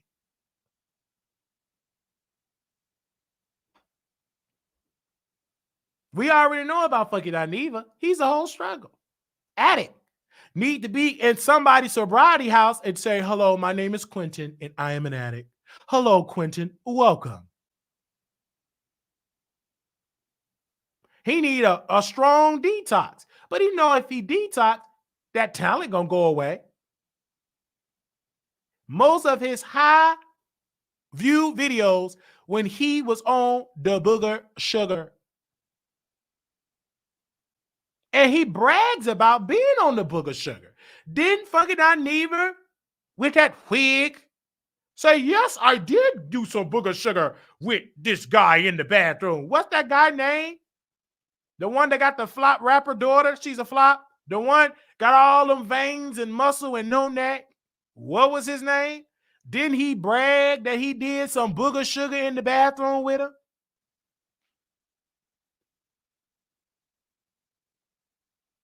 So now you got to sit here and you got to struggle. Bazzino, didn't he say him and Bazzino was doing Booger Sugar and Bazzino bent him over and went in them funky drawers, went in that bread basket filled with Booger Sugar and mess, stinking up them people bathrooms with all that used dish kit mess, dirtying up them people counters. Talk back to me in this chat. That's why TGIF was popular. You had a whole addict that was screwing men, bragging about doing the Booger Sugar. Don't go to your platform, put no choir members in the back like you so spiritual. Talk about the Booger Sugar. Baby, you're going to have to drag black women. And you trying to do no rebrand like you a pastor and you got choir members. Don't nobody want to hear that. Deacon, nothing. You better be dragging people about that smell. Go screw somebody's husband. Go get Coily Ray's husband some more of that bony, leaky bread basket. So you can't get mad at us that we talking about you. Y'all ain't exempt to getting talked about. Y'all talk about people every day. Look at Al. He had a whole wife. That woman ran to the buffet in the food court. She got under so much depression, instead of her walking it out at somebody's gym, she fed herself into a depression and she lost that job because she tried to change a man that liked men breadbasket. And then one day, she had to let that man go with them glasses and them big old ears. And then what did happen to Star Jones? She started losing her weight. She got her teeth together. She brushed off that legal law license, and she started thriving. You can't really thrive when you chasing after a man that don't want you. He wants your granddaddy or your brother. And now she thriving in Hollywood. I don't forget that. It was Brother Al that made Star lose that job. She got too big for The View, physically. Baby, The View had to buy new chairs. She stepping on Barbara Walters' foot. You know Barbara Walters was frail. The producers, it was a live show, all that heavy breathing. And they had to let her go. She was taking it out on the staff because she had to go home to a man that's humping other men. I know she was broken. That's hurtful. You already struggling to get to that bedroom. Then when you get in that bedroom, you see your husband got his tongue in another man's cheek. That's painful. I sympathize for Star Jones for that. But Al ain't going deep like that. But he want to talk about Oprah. He want to talk about these other folks. Talking about how you destroyed a black woman. And she had to go get some mental health counseling. I thought it was about TJL. Ain't that some T? One U a G?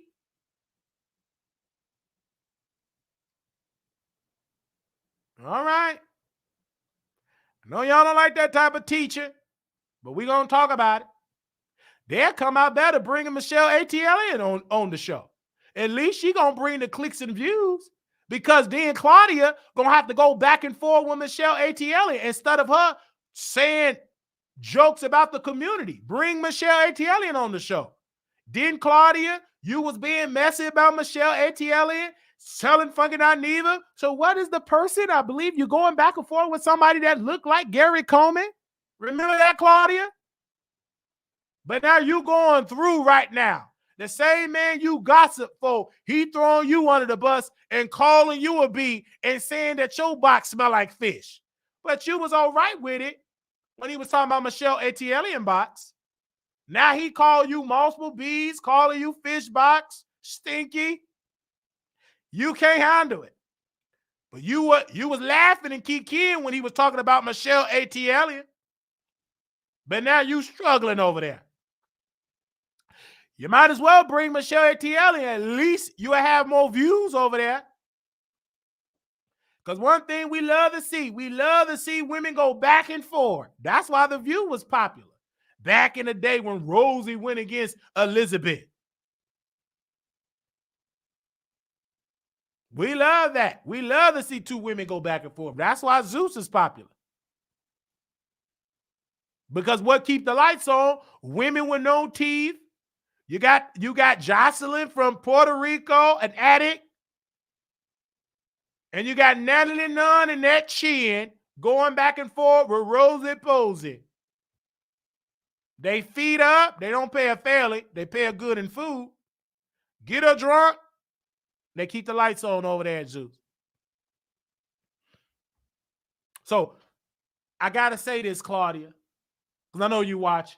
You ain't doing nothing else. You in Dallas, Texas, looking at that man snore hard because he ain't treating you right in that bed.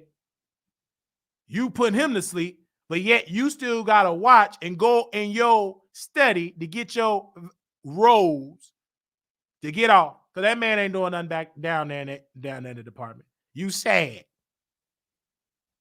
You ain't been taking care of that baby. No, you ain't. That's why you got to go and run in the middle of the night to burn off some frustration because he can't do you right that baby. You know. You watching right now in Dallas and struggling on that show. You made me know that. You can't get mad at me. I'm just talking. If it don't hit, you ain't got to talk about it. You can block me tomorrow. No, maybe I ain't going to lose an ounce of sleep. So I thank you all so very much for tuning into the Wiley Show. This is what I do. I'm an entertainer. I know people get mad at Wiley. They get upset because I'm a truth teller. Only thing Claudia could talk about is my eyeballs. That's about it. But she ain't got no husband and she 50 years old. No children, no husband, no happiness. and trying to make it in Hollywood. Trying. Not getting paid fairly. And that show is on its way out of here. And she know it. She not getting paid fairly. Nope. They don't even want to put y'all in a studio with a studio audience. They said, why give y'all all that? Give you black folks a little crumbs, put y'all in them green screens, that's it. They ain't about to invest all that money in those studio audience because they know they about to cut that show in about a couple of more months.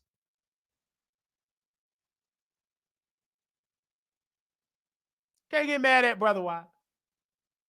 If you mad, I don't care how mad you get, you can take that wig off and you can run 55 miles. I'm still going to tell you, you ain't all that.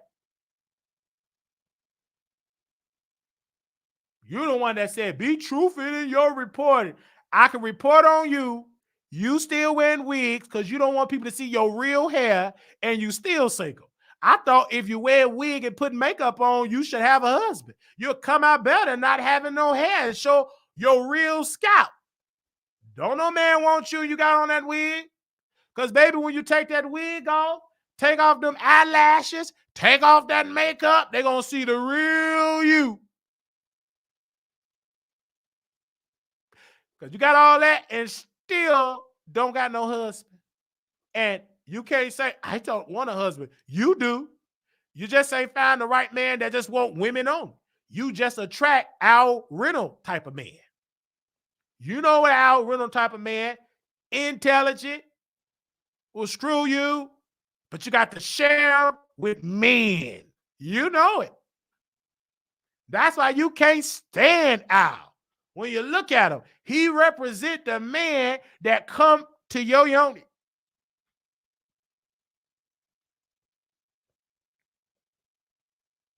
You ain't got no husband. Where you at? Don't exist.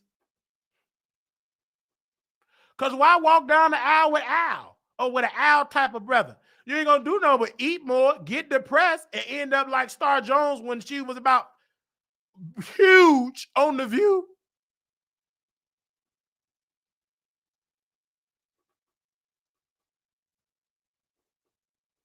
That's why you ain't wasting no time getting married for what? You'll be a fool to get married in Dallas, Texas. When you honor and be faithful to this man, and he didn't got through doing a whole freak off the night before he married you. Don't waste your time. Come out better, having that wig, getting humped by him. You just got to share them, and it's okay. And you got to go live and act like your life is together and as raggedy as they come. See, I don't have to call you a B word because I think you're a beautiful black woman.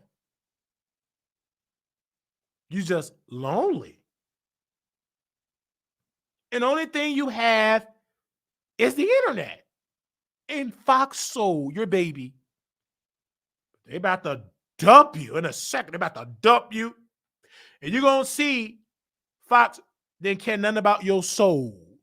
You're used as a pawn to build up a billion-dollar corporation. And after they get through using you up, they're going to drop you like a bad habit.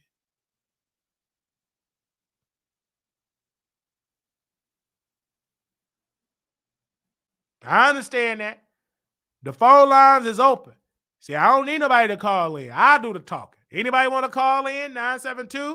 972-674-9462. Don't call in. I just talk about Claudia.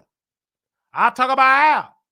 We ain't going to talk too much about fucking Dineva because he ain't here and he's somewhere in somebody booger sugar house doing booger sugar. He can't see me. Only thing he's seeing right now is clouds, white rabbits, and he humping somebody in that apartment.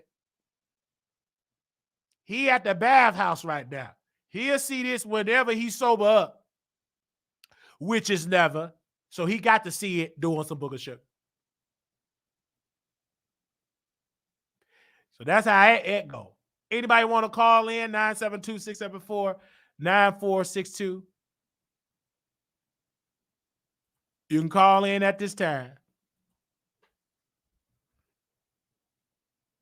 Because I love you. It's a beautiful show. Ain't this a good show? Baby, this is better than the Zeus Network. At least you ain't got to pay $12.99. You get this for free. Hey, you live on the Wilder Show. What's up? Hey, Wiley. Welcome. How are you? Blessed and highly favored. Okay, me too. Hey, Wiley. I don't mean to be off topic, but I would like to just make a statement and ask a question. Mm-hmm. Like, it's kind of hard out here as a viewer. You know, you guys, you content creators, you guys make it hard for us, right? Okay. Because y'all want loyal. I mean, don't get me wrong. I got my favorites, Right. and you obviously know you one of them, and everybody else know that too. But I listen. I listen. Right. You know, every time it's something, I listen. But and so we get scared to comment because, you know, anytime it's not about, if you ain't on a particular person's side or you don't agree with a comment, it's like you guys will, well, I ain't gonna say you guys, you know, you pretty good with it, you know, like you got a pretty thick skin, but it's like, who is you it's like guys? Well, who don't have the pretty? Put an address on it. Who are you talking about? Who's well, they're content creators because they scared? Who got you? Put an address on it, sister. Well, I'm just gonna say there are times when, like, I'm scared to even make a comment. Like, I'll just say the other day I was in somebody's in somebody's chat listening them up. Okay, Armon. I was in Armon's thing. I think he has me like shadow banned or blocked or something. I don't know, but because I've never been disrespectful, because I'm not a disrespectful person. Basically, I don't get involved with the nonsense. I mean, you know, just like when you drag people who I may listen to, I just don't comment. You know, I leave it alone. I stay neutral. But, you know, but when it's funny, it's funny. That's what I come to YouTube for. I come here to laugh. You know what I mean? I'm a grown woman, work all the time.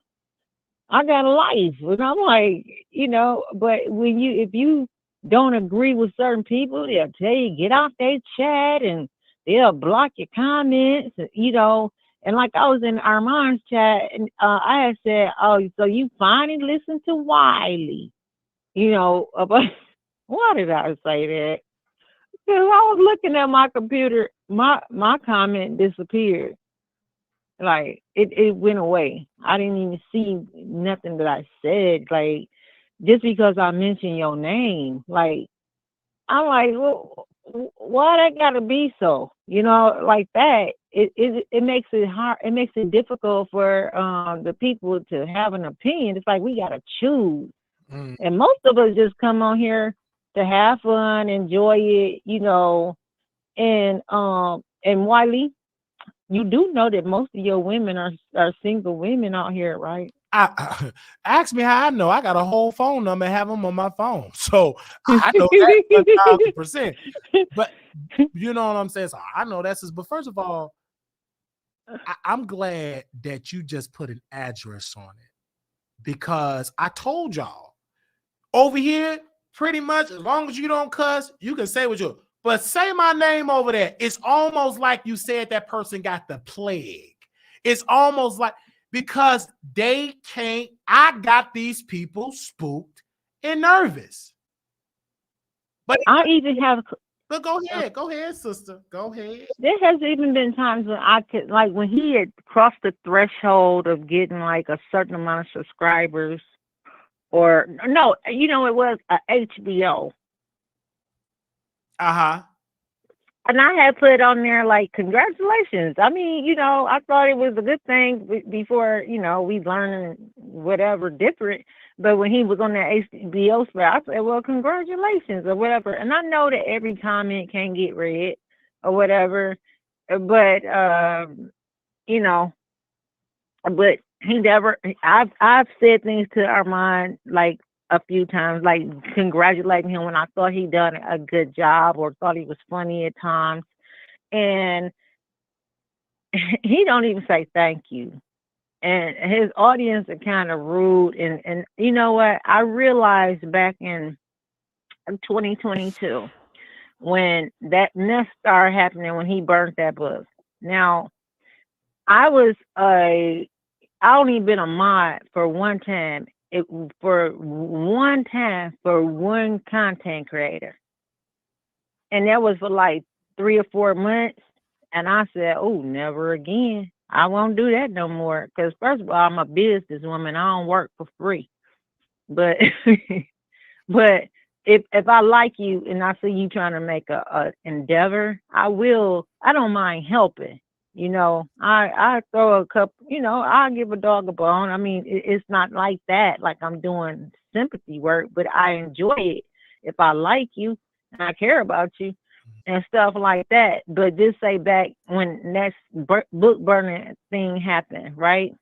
Mm-hmm. And so I was a mod on somebody's content, and I was trying to explain to them because I am in corporate America. I work for corporate And who was America. your mod of during that time? Put an address on King Payne. it. Okay. You on that? Okay. And he was. Now I was over there, and I had to learn. And I mean, he publicly humiliated me. Like I am not playing. I don't know if anybody remember that stuff or what, but I was telling them, I was like, that was a bad move. That was bad juju. And I said that while, how he had the panels going on and stuff. This is right before Jag started taking over the show. Mm. And I was like, it's like, what are you talking about? Jason Lee started it. I'm like, he started it. I said, no, this is business. This has nothing to do. I said, are you guys 10 or 20 years old? I mean, I'm grown. I'm super grown, super duper grown. Armon, Jason Lee started it, and Armon ended it. I said, yeah, he's ending his career. That's what he's doing. I said, you know what, you guys, you don't do that. If Jason Lee brings you to a party and he's your mentor and he says, do not talk to Kanye West, you don't talk to Kanye West. Point blank, period. I'm a supervisor, but I have supervisors. Every boss has a boss, and whether you like it or not, you ain't gonna just bust up in this place and just make your own set of rules. You have to follow the rules. Sometimes you don't like if you're trying to get to another destination. Mm-hmm. And I was like, he's burning bridges. I said, Jason Lee is a powerful guy in Hollywood. You just, or at least more powerful than himself. You don't make business moves like that. You don't go in there talking about something and then talking about, and then I was laughing so hard, going like, I said, and do you hear this guy? I didn't even know they were such goody buddies like that. I mean, I knew they were friends or whatever, but I said, this guy's talking about a puppy. I had a puppy and I took a picture, and then he had a next thing you know, he got a puppy and he's taking a picture. And I say, what these are grown men. This is a grown man talking about I had a puppy first. And then the whole people, all the people were dogging me for saying that Armon was wrong. Armon was completely wrong. I said, now he needs to make good on that if he can. But next thing you know, he's having his book burning ceremony. I said, and I laughed. I laughed like everybody else laughed. But would I have done it? Hell no. It's certain things that you just don't do when you're trying to acclimate in your position. You're trying to go further. Sometimes you got to bite a bullet, just sort of go with it. Or if you don't want to go that route, you go the route where he should just stay on his own platform. Because you don't come on into somebody else's territory like a mischievous, disrespectful child and go, I'm going to do what I want to do. Ain't nobody going to stop me from getting that picture with Kanye West. Mm-hmm. Was it worth it? Because Kanye ain't going to pay you nothing, bro. And I was like, but anyway, I was on over there on King Payne channel, and they were dogging me out. And next thing you know, he was telling me I was bad for his channel. And we were online. He said I was not a good look and all this and that. I wasn't a good look, and because he's like, CJ Marie, that's why I don't want you up here. And I'm like, what? Wait a minute. Look, I don't. Can I I want can I Okay. are you finish? I want to interject. First of all, I'm so glad that you're saying it out open. Because people thought I was the crazy one, right? When I said they don't want my name mentioned on their channels. And they would say, I don't want him to get the clout. Because people say, I'm about that life. When you have that courage, they cuss you out. They dog you. He don't even want to do the phone lines no more because people kept saying my name. So I don't even want his name to slip out. If that's not a classic case of insecure, I don't know what is. Now, you said something that was so profound. You work in corporate. Yeah. In corporate America, if you criticize a CEO of a company you work for, and then you try to make it and go to another company, you may not be successful. That's right. Especially when you're Black. This is the case with Armon Wiggins. He's trying to maneuver in Hollywood. And one of the codes in Hollywood is do not expose private information. When Armon exposed private text message, private DMs, every celebrity have said, you don't do that. Press him. Because if you do it to Jason, you would do it to Cardi. You would do it to anybody. And then even with the Young Miami, he exposed if it's true or not true. I was the one that got you into this thing. We didn't know as the public. We only know why. That's another reason. Hollywood thrive on secrecy. Yeah. And the more secrets you hold, the more successful. The one thing I love about Kyle, that brother never exposed who thing he was licking on or what thing or he licking on. He keep that hush.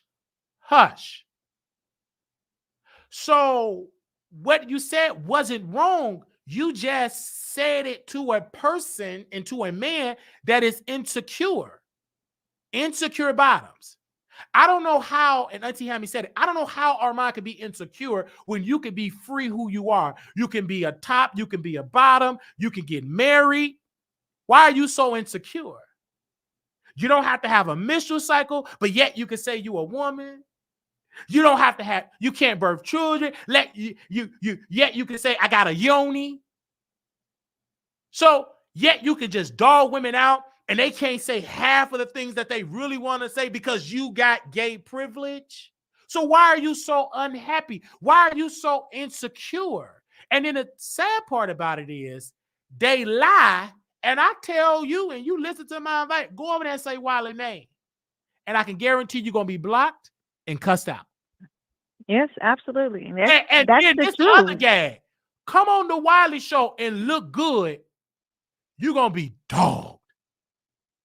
Because they can't stand that a Black man with a cocked eye, twisted foot, that's entertaining. Because I don't fit their idea, keyword, their idea of what is popular and what is beautiful. They can't understand that. They're shocked. And when you say Wiley's name, even Jason Lee said Wiley's name. And they mad. Armon is mad. And the whole thing with King, he broke that relationship because King wanted to work with with Jaguar Wright. Yeah, and that was the thing that hurt me. Wiley, I don't mean to interject. I just want to interject. When that happened, he really like, because I had never did the whole mod before, I didn't even know what it was about. You know, my friend, she got thousands of subscribers and thousands, and she had made me a mod. She's like, you know, just be a moderator. And I'm like, I didn't know what it was. So, you know, when I signed up to be a mod for King Pain, I'm thinking like, yeah, I'll go ahead and do it because he seemed like he need help. And because I'm also a licensed cosmetologist, I was thinking of ways like, okay, maybe that means I can help him, you know, like, because I do skincare, I do hair, but of course, my main job is my main job. I just keep my license because that's what I did before I worked in corporate America 18 years ago.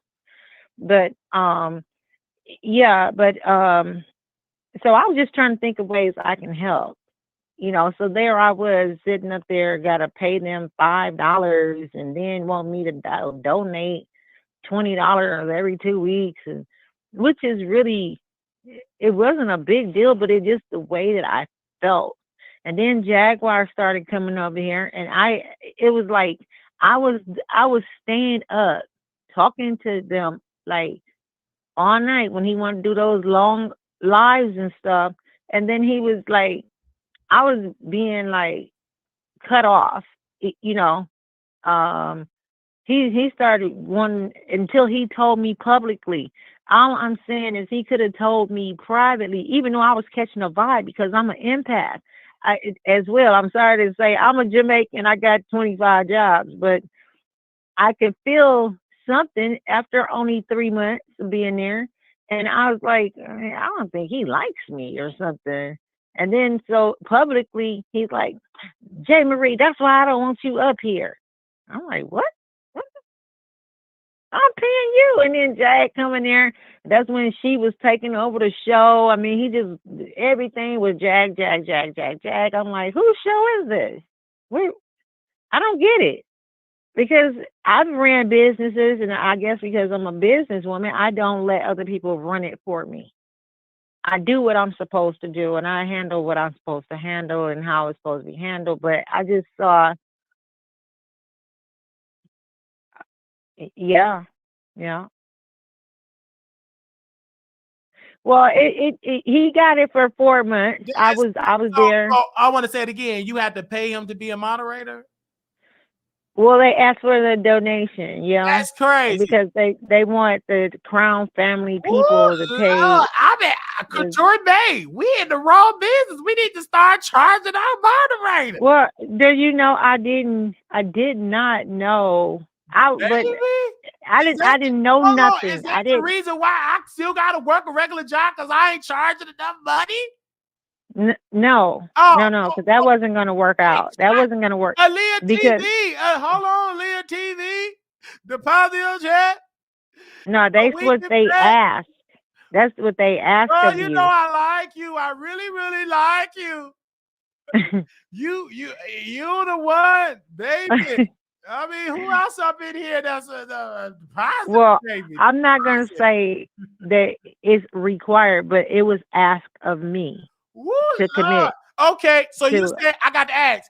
Elliot TV, baby, you thick? Come on out here and sit it to Big Daddy. They call me Big W. Come on over and sit on Big Daddy's lap and bring them Benjamins over on Big Daddy. Come on over here, baby. You so crazy. Okay. Wiley, it was not a requirement. It was asked of me. Asked. So let me ask. Okay, Aaliyah, bring your thick stuff. Just bring the money, baby. I'm going to ask because he said it wasn't a requirement. He just asked. So if it worked for him, it can work for me too. I'm slimmer than him. But go ahead. I'm sorry, man. Go ahead. I'm so sorry. I'm joking. Yeah, it's okay. It's okay. It's no problem. But yeah, it was always a money thing going on. And I was like, this is pathetic. I don't think it's scamming when you asking me for $4.99, but I guess if you asking 200 people for $4.99, then I guess that is a quick little grab. But you know, I don't know if I was the only one who was paying it. Can I interject in that? If you require me to fund your operation, why is it that you get mad when I have freedom of speech? It's like, This is not North Korea. This is supposed to be free. If I'm funding you, I should be able to have the right to name somebody name like Wiley. If I'm funding you, that's what I don't understand. If I'm paying you money, I'm not allowed to say Wiley's name. That to me, woo, that got to be something there. That got to be something. But that's what they do. I went to everybody chat. I'm blocked, my name blocked. And I used to allow them to come in the chat, talk to me, key with me, come on my platform. Went on theirs, you can't type my name. You got to put W exclamation point LEY. Oh, W eyeballs, emoji, EY. You got to be very creative. That's sad. And But you know what, Wiley? my responsibility to block them, but I will still say your name, but you're not allowed to jump in the chat. But if you want to talk, come on out here on StreamYard. Just like Armon Wiggins, he had no choice but to call in because he's blocked from the chat. But go ahead, ma'am. Now, I was just saying, you know what, Wiley, that's because you want them to talk about you. But I know the minute that it becomes real in your soul, that you don't need them to talk about I you. don't need it. But my point is, you don't need it.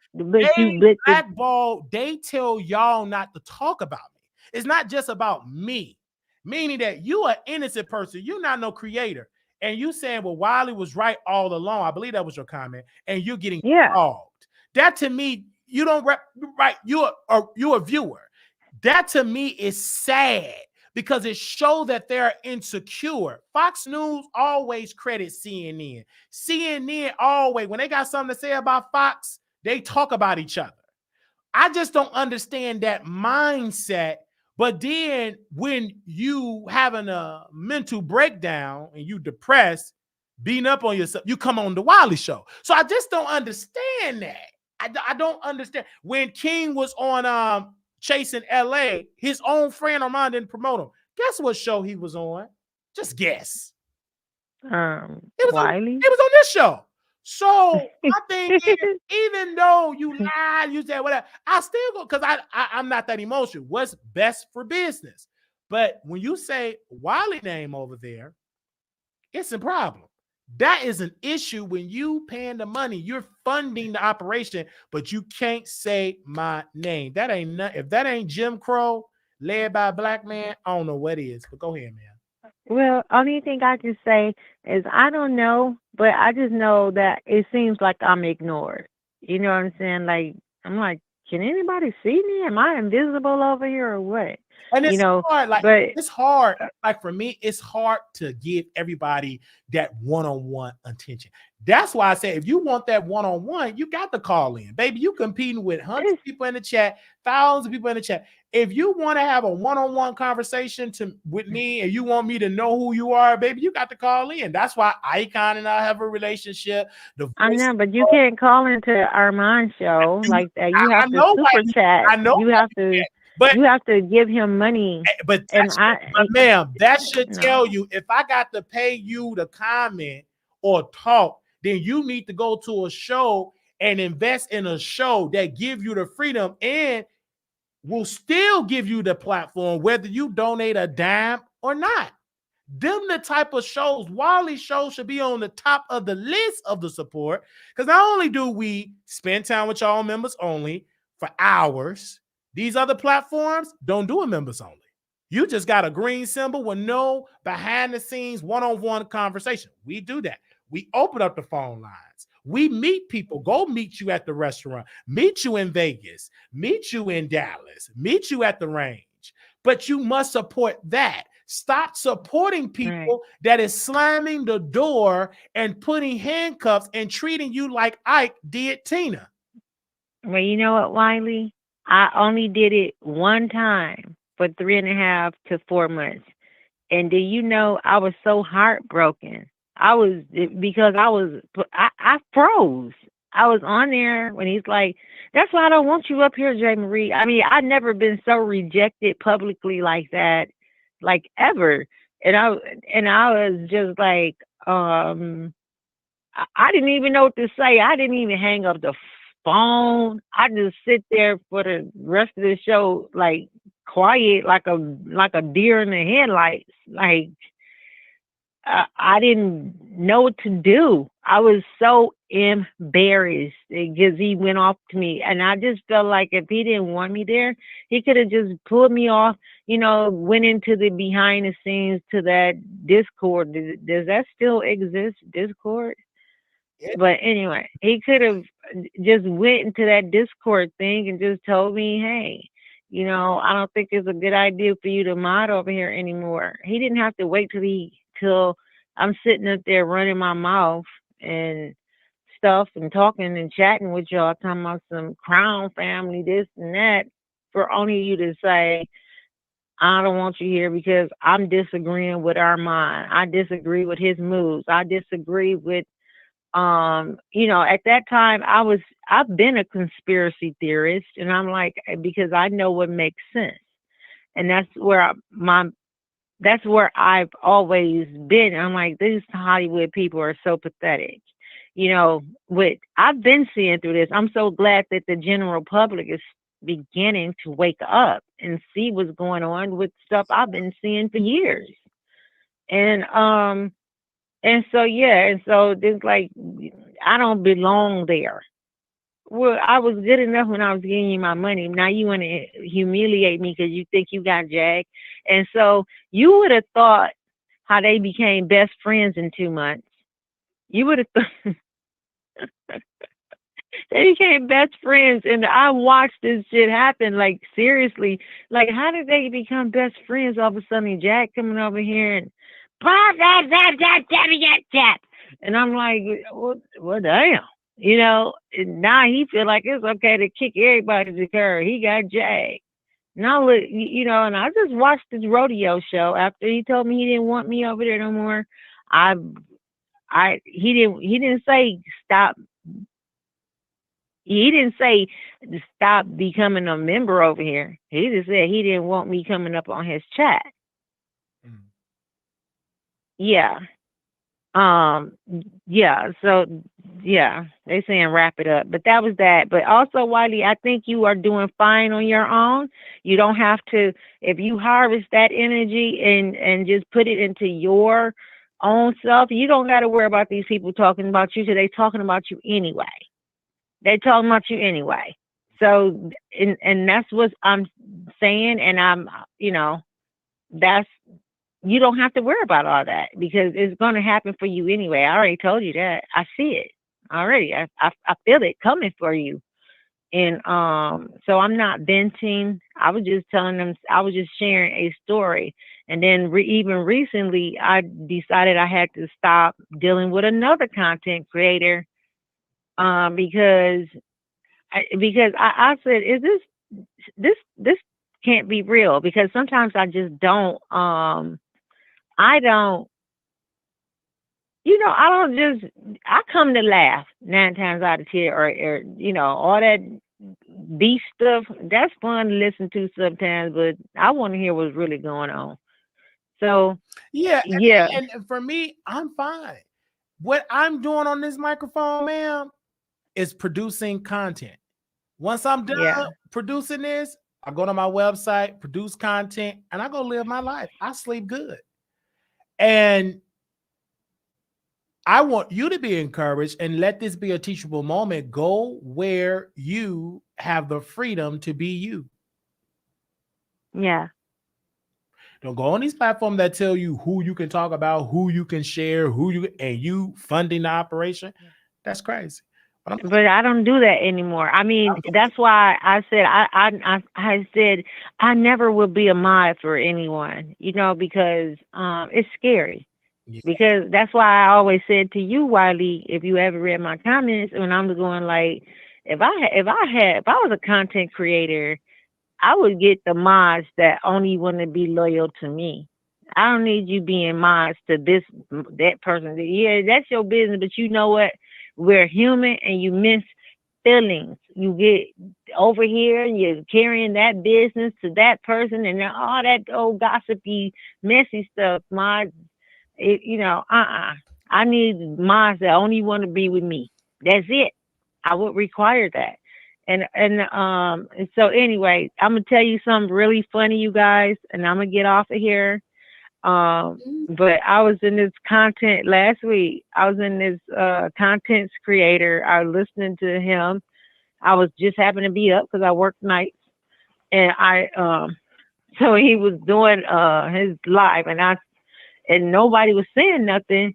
So I said, I always say good morning or hey, Brother Wiley or Brother Wiley, whatever. And and so I said good morning, so and so, and I'm not gonna put a name on that one, but and so I guess nobody else was saying anything. So I heard he looked at the chat, and I was the only person in there, but it was other watchers. You know how you tell you how many people are in the chat like that. And so I was the only one who had said good morning or said anything. And he's like, I don't know what's going on with my chat. Something's wrong. Is my chat messing up? And I said, no, I can see you and hear you just fine. That was my answer. And so next thing he's like, there's something wrong with this chat. It has to be something wrong with this chat. So he deleted my comment of good morning, and I said, no, I can see you and hear you just fine. There were other people there, a few other people, but nobody was saying anything, only me. So he thought something was wrong with his chat, and he deleted my comment. Until somebody else got up there and said, hey, good morning, so-and-so, and once I saw that, and I'm like, well, I'll be doggone. I'll be doggone. You ain't got to worry about me saying nothing else to you, baby. And I know he missed me. Because I come in there just to laugh if he says something funny, but he always fussing about something that is toxic. I can't listen to that all the time. I'm a cheerful person. I have nothing to be miserable about. I'm a happy person. And so I can't always just listen to you crashing out all the time. Now, sometimes we all need that, but he's just always into it with somebody. He wants you to listen, and he get real mad. He'll tell you, if you follow this person, you might as well just delete me. And well, okay, bye. But yeah, I just think these people are weird. And if I was a content creator, it wouldn't be with the celebrity gossip it couldn't be this sector. Black people got to do better. We got to do better. We got to hold our standards to a higher standard sometimes. So that's all I got to say, Brother Waddy. Thanks for letting me come up. Love you and God bless. And I'll see you at church. I'll see you tomorrow when you come live or whatever. I'm always there. I always get your notifications when I shows up. And I support you when I get good and damn ready because I can't commit. I thought that's what moderators do. You got to pay money or something. I don't know because I've never been one except for that one time for 4 months, 2 years ago. So that's that. That's my story. And if you got any questions, I'll talk to you, especially financial questions or whatever you want to know, however we can help, however I can be assistance to you. Okay.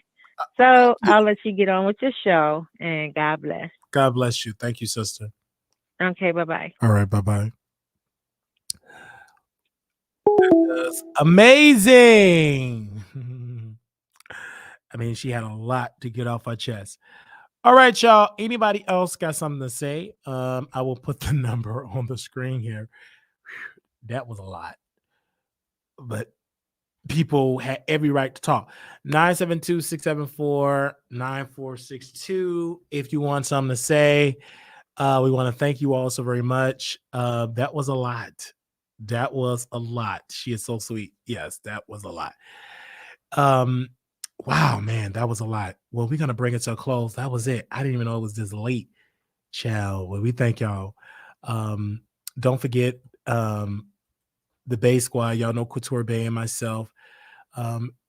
We'll be in Vegas, and I can't wait. We need this vacation. I believe that. And that is going to be in Las Vegas. So we're going to be at the Palace Station Hotel and Casino. I believe that's like 5 minutes away from the Strip. And I'm excited. I'm really excited for that. And if you got any questions or comments, you can email me at wileyshowproductions@gmail.com.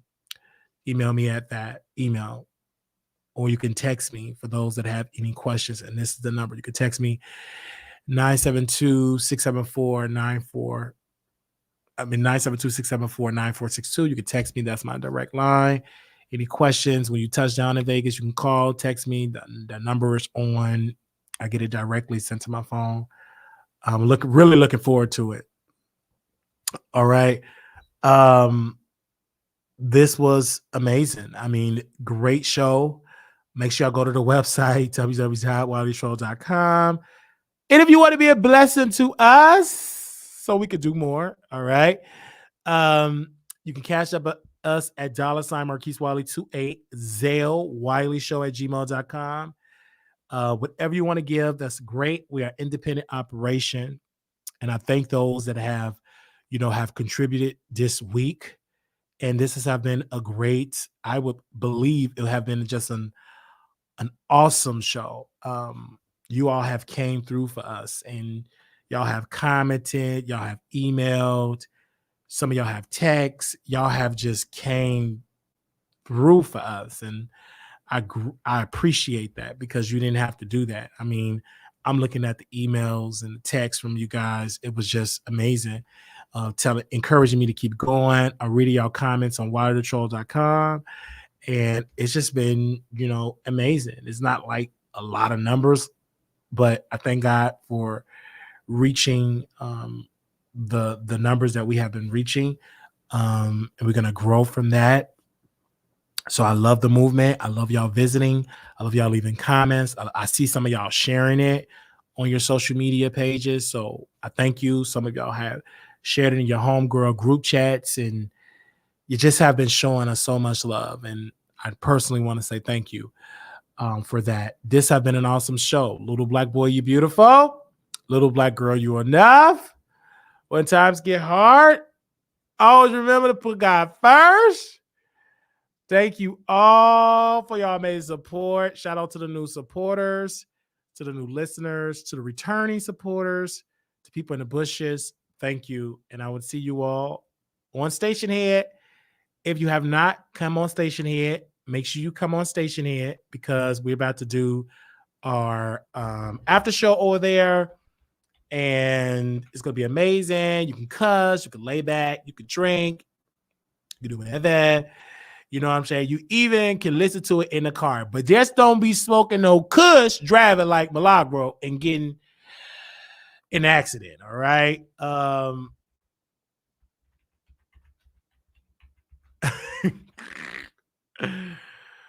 wow. Just don't get no drunk like Milagro did. Don't do that. So we about to go live on Station here. Give me a second. I'm about to go live right now. So y'all have that. All right. Let me copy this so y'all can have this. It hit it directly over there. Okay. Head over to Station Head. Give me a second. Let me do this. I want y'all to make sure y'all up on the show.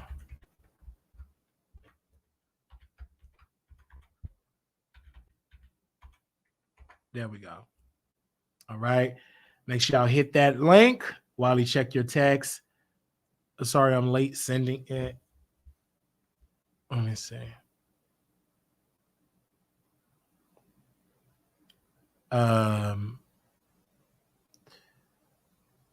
Okay. Give me 1 second. Let me check the text.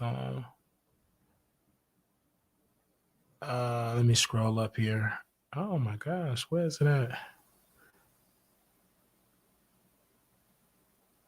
Oh, okay. Oh, that text. All right, that's fine. Thank you. All right. Okay. All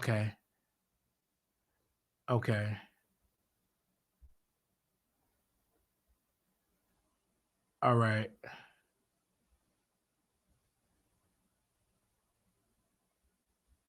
All right, give me a second here. Okay, I see it. Thank you for that. God bless you. And welcome back to the chat. One of my day one supporters, subscribers. God bless you. Love you for that. Thank you. All right. That was great. Thank you. I really need to see that. All right. Love you all. We're live on Station here. Oh, wait. That's not the one on Station here. Okay. I see it. Oh, okay. Thank you. All right. We live on Station here. Come on over. Come on over. Come on over. Oh, I'm over. And I got to finish watching Black Cake. I got to finish watching. Child, it's hard to be watching shows when you running a YouTube show. So when I was over there, I had got up this morning and I'm still tired, you know what I'm saying? Because I've been working out and so I had to order something. I was just so tired. I just had to eat something. Then I went to sleep and then I had to stop watching. What was I watching? One of the 50 Cent shows he got on Stars. So I'm watching that. And then I had to rewind it. Then I went back to sleep because I had to rest up for the show because I don't like to be sleepy during no episode. So I went to sleep because I knew they was going live tonight. And I said, hey, let me go live. And I went live. So that's how I got to be up at night because the drama come on at night. So so I didn't really get to like watch my shows. Now beforehand, I used to watch the shows, but I used to neglect the YouTube channel because I'd be up there watching shows. But now since I said new me, I'm putting my all into this show. I don't be having the time to like watch these other shows. Like when I have like some dry time, I catch up on the episodes. But so me back in the day, I used to watch a whole series, and you won't see me going live. But now my show come first, and then if I have time, I fit in a couple of episodes here and there. All right. Do you know when is Surviving? I don't know when is that coming out. I can't wait to see it though. I feel like that's gonna be entertaining. Surviving PD. I think that's gonna be amazing. I really believe so. I really believe that's gonna be amazing. Because I can't wait to see that. I think that documentary is gonna be so juicy and so good. The tea is gonna come. I can't wait. That's gonna be so good. We need to watch that documentary together and like do a review on that when that come out. That's amazing. That is amazing. Oh man, because 50 Cent said he's gonna put that out on the internet. I mean, on a network, I believe he said. So we shall see. Or he could be trolling us, but that would be a good moneymaker. That would be a good moneymaker to see that documentary because it would be so entertaining. But I can't wait. I can't wait. Was she really smoking? Yeah, she put it out on the internet. Pretty. It's on my website where she is on recorded mess on the live that she said she was smoking. But she said you can't really smell it like that. But when Milagro Grams, for people that don't know about it, when Milagro Grams when she got in the tow truck, she had got in a tow truck, and in the tow truck, you actually the tow man said, I smell it, and it's strong. Because if you all missed the article that we're talking about is, he says it's very strong. So she must have, especially if you're smoking in the car. So I say exclusive Nicki Minaj buddy, Milagro Grams, was in car accident. So this article came out and, she was upset about it. She kind of like dragged me about it. And we posted it. If y'all don't know what I'm talking about, y'all can go read it for yourself and you can see the video on there. And then she was talking about how she going to do an insurance scam. She was like bragging about the insurance scam and pretending like she's really hurt for the insurance money. So she said all of that. And I have some of the recordings of it. And I put some of it on the website. So Milagro was really upset. She was really upset at me. She cussed me out. She dragged me. She was cussing me out and everything. And I was giving her that energy. And she went on to her followers and she was like, she requested me on her Instagram live. And I'm like, honey, shouldn't you be going to the hospital getting a CAT scan to make sure you ain't got no concussion? And I said, it is illegal to smoke weed in Texas. It's illegal. And then if you're going to do it, why put it on the video? Like I gave her a praise. She was really upset. And she was cussing me out. All because she got hit by a Karen. And she ain't had the energy for Karen because she was cold. And she had on them Crocs. And then what did she do? She got in that heated car that she's still paying a note. And she went to drag Wiley.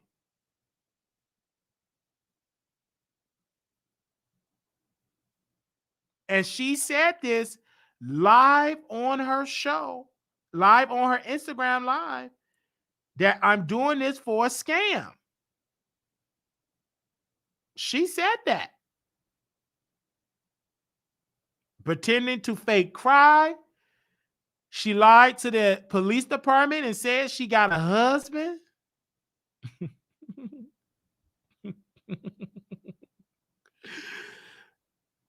That's what she said.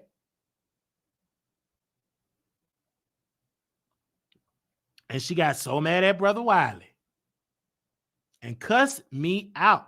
And I pulled my crutches and she was arguing at Wiley, cussing me out. All because she was mad that I posted about it on my blog.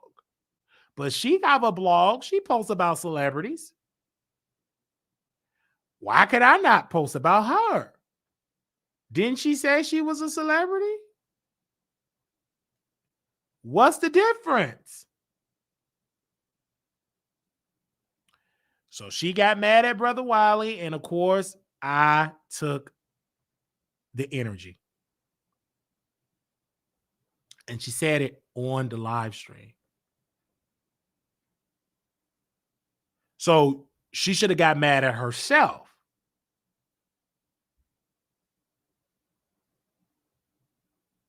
And that's the whole point.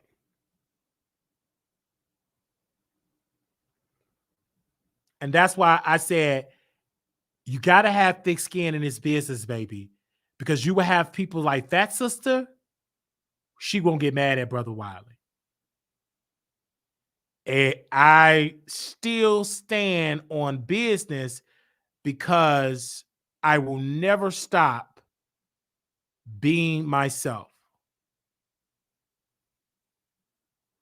And I never stop. I always tell it like it is. I believe in myself. And she can't handle the truth that I keep it real.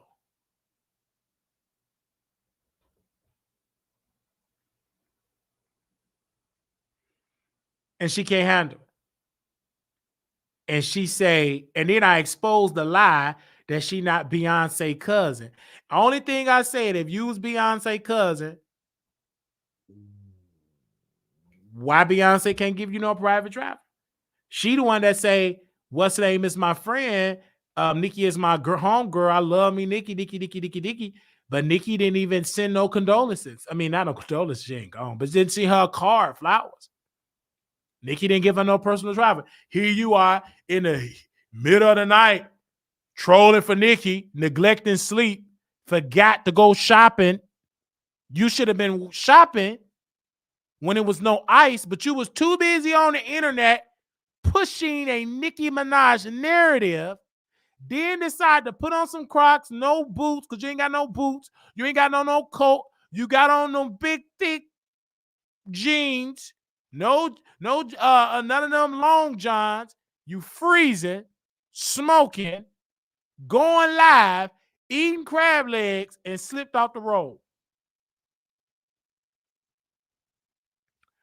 And you put it out there. It ain't like TMZ put it out there. You did.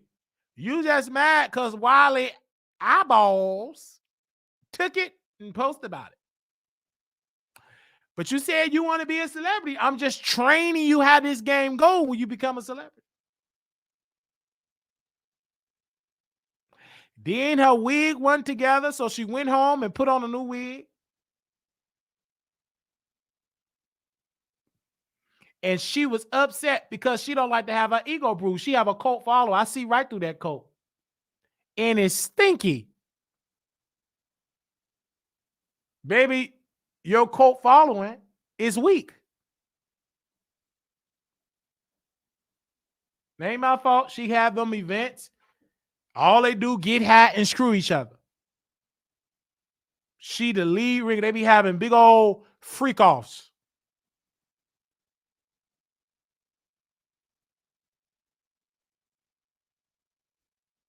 And then she slipped and slide off the road. They freak off, they fight. And she mad because she got to now go file an insurance claim. So the next time she pay a payment, her premium gonna be up. You know she got to pay $1,000 deductible. Then the next time, if her note is $200, $300, it's gonna be about $400, $500 because she was in a car accident and she was at fault. Because she said, I was high. And then she forgot that she was live. And I tagged attorney Ben Crump and Reverend Al Sharpton. And then she said, should I block Wiley this shit? You can block Wiley. I don't care. I'm still going to write about you. Frederick Douglass was blocked in society. It didn't stop him from having the Freedom Journal. It didn't stop him from talking about and speaking truth to power. He was blocking many spaces. He had to flee from the slave master. It didn't stop him from being a voice for his generation. So blocking me, I don't care. I'm not going to let a lady block me, turn me around. I'm going to come harder. Armon Wiggins got me blocked. I can still see what he posts in real time. Because y'all gonna keep sending it to me. Y'all like when I talk about these people. These ain't no celebrities, regular folks. Well, we gonna talk about it. And when we uplift this sister on the screen here, Milagro, she was happy that we gave her credit.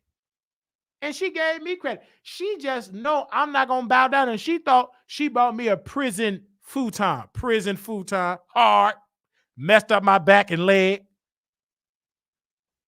And she mad because I threw it in the trash and got me a real bed.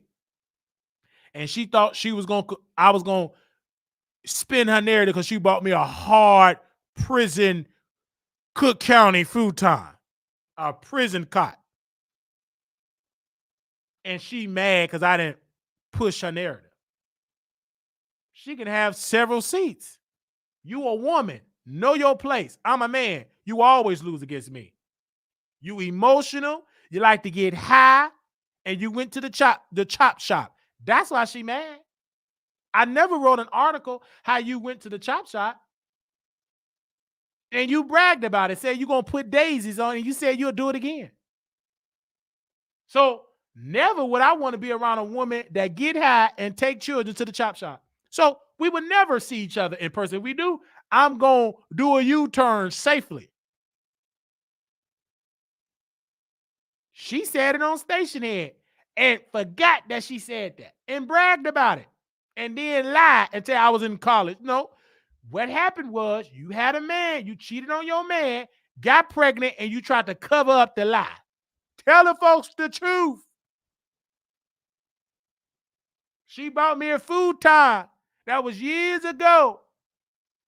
That's when I reminded her of her slow brother. These are her words. She said, brother, you remind me of my slow brother. She called her own brother slow to a stranger. It's levels. And so you can't get mad at Brother Wiley because I'm entertaining. I found my own lane. Just talk about no celebrity status people. And still talk about celebrities. And she upset and mad.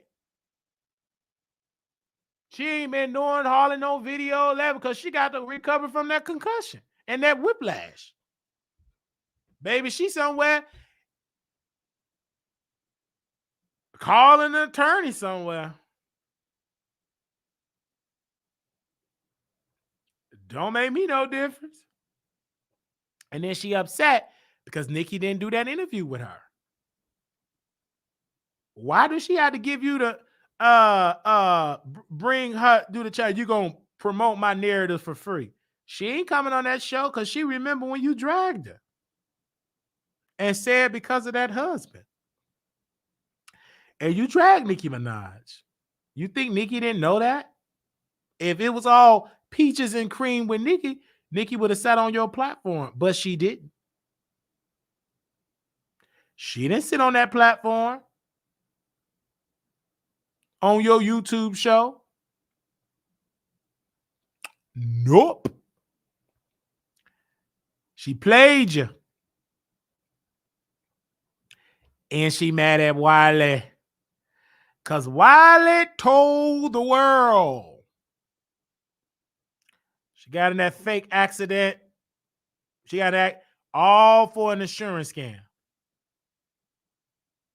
Hashtag insurance scam. That's what she did.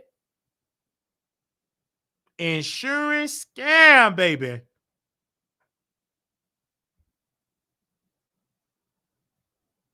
And she put it out there. Them are your words. And she said it loud and crystal HD. Insurance scam. Now you got to beg them people. You got to beg them people. Send me some more 20s. Baby, you're going to have to upgrade and ask for hundreds. Driving reckless. And then what did she do? She called me broke, dirty, filthy, but at least I ain't no child deleter. At least I ain't cheat on my man. At least I ain't lying and saying Beyonce is my cousin.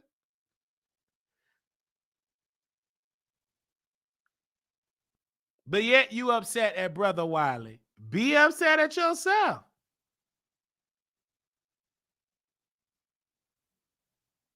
Be upset at you. Because when I sit on this chair and talk, Milagro, she dog Meg Thee Stallion. Dissed her. Celebrated. When she went through a very traumatic experience, made fun of her. Now she have a little ice slipped and slide, ain't hurt. She ain't leave that limping, not on crutches. She wasn't laid out on the stretcher. She didn't have to get no surgery, and she couldn't even take a little light. I was being little light comedy. She couldn't handle it. But how did you think Meg Thee Stallion felt when you dragged that black woman? Talk back to me in this chat. How did you think that black woman felt when you laughed, when you celebrated, when you jumped up and down, when you neglected your children that you lost custody for, when you ran to that courtroom with no underwear, no bra that can fit you, showing your goodness that God made for you, stinking up through people's courtrooms, getting put out? Why? You celebrated that. Now here you go having a little slippity slide. You just slipped and fell, and you mad because I made one article. But you sent your followers and troll Meg Thee Stallion. You troll that woman off the bottle. You troll Meg into the gym. Now she look good, smell good. She left that cheating husband of hers or cheating boyfriend, and now she thriving. And where's Milagro? At the car shop, begging to get a new Mercedes-Benz on Afterpay. Made me no difference. I don't see Meg Thee Stallion. One thing about her, that foot as well. Drivers, cars, security, you ain't got that. You're a regular woman in Houston. And then somebody lied to Milagro. She think that she can go toe-to-toe with me in the ring. She said she want to go toe-to-toe in the ring. I told her I don't like arguing with women. Bring your husband on the line. You know why she couldn't bring him? Because he don't exist. That man is a ghost. Don't exist. If that was my woman, I don't care if I'm at the sweatshop. I don't care if I'm breaking down boxes at Amazon. I would have ran to my boss and said, sir, I got to leave. My queen was in an accident. She slipped on ice. You know why that person didn't leave? Because you ain't got no good man. You ain't got one. That man probably was stinking up that bed, playing the PS5, waiting for you to bring his 4 for 4 at Wendy's. He wasn't studying. Only thing he said, well, baby, do you got my Sprite? Do you got my large fry? Do you got my spicy chicken nuggets? Did you make sure to bring my extra barbecue sauce? He wasn't studying. And then the tow driver, see, baby, y'all say everything on Instagram. The tow driver said, shouldn't you call your husband? Oh, I don't want to bother him. My house up the street. You ain't got no husband. I was telling the tow driver she ain't got no husband. Ain't got no husband. Who want a woman, all she do is yell on the internet, wear makeup, fake wigs, and go chasing out of a whole man that's in prison? I stopped dealing with that heifer when she said Kaylin Walker, who is a convicted R-word, when she said that man was innocent. That man is in prison right now for decades. She said Tory Lanez was innocent. He in prison for a decade. Baby, that tow driver, he was spilling tea. Oh, I smell the weed. Better be glad the police didn't show up. That wasn't nothing but the prayers of the righteousness. Because if that police would have showed up from that county, man, that went on and arrested her. They already don't want to work anywhere in no ice, smelling all that heavy, deep kush weed.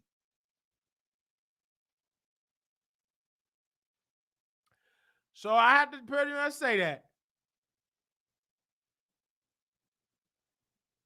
Man, these people get mad at the Wiley show. They upset at Wiley. Then she called me poor, broke, ugly.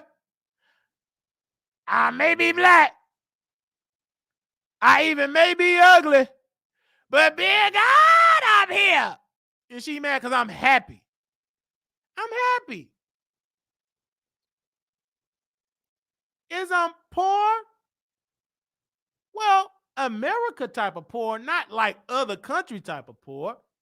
Do I live check to check? Yes. But I only know it's temporarily because one day I'm going to have the wealth because I got the gift. Understand what I'm saying? I don't care if you talk about my teeth, my eyeball. You got the same basic clothes. Yes, I do. But thank God I got clothes. Thank God I got heat. Thank God I got shelter. So what? I got a popcorn ceiling. Thank God it ain't leaking. So I thank God for what I have. I'm grateful for what I have. But I work every day because I got a vision for going higher. I thank God. But I'm not going to allow a woman that deleted her unborn child get under my skin. Baby, you a whole child deleter.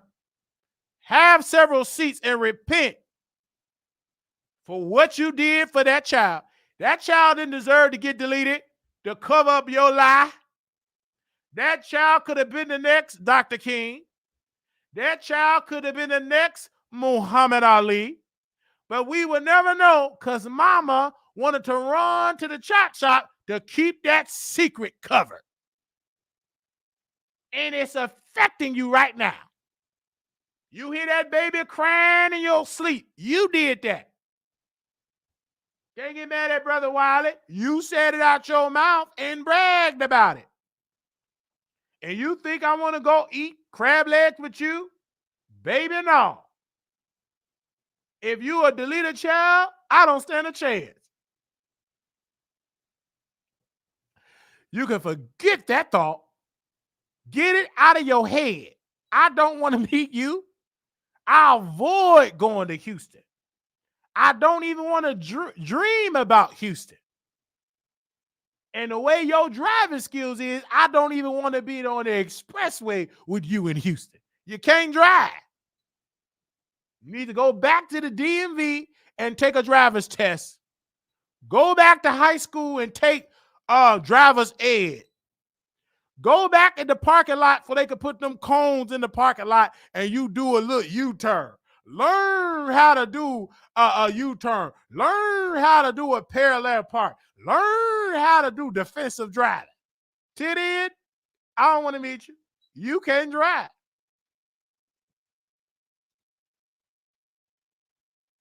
You don't even know how to dress for the winter. You still dressing like it's the summer chasing out the Tory Lane. Do you know it's below zero? You need a coat. You need a scarf. You need gloves. You need thick socks. You need boots. You're not even prepared for the season that God put upon us. So how dare you talk about Brother Wiley? You was out there freezing.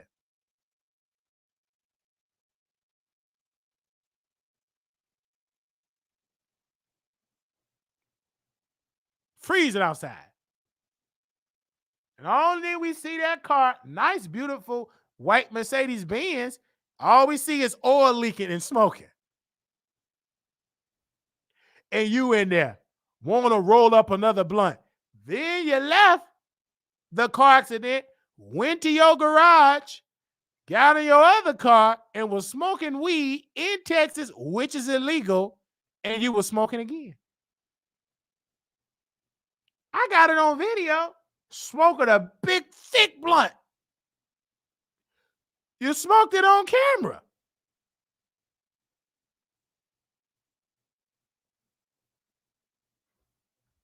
You smoked it on camera. I seen it. I got it in video. HD video. You were smoking it. I seen it with my own 2 eyes. See, I watch these people. She was doing all that in below freezing weather. But when you an addict, that ain't going to stop you from getting your hit. Baby, the crackhead is still getting high. They don't care if it's 50 below zero. They going to stand in that line. Oh, you got this. They don't care and hope that the dealer put the real booger sugar. Sometimes they put in there baby powder. Sometimes they put in there regular powder or sugar. You stand there whole line. You have to rob your granny to get a hit. And guess what? You open it up and ain't nothing but some sugar from the grocery store. it's not guaranteed that you really go get the cocoa from the low. Baby, you got sugar. You might as well take that sugar and put it in some coffee. They don't care if it's freezing outside. An addict don't care. Baby, they'll be right up there to get that hit.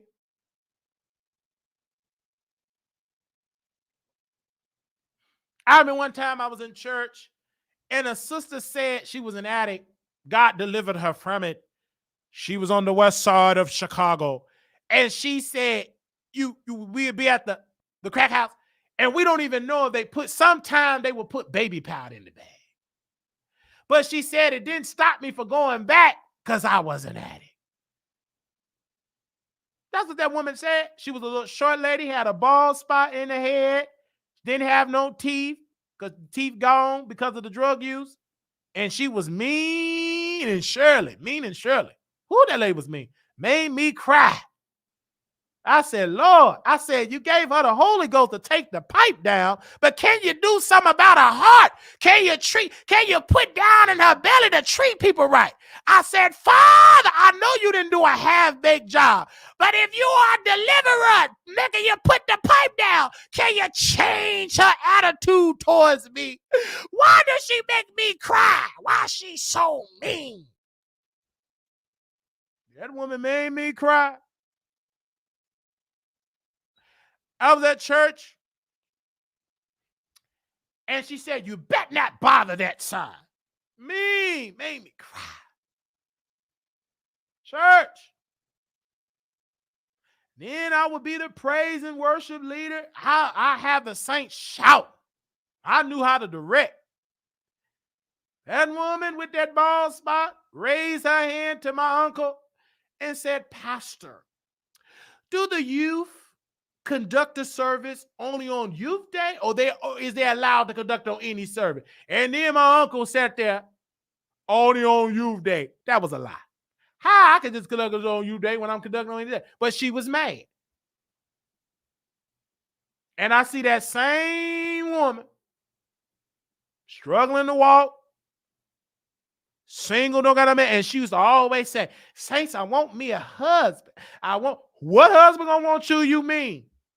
Ain't no man with good common sense that want to stay saved gonna date a mean, surely evil woman. Don't make me no different because you got on a big old church hat, you got a skirt down to your ankle. Your attitude is mean. Mean woman. Mean. Now, I said, I'm going to talk about it. I ain't going to say your name right now because I got too many followers. I don't want them to call you. But they did that last time. But you were mean. You treated me bad, made me cry. Yeah, my grandmother would talk to her. She apologized, and then she'll be mean again. And she made me cry. I said, why she keep making me cry? Because she was jealous. I used to know how to direct the choir, have them singing in harmony. Fire would come down. Oh, the spirit would be there. And she'll be mad. I'll be up in there directing the choir. She'll rate, that ain't the true church way. We got to have the true church. What is the true church sound? Bad singing? Off key? Shut down somewhere. Let me direct. I'll have to tussle with her because she was the choir president. And she told everybody. Then she reminded me when I was watching Fighting Temptation when the lady said, I'll take you. Don't worry. Then she got an attitude. That's that woman that you see in Fighting Temptation. Baby, that reminded me of that lady all day. Because she came to she said, oh, don't worry, Brother Marquise. I'll pick you up for choir rehearsal. That lasted for one choir rehearsal. When I stepped in, started to direct the choir, didn't listen to her trying to pull me down. She never picked me up for choir rehearsal again. You would see her speeding down. I'm walking to the church. You see her drive. Because she was a fast driver, a little short one with a ball spot. Fast driver. I'll be right there. It made me no different. And then if I had bus fare, I'd get on the green line, take it to Garfield, go walk to the church. Or if I didn't have the money, I would walk to the church. Let me know there. And I did it because I love the Lord.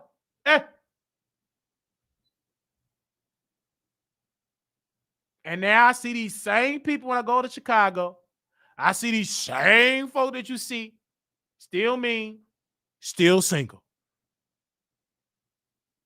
And now you see a change. Now when you look at the YouTube channel, we got thousands of followers. You bet not even utter and make a post because I'll make you famous. Now they got to see me. The man that you dog.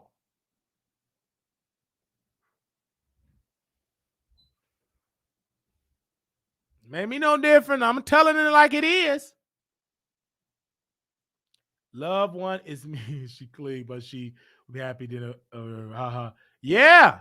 I can't sleep Wiley on 100 this morning. It's 267. I know it. I already slept. You can sleep, but make sure before you sleep, make sure you hit that Cash App in that Zelle. And they said, Wiley, you so long-winded. I got it from my uncle. He was a preacher. Baby, he will close out 55,000 times. We'd be at church at 1 something in the morning. He'd be preaching. My grandma, before she had her stroke, she'd be in that sleep. And usually she used to play it off and be up. And then one day she just, she be in that snowing. She right in the front. And I just look at my grandma, just look at, and she, soon when her son get up there and start preaching, she be asleep. She be asleep. I guess that's probably why he put her in the nursing home, because maybe he paying her back, but grandma be asleep. He get on the phone with her, say it's embarrassing you, my mama, why you sleeping? Because she be tired. She be taking kids to work, school, cooking our food, washing out the church people, putting gas in the car. Mama would drive the car with no gas, breaking up fights, going to pay off my uncle his debts with the drug, man. She was tired. Running the daycare, the parents will leave the kids at the daycare, wouldn't pay her, forget that they had children. How could she sleep when she was running a home daycare and a nursing home all in one? So when she went to church and was able to sit down, not doing that movie, but she woke up when it was marking the perfect man, then she'll get up and she'll be gone. I love her dearly, but I knew my grandma was tired. She was doing too much. I was sitting there right then and there. My grandma be so tired, she would be quoting the wrong scriptures. Because she be tired, then she try to get up. In the beginning, God created Abraham, Isaac, and Jacob. And, not Abraham. She couldn't even focus on those scriptures. She'd be tired. Go back to sleep, bro. Just go back to sleep. Sleep some more. She'd be tired. So I've seen how she worked. And I said, I don't want to work like that. Grandma be so tired, she'll pull up to the car, drive all over the curb. She'll put her purse all on the ground. You'll wake up. People say, you left your purse on the street. That's how tired she'll be. I mean, she worked herself to a stroke. She was a hard worker. She wasn't working smart. She was just working hard. And she worked herself to a stroke. She forgot to take her blood pressure because she did a lot. And I said, I don't want to work like that. Woo, good God Almighty. Nope. And all the people she worked for, they rarely come visit. They just be right there. They'll come for 5 minutes and leave. And that's once every month.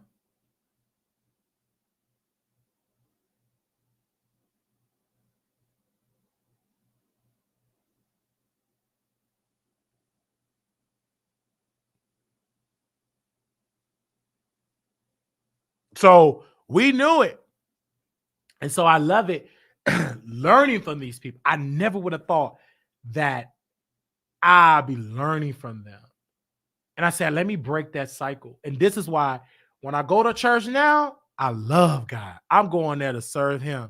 Hey, I used to just go and participate. But I said, before I get so involved into the choir, into the praise team, into that, I'm just coming for the word. Coming for, before I get so involved. And I don't get in church gossip. When the pastor's done, I go, boo, I'm out of there. I'm waiting on my Uber and Lyft. I don't be doing all that talking, because the same folks you be talking to, they're going to stab you in the back. You better go there to service and leave. That's how I do it. Now the whole body would be there. I'll be in all quiet, all the usher board raising off, and I got my heart broke. Because soon they find out you like men, they ain't gonna accept you. And they know I do a show, so I know my role. I go there and I get my little shout in. Hey, I don't sit there and try to direct because it ain't gonna last long. Because my lifestyle, you don't agree with it. Unless I was deep in the closet and getting swallowed up. Have you ever been swallowed up? If I was getting swallowed up secretly, but now I'm getting swallowed up openly, I'm living open,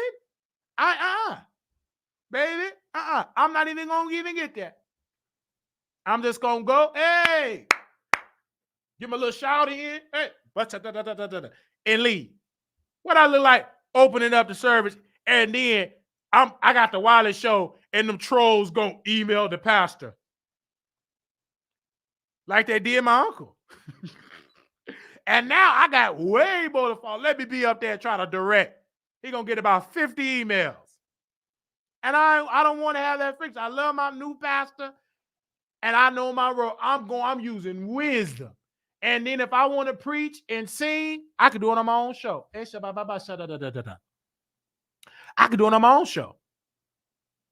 Anytime, I already got a friend. He played the keyboard. We're going to bring him on.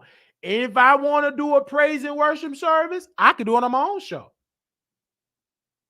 I'm not going to go to no place where I'm not welcome to sing because of my lifestyle, and then half the people on the praise and worship team, they doing the same thing I'm doing in my lifestyle. Hello. So I just don't want a hypocrite. Why hypocrite? I have a former best friend. A sister said, your former best friend is a professional. He's a professional hypocrite, child toucher, R-word, M-word, etc. But you can't beat that man from shouting. You can't beat him speaking in tongues. But he sure like little children. He love putting his finger in children's yoni. Come on. But you can't beat him speaking in tongues. Oh, he be sharp. Teeth white. 360 waves. But he's sick.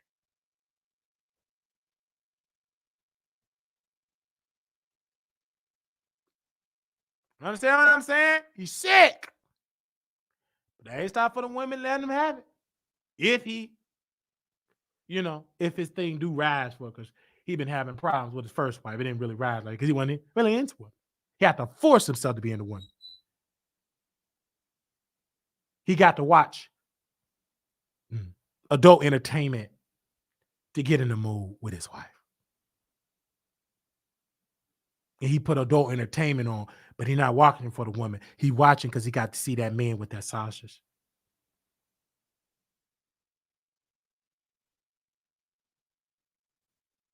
So, this is my show, and I can talk as many times I want to talk. Somebody said, right, God will deliver you when you are ready completely. Yeah. And that's a crying shame. Does others beside his victims know? They know. They don't want to know. His first wife, she woke up to it. It was, heartbreaking and beautiful, thick, a nurse. She in the Air Force. She just dated a down low child toucher man. But I wish, and I don't blame myself. I don't, because that ain't none of my business. I stay out of people's business. I wanted to tell her, but I'm glad I didn't, because she probably wouldn't believe me. Women, y'all be delusional.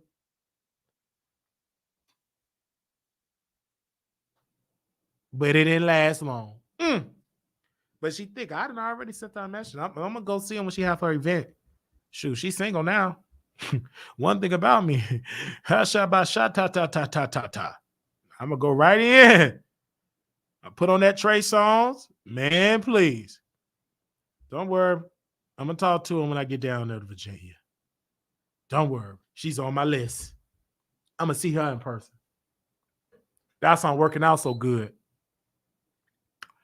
Don't worry, I'm gonna pull on up on. I'm gonna come to her service, and I'm gonna swallow her. Have you ever been swallowed up? Baby, it's gonna be good. It's gonna be great.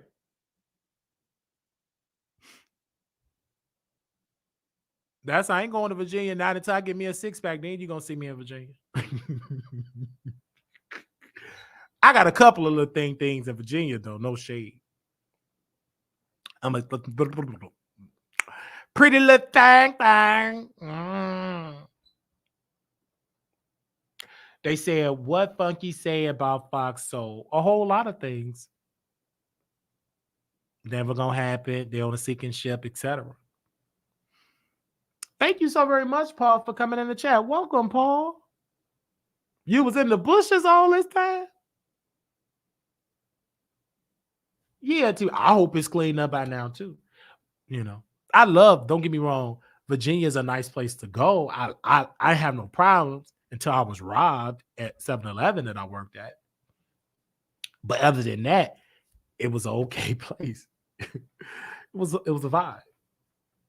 The women were nice. I love the women. I miss, the community there. But I love you all, T1000, Paul, and Renetti. LOL, never in the bushes. You popped up in my feed. Oh, okay. I popped in your feed, Paul. Okay, then, Paul. Well, welcome. Call in. What is your thoughts about Funky Dineva? Do you have any thoughts about Miss Funky? What's your thoughts about the Funky? What's your thoughts, brother Paul Griffin? Come here, Mr. Paul Griffin. What is your thoughts? Let's hear your voice about Funky. What do you think about Funky? Do you think he keep it? Do he bring the funk? What do you think, Paul, about Funky? Let these people know, what do you think about Funky? Tell me what you think about the funk.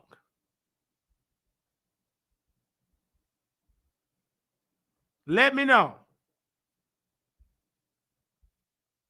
Where you at, Paul? Come on. Call in. If you free, come on, Paul. Call in.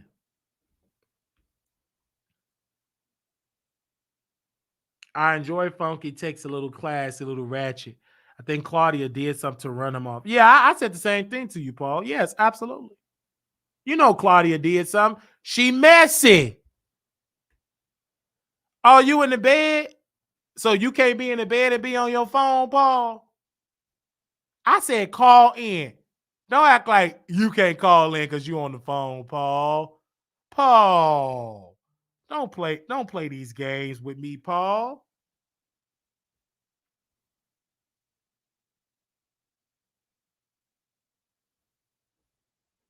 Who cares you in the bed? Oh, your speaking voice ain't working, but yet you can be in. Man, let me hear your voice. I don't care if it's hoarse, but you in the bed, so you just want to type. Anything else you want to type? Come on, Paul. Let the world hear your beautiful voice.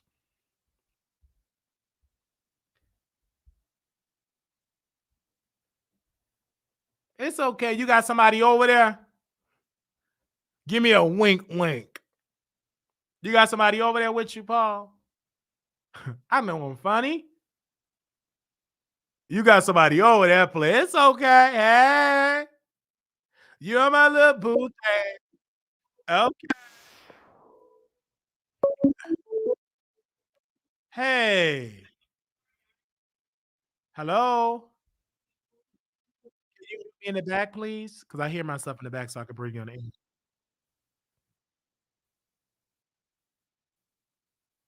And y'all, when y'all come, hey, can you hear me?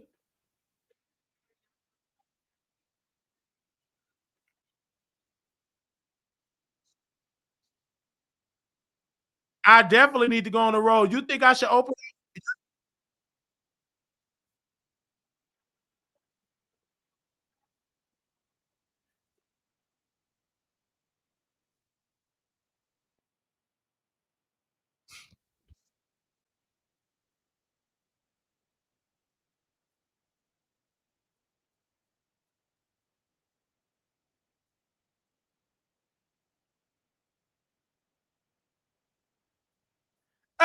Glory.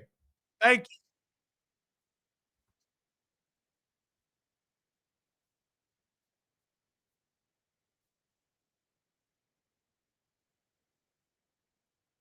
You better know.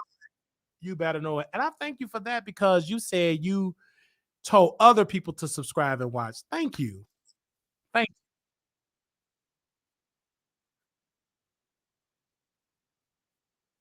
You know it. I ain't no dummy. You think I want to sit there and freeze? Yeah, they still have it around.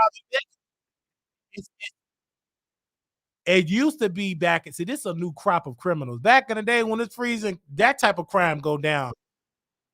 But now this new crop, man, they still be out there slipping aside.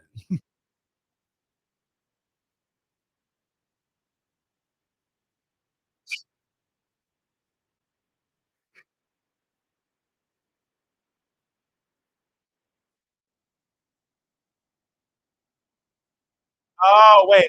Oh, okay.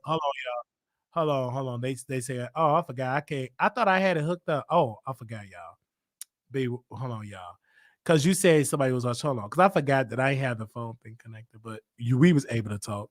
Hold on, I want them to hear you. Go ahead, ma'am. They can hear you now. Oh, they didn't hear nothing I said. I gave you new subscribers and everything. Oh, Boo. you said you people gave me was over here. you had gave me 4 new subscribers and everything. Yeah, my people was I over love. here. Thank you. You gave me. That was amazing. Go ahead. Yes, but now you need to go on the road, and Armon Wiggins need to be your keynote address, baby, because you had everybody up in here laughing, baby, for days, baby. For days. Don't stop it, baby. They talking about that's all you talk about Armon Wiggins. If Armon Wiggins pays the bills, so what? Okay, that's just like they talking about. Ooh, all Kentucky Fried Chicken got its chicken. Yeah, because the chicken is paying the bills. You want a taco? Go to Taco Bell. And every time they stir up and get something else, it don't really work, do it? It don't work, boo. So some plotter, you tried to be friends with them like 2 years ago. It didn't work. It ain't gonna never work. You tried to be friends with Tasha K. I told you it wasn't gonna work then. You know, this old girl who be in the park, and when we be in Jackson Park, some people still over in Jackson Park in 0 degree weather, still prostituting out there right now at 1:30 in the morning. You better know it. Baby, I was out there one day. We was all up in the car about 4 days ago. Baby, we was watching you then, baby. And then it was a Armon Wiggins fan, right? Supporter, whatever they call, right? And they was like, he should not be talking about Armon like that. He should not be talking about Armon like that.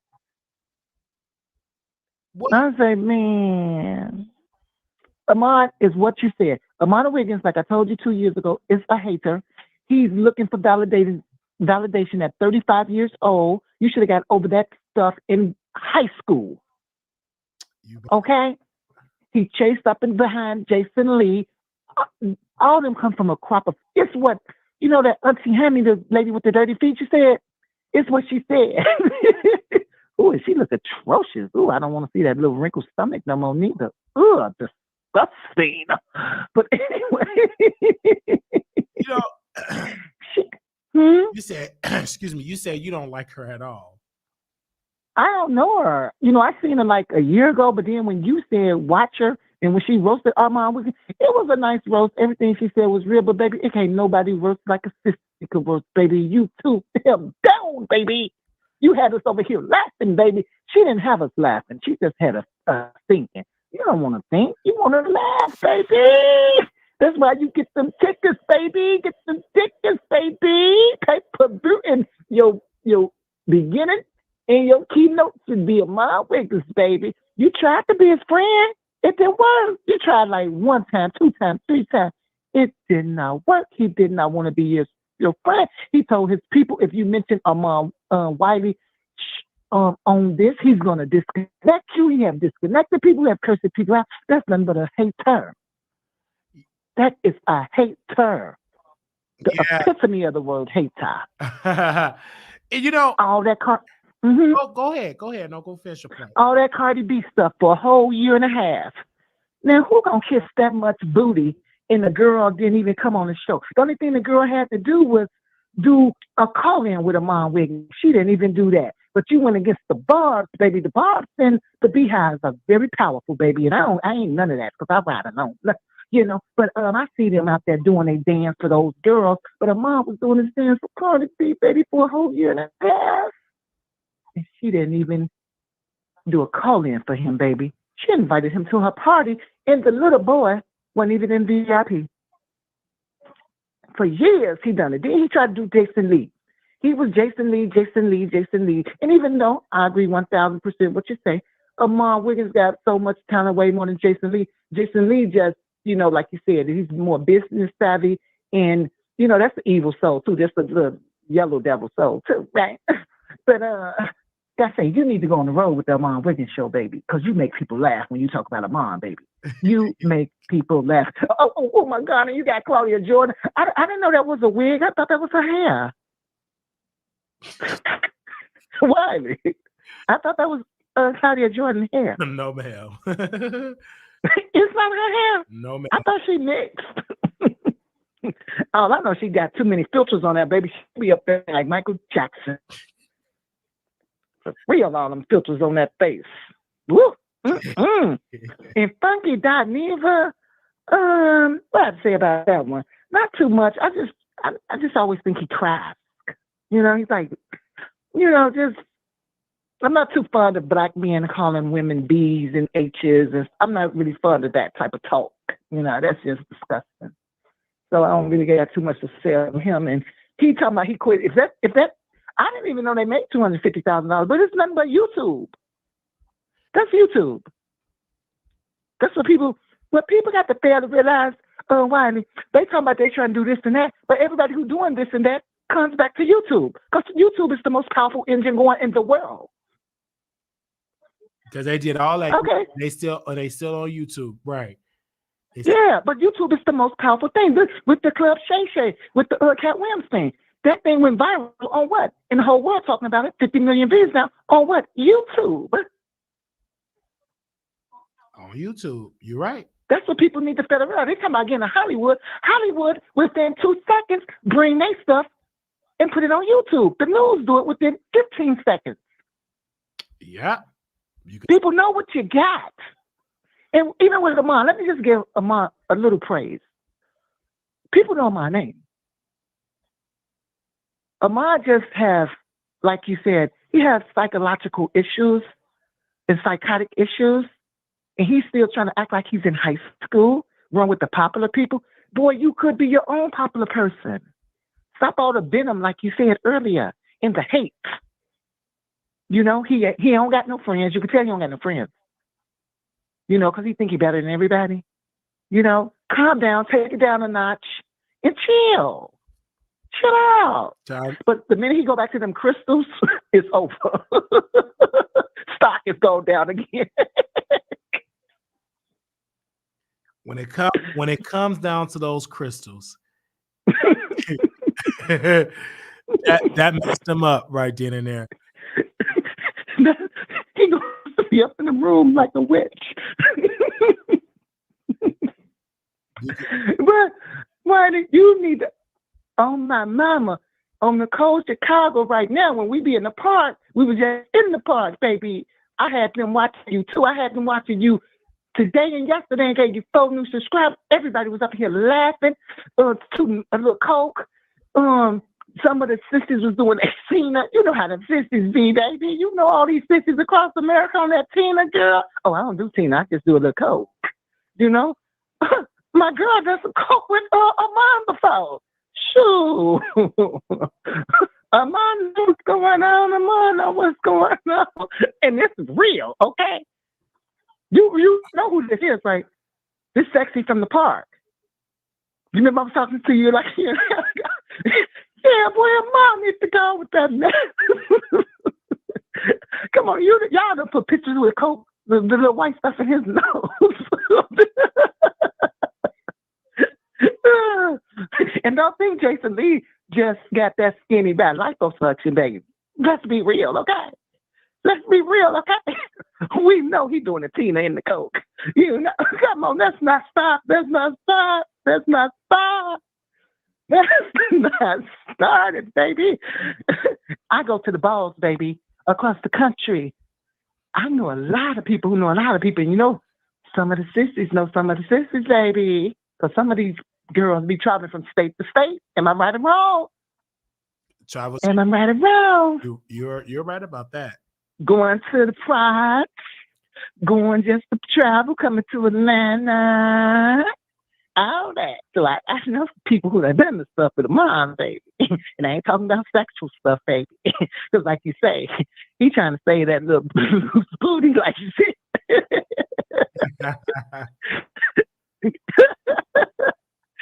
And nobody don't want Jason Lee booty. Talking about he a top. Girl, a top of what? A blind person? Girl. And congratulations to T.S. Madison, even though I don't really like her neither. But congratulations to her, Miss Thing doing her little thing, She gonna use some of that money, pay for some ping, Woo. But boy, you better go on tour, and I bet you said, oh, why did you show that picture of Flame on Roll? Oh, Flame on Roll, let me get, you had me laughing so bad. Oh my. And she used to be the shit. That's the days I heard in Chicago in the club. You said, her. I tell you, I watch you, boo. I've been watching 3 days. I told you, we done coke up in the park, baby, up in the van. I had to watch you. We came to my house, baby. I'm over here in South Shore, 67th and Jeffrey, baby.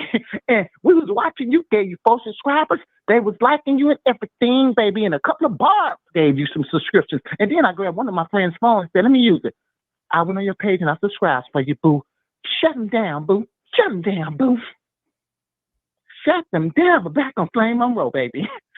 So you saw her back in the days of 63rd and Ashley getting off the train. Telling me, God, the EBT got us to eat a food stamp card. And that's why she mad at you. Oh my God. And you ain't never fly. Because she did used to have them goons, I heard. She used to have them goons in Chicago from the West Side with Odin Smack. Fat, ugly, nasty Odin Smack. He's an old, fat queen. That'd be up in the Jeffrey Pub. Now. But they some old queens. They like 60-something, 70-something years old. You see what I'm saying?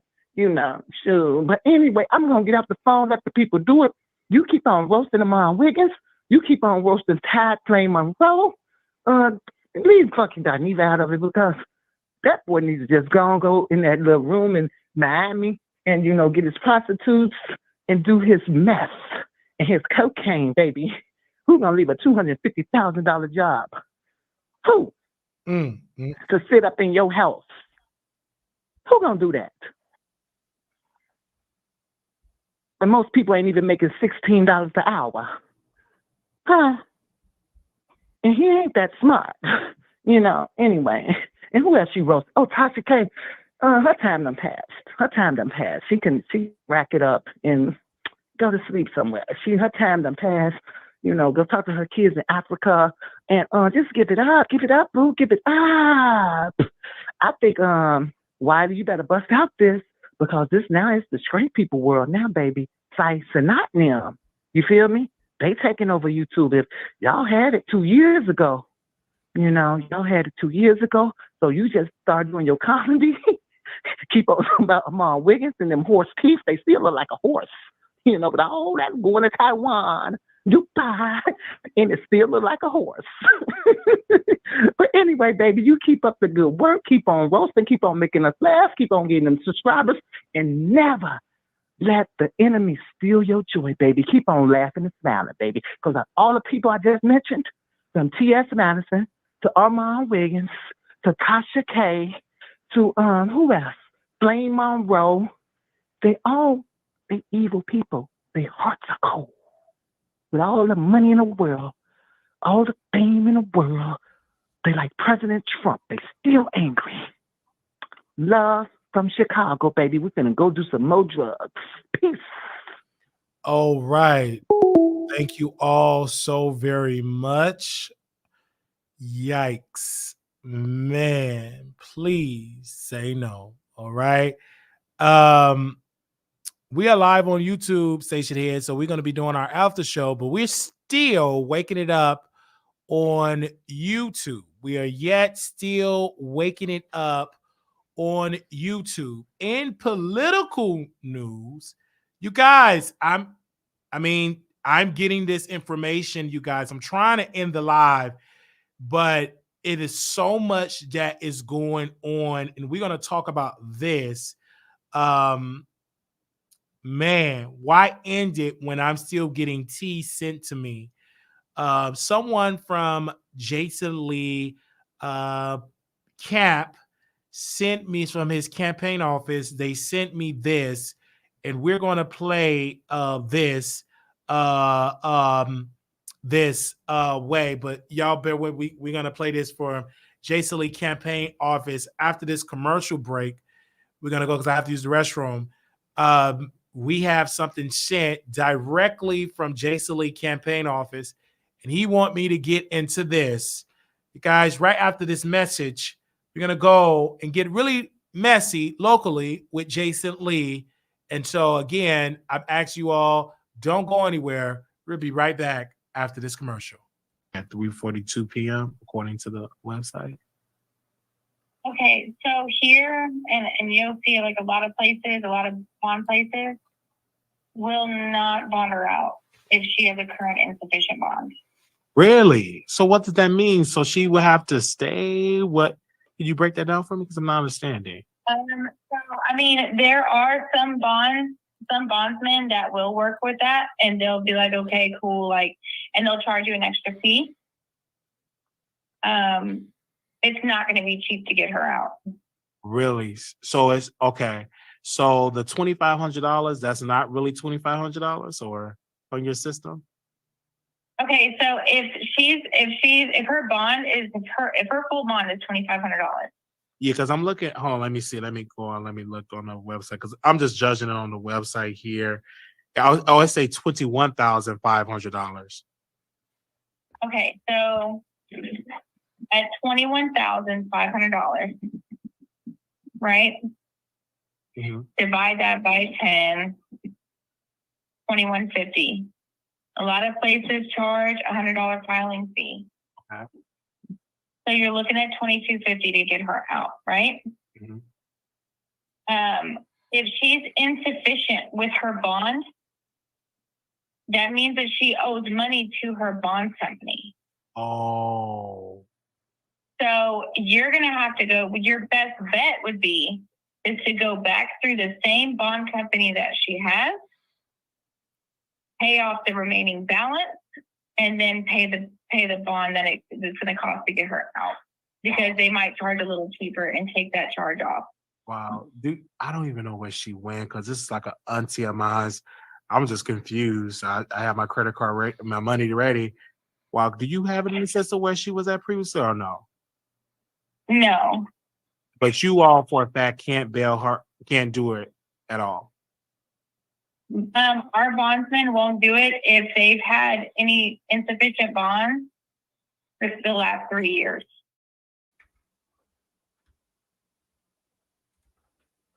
All right, we are back with some more information, you guys. This has been such an honor to see you all here right here. I'm seeing so many of you all are here, and I want to personally thank each and every one of you all here. Of course, we have been covering a local race for the first time in the history of the Wiley Show. Usually we cover Chicago politics, national politics. We rarely cover a local race in the state of California, but we decided to do it. And if you all do not know that Jason Lee, if someone can comment his name in the chat, Jason Lee, or Kim, and type in Kimberly Walmsley, they are running, but they are the two front runners. Well, she's the incumbent, and pretty much Jason Lee is running against them. So y'all bear with us while my team is very quickly are bringing up, getting their pictures up on the screen so you all can see them as we go to the segment. I do want to know, this was by accident that we are talking about them both tonight, but because the campaign did send us something to talk about, why not? And so it's heating up on the campaign scene with Kimberly Walmsley and Jason Lee. It is really, when I say really heating up, it is really heating up. So bear with us as the control room is getting the pictures up for the green screen here so y'all can see what we are talking about. Wow, we almost got 300 people in here in the middle of the night. What? That is amazing. All right, give me a second here so we can definitely put it on here, but bear with us, you guys. This is such an honor seeing you all here and showing so much support. It's just really, really an honor. I was not expecting you all to be here and show us this support, but we are live. And make sure you all share this live and send this to Jason Lee right now. But we're gonna talk about it. We're almost there. All right. So give me a second while Paul, I know he's in the bed, so he is uploading this as quickly as possible. So bear with us. All right. So we can definitely do it. Where you all can see Kimberly Walmsley, which is the vice mayor of Stockton, California, in District 6. And that is what Jason Lee is running for. So we are here. We love each and every one of you all being here. And this is really great. So again, thank you to the team. They actually have it up on the screen here. So as you all can see, the woman you see is Kimberly Walmsley. She is the vice mayor of Stockton, California. This is what Jason Lee campaign sent me. Quote, Jason Lee said verbatim, he said, okay, and I said, well, let me see if this actually was doing. So let me take a screenshot. And I took a screenshot and he said, quote, why though? Kimberly Walmsley viewed his LinkedIn profile. So I'm assuming that she viewed it to get some information concerning this matter. So I'm like, okay, let me go and see if Jason posted this. He actually did post it. Boom. So then we're going to brings up some more screenshots here of some other things that Jason Lee have said on his platform. So y'all bear with us as we get as many more screenshots as possible.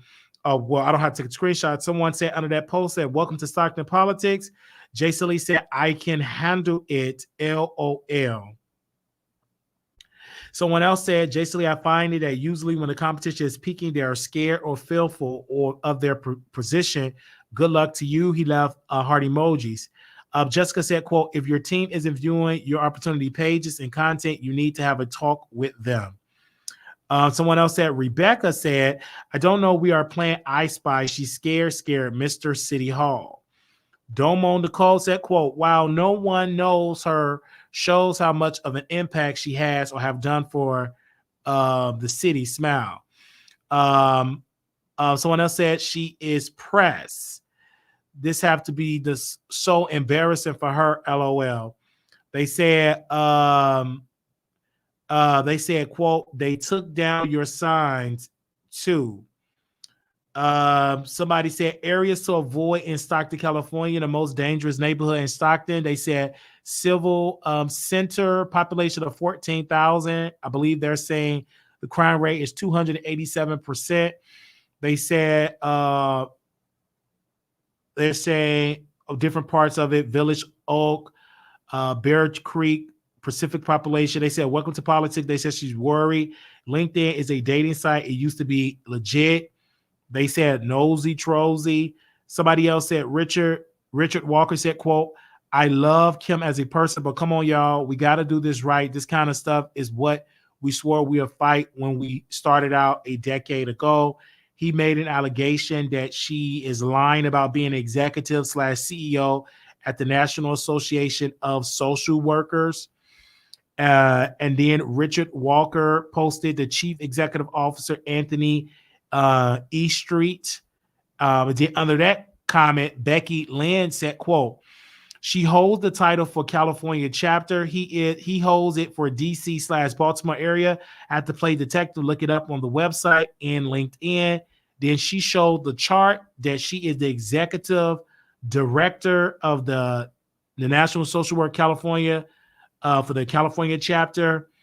Dear Richard Walker disagreed with that. He said, if you hit the link, it takes you to the national website. She's not mentioned on the page. She is at a minimum inaccurate at worst. If it was an oversight, okay. To me, it says she's the CEO of the NASW.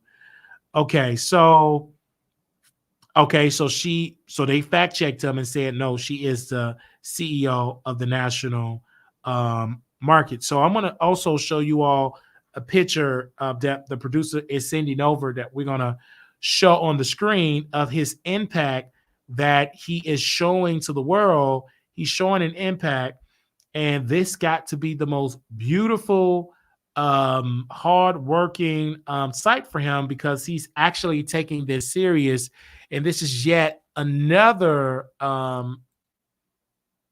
impact of his marketing. And so I want to show you all that. Give me a second while I pull that up. And this is Jason Lee. I mean, this is something, man. He is actually working very hard to win this and win that argument that he's seriously out there campaigning for this. And wow, I'm going to bring it up on the green screen here. As you all can see, Jason Lee is out there working hard. He has his book. He's marketing his book and also his campaign. For those that want a full-fledged view of the photo here, we will give that as well. But let's go to that so you all can see that. And there you go. Jason Lee is out there everywhere promoting himself all over the internet. And it's just amazing. I mean, the brother is out there working very hard. I mean, he's campaigning very hard. Kimberly Walmsley have to not just look at the LinkedIn. She's going to have to put boots on the ground. And it's not just, showing that she is doing the work in City Hall, but you got to campaign if you want to continue to build on your legacy. And I did see in our a news piece where she was on the news, interviewed her a month ago, and she said it's a process. You got to make relationships on the local and federal level, but you also got to campaign again. I mean, she really didn't have, I don't think she had that much competition the last time, but this time you actually have a person with money, influence, and they are trying to remove Jason Lee's signs, but Jason Lee is there and he's working very hard to win this election. Wow. This is something. I mean, we will be in Vegas in April, and maybe we will be knowing that Jason Lee will be a city council member. I don't know. You have to vote. The election is March the 5th, I believe, and he's already telling people to vote when the early voting happened, when the absentee voting, you can do absentee, so vote by mail. So he's encouraging the people. So, I mean, wow, this is something. They have the book. As you all can see, the women have not burned up the book. He is showing, that internationally different races supporting him, drinking coffee, meeting potential voters. He's meeting voters, right? And he is really letting them know. I mean, very heavy, letting them know. So this is something, man. When we're going to be in Vegas, April 26th through the 28th at the Palace Station, we will probably be talking about Jason Lee being a city council member in Stockton, California. Wow. This is something. So let me see what Kimberly Walmsley posted on her page. I mean, if you just go and just look on a person page, let me go to Kimberly Walmsley. I mean, nothing. The last time she posted on her page was December 10th.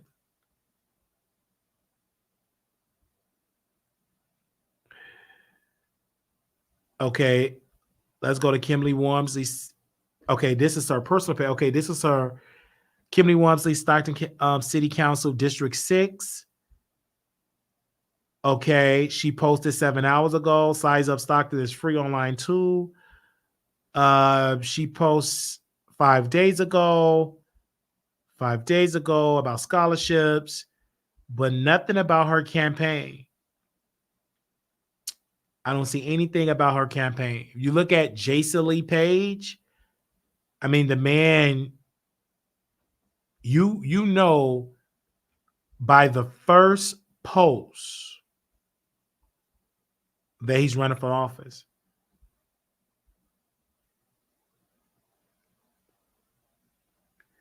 You know by the first post. He said this, Jason Lee said this on his social media page 8 hours ago. He said, so let me share something. One thing I think about every single day of this campaign is what the man who works at the Jamaican food restaurant in South Square Market said to me. He said, quote, when you run, please don't run as a politician. Run as yourself.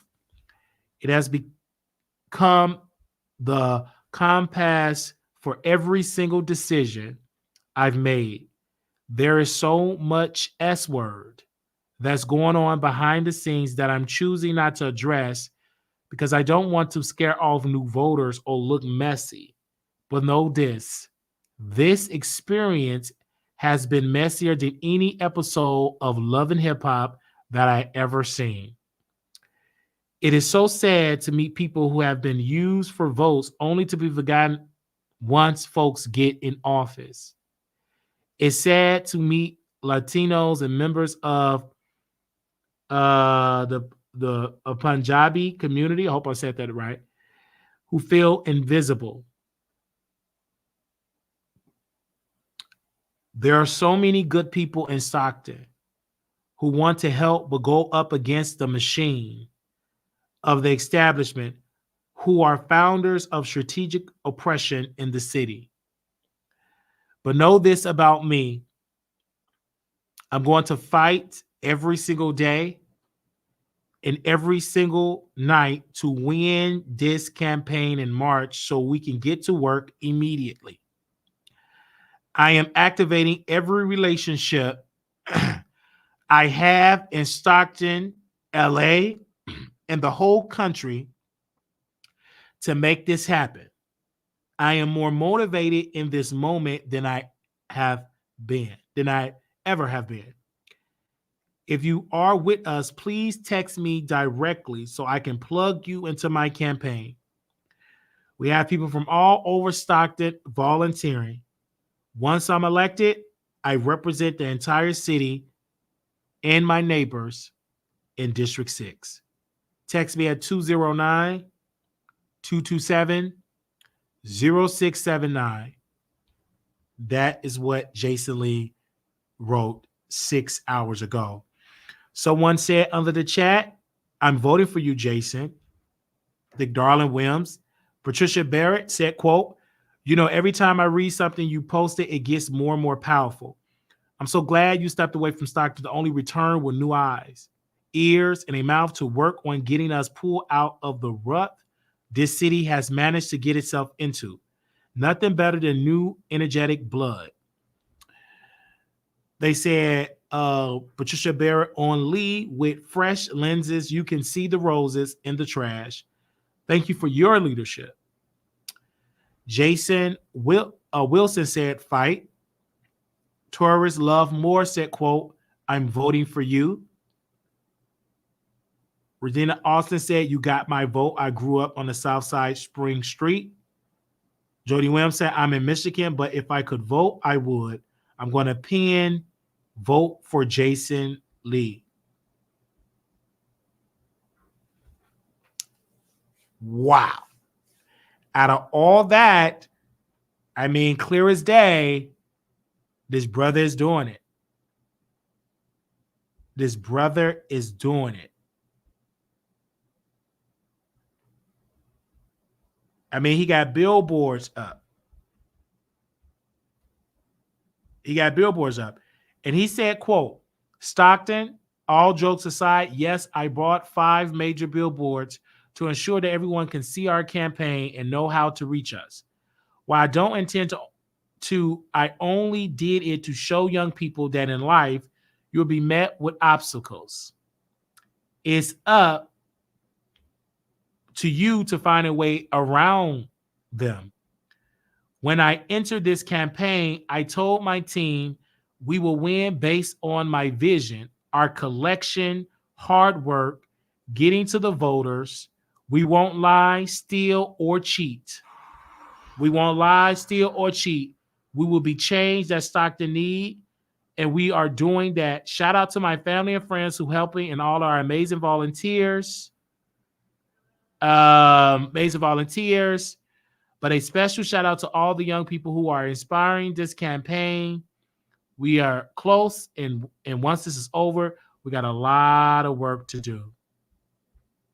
I mean, the man got his own signs. He got his own signs. So to answer the question, he do not have to give up his YouTube channel. He's not. He have his own business. He's a business owner. What's up? What's the tea? Man, that's some stuff got to have you worried.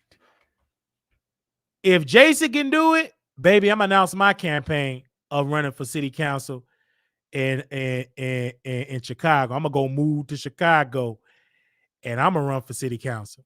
If that brother can do it, I can. If he win, I'm running for the office. Baby, I'm going to run for Congress. Hey.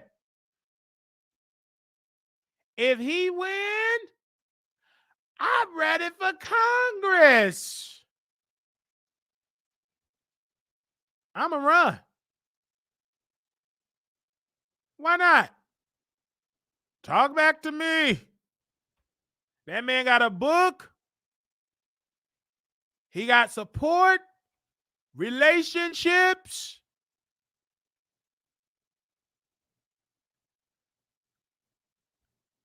Mayor Johnson, you better be ready. I might run in the next cycle.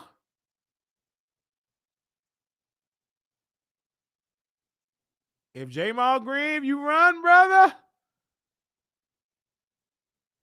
I'll run for city council to be your backup because he ran for mayor. This is good. This is good. Woo. This is good, man. This is so good.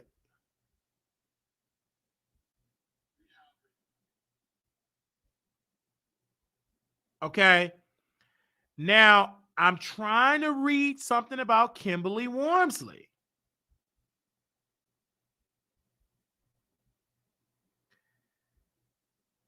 I mean,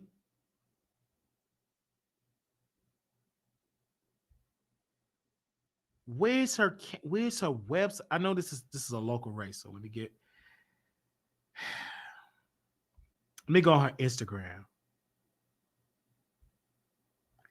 The last time she posted on her Instagram was May 16th, 2022. That was the last time she posted on Instagram. That was the last time that woman posted on Instagram. This is bad. And her Instagram is Wormsley for District 6. You know, I'm blocked by Jason Lee, so I got to wait till this troll phone charge up to go to Jason Lee Instagram. This is bad. 2022, 2 years ago.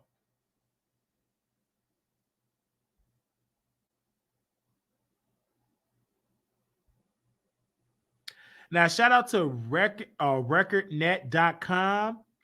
They actually keep people informed about Stockton, California. Let me scroll down. I know they posted something about somebody was challenged. I think it's about 4 or 5 people running for the district seat.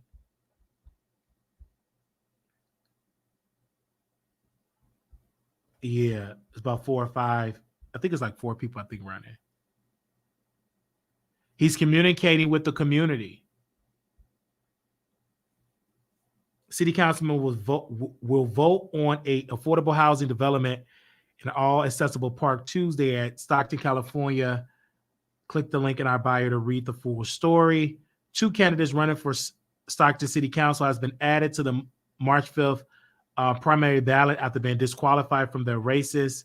That was on January 9th. So 2 people was added to the District 6 for that district because it was like mixed up in the paperwork. But as of right now, Jason Lee is one of the front runners. And I'm going to email the media and see what is the poster, because I'm not a poster. So I don't know I don't know if they have like a poster in Stockton. And if anybody can find out who's in the polls or anything, if they do the polls there, you could email me at wileyshow@gmail.com, wileyshow@gmail.com, because I really need to know. They said, quote, I don't know anything about a debate. I've reached out to people. I haven't got word. Jason's communicating with the community. They said, when do they do debates? Until what the current council member has done for the community. I haven't heard any updates about a debate. And I've been following different campaigns. Like I've been following, the only people I'm kind of focusing on is Kimberly Wormsley and Jason. I feel like they are the front runners. Like the other people, they don't have no signage. It's another man that do it. And once I get his information, I will see what his campaign is about. But as of right now, I mean, as an effective speaker with the social media presence, Jason win. They don't even come close. Let me go to his Instagram page. Give me 1 second, you guys. I want to see what he posted on Instagram. Now, mind you, he did block me on Hollywood Unlocking Jason because I trolled him. But guess what? He ain't mad at me covering his campaign. Hello. He actually listened to my advice. I ain't mad at you. If you keep listening, I keep giving it. He posted that picture on YouTube. He said, Mama Cora, who is a leader of the Filipino community, told me her and her friends wanted to know my story so they can stand with me during this election. So I gave them all a book. One thing about me is I'm an open book, literally. I've been so committed to meeting every group within my district to learn all the issues that we have in common and those we don't. The ladies left Zumba class to meet with me. They said they never had a candidate that sat with them in a small group to learn what they thought. Truly enjoyed the meeting with them. Now the marathon continued 20 more days until the ballot dropped, 50 days until election day. Someone said in the chat, said, how can I get involved? They said message some people. They said message. This is a black woman. Okay. She's worked with the campaign. And message another person, a national organizer for the Crime Survivor for Safety and Justice. Crime Survivor for Safety and Justice, a national movement building safety community. So he actually have a nonprofit helping. Coalition building.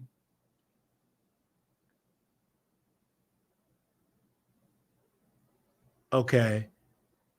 Wow. I mean, he's posted on social media. He said, quote, yesterday I was having a meeting with somebody to plot on how we can change Stockton. There were about 17 kids riding bikes, playing loud music. I couldn't pay attention. So I did a deal with them. I told them that if I brought them lunch, they will have to turn off the music and put their bicycles down. And this would happen. I also use it as an opportunity to ask them what they would want to see if I won the election. They said, fix the street, build stuff for kids, bring entertainment. I got all their numbers so we could add them into my nonprofit because this is a movement for the future of our city. 3 weeks until the ballot hit. Let's go.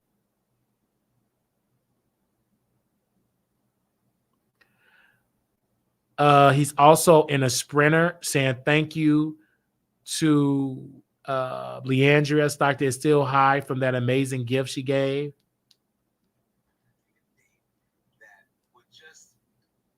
I mean, he is doing it. I don't see what Kimberly said. She ain't post nothing yet.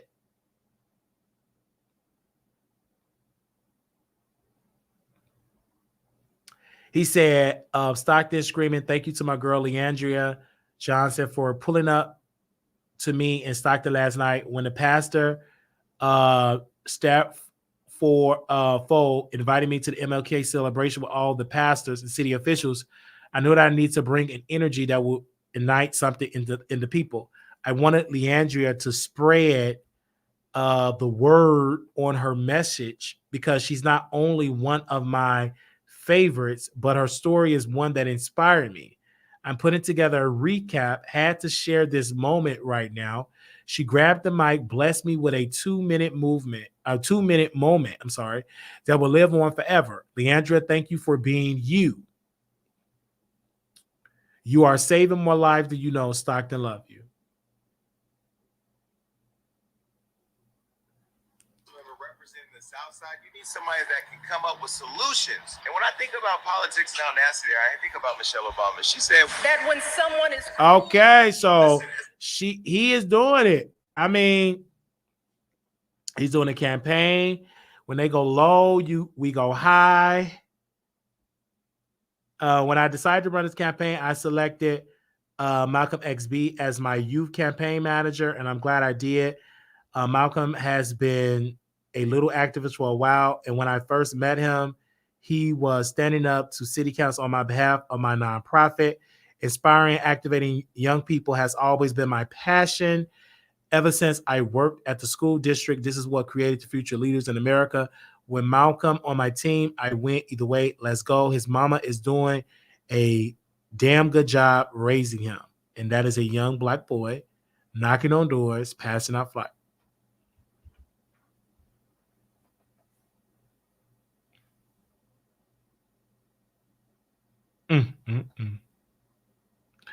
I want to share how proud I am of my campaign that I'm leading for Stockton City Council. My campaign is a reflection of who I am, if what I've always been, inclusive. We have been a privilege to meet all the leaders for various ethnic, community, religious, economic background. The one thing that binds everyone together is the hope and unapologetic desire for the change to stop Stockton. Stockton is a whole. Strategic oppression is a real thing. Minor things to the city, like providing translation for the Latino community at city council, is a huge deal to them. Something I've already started making calls about. Pathway to citizenship, more police for community policing, increase accountability, disrupting the playground to police pipeline, economic development, and addressing homelessness and crime in a real way is something we already started outlining. Any attempt to divide the bond and partnership we've been able to create among our new friends, we won't happen because we are too busy watching every voter. Ballots hit the mailbox in 25 days. Election day is in 55 days. Stockton, we are turning a corner that's long overdue. Get registered to vote. Join the campaign. Text me at 209-227-0979. I'm sorry, 209-227-0679. He's still posting Jason Lee podcast. He's showing the signage. He's still posting Jason Lee's show.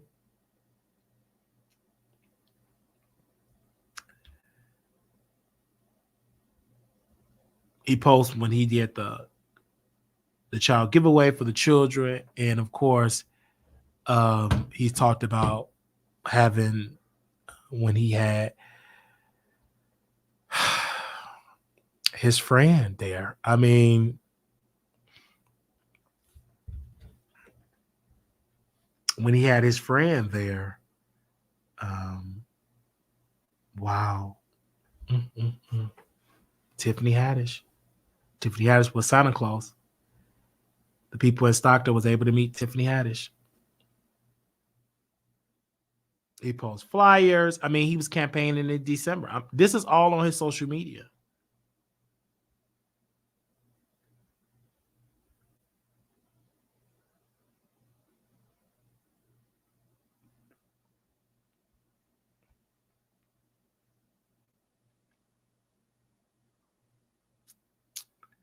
Yikes. Can't believe it. Wow. I'm just sitting here just gagging. Man, I'm just like, I got to rethink my endorsement.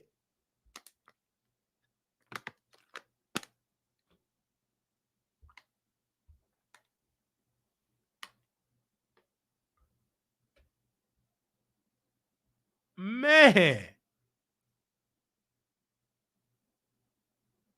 this, I am just so surprised. Because at first I was like, he ain't serious. But I can say what I see on public, he looked very damn serious. This man, I am in shocked, but I'm happy because, and let me tell you why. You would want somebody that believe that their community is deprived of resources. You would want somebody to run for office if you feel like your hometown is being deprived of their fair share. And he's running for one of the worst districts in Stockton, like one of the low income districts. So I have a recording with me and Kimberly, but I'm not going to put it out. I'm not going to do that. But I'm not going to do it. Now, I probably one day, but just not right now. Because I'm just not going to do that. I think one of my advice for Kimberly, let's put Kimberly and Jason back on the screen here. I feel like she got the campaign more. She's a mother of 6 children. Her resume is impeccable. She's actually counseling, giving therapy to the community. Sometimes she's doing it for free because some of them don't qualify for insurance.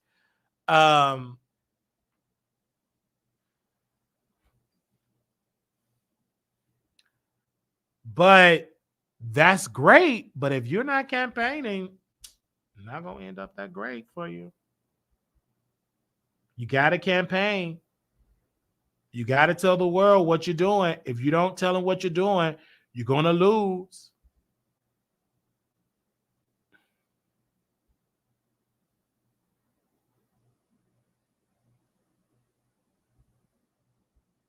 That's the sad part.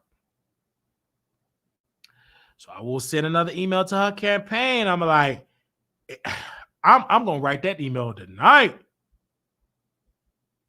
Let me call my editor. Hello? I know you sleep. Are you watching now? Oh, I'm going to send you over something because we got to send something to her office, to Kimberly's office. Okay. Oh, you already have something. Okay. All right. Well, send it to me in an email. And then if I like it, I'll copy and paste it. Thank you. I'm going to call you back after this. Oh, you got to be at work at 6? Oh, yeah, I'll be done by then. I'll probably be done at 3 a.m. All right. Love you. Thank you. All right. Love her so much. She is so grateful. Working in Love the Wiley Show. I love her. All right. People want to hear from both sides. I've never seen anything like this. I mean, she came on the show and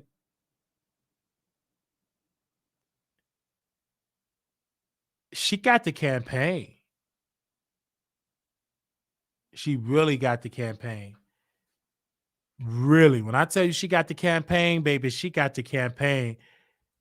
Because this man, I mean, he's serious out here, man. He is serious out here. And if she ain't careful,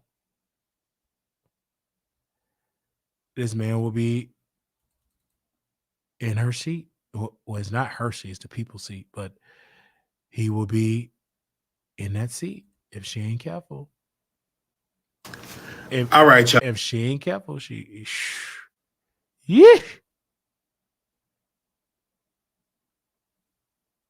If we ain't careful. Never seen me angry. Now, as this shows how you would be working a 9 to 5.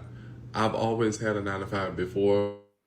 Now, this person that you see, let's switch gears here. This person that you see is actually from Zeus, and he was mad at what I was typing in the chat, and he blocked me.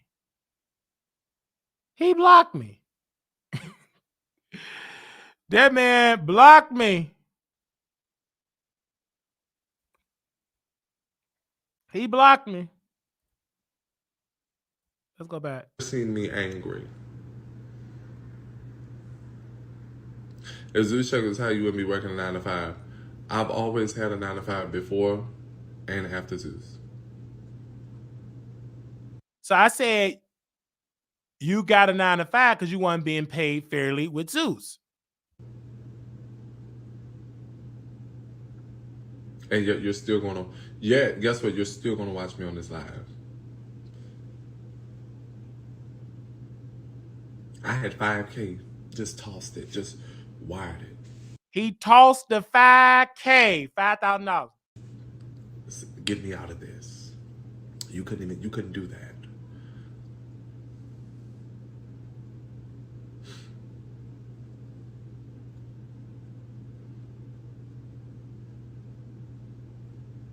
If you could change anything about your job, what would it be? I like the jobs I work. You talking about TV jobs or like 9 to 5s?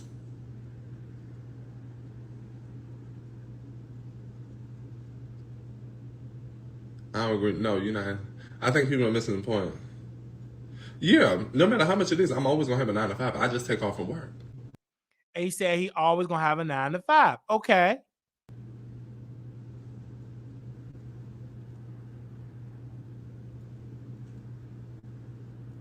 Was the life too fast for you? What made you leave? I still do television. I'm literally going to film Central Baddies reunion on the 22nd. I just always keep a job. This is the guy where the money reside, where the money reside, where the money reside. He went viral. He was on Bad Boys LA, and he was on Bad Boys Houston. Because in between, like prime example, look at like Taraji and Billy Porter, the one who played on Pose. He said when work stopped, he was broke. His house was, oh, you need a cut. I'm growing my hair back out. Shut up. And you know why? Because he wasn't paid fairly. That's my whole argument. Shut up, Michael. I'm growing my hair back out. I want to grow my hair back out, but I don't know how I'm going to cut it this go round. So shut up. Let it be. Hey, twin. I see my twin. But, yeah. And look, he gonna read my comment because I'm media. I ask questions. I don't like doing promos, so you have to the Zeus checks need to be fair. Why would you give a bitch who's well known the same check as an unknown hoe? Because Zeus make millions per month. Come on, shut up. He told me to shut up. I'm just giving a statement and a question. Please shut up. You the one in your house drinking a Coca-Cola promoting a fraudulent tax service. Like, why would you give me and one of the people who had to audition the same check? I would walk away. Do a low-key type of fade. No, we're going to do higher key. We're going to do higher fade and keep the top. But anyways, what was I saying? Yeah, I just always keep a job. You have no choice but to keep a job when you ain't being paid fairly on Zeus. Common sense ain't that common, especially when they old. It's like they get dementia. And he said they old, that's how they get dementia. I ain't got no dementia. You just failed at Zeus with them low ball checks. How much was it though? I just told you, I've been said how much I got paid. Now, I only say when I'm like pissed off. Would you go on? And then that's when he blocked me. And he blocked me. Because I said, you should have been getting paid almost $100K per episode. You helped build Zeus. But they don't pay you fairly. Yet, the Bobby Lights get paid well? Of course. Natalie Line? Of course. But the gay talent? Nope. They don't. Island Boy, back scamming. gutter, homeless shelter, sleeping couch to couch. Milan Crystal went back to scamming and being an escort. Jonathan got in a car accident to get insurance money to help invest in his struggling salon and got a little debt with the IRS. So should I continue? So if you were getting the $100,000 per episode, you would have to go work 55,000 SAG gigs.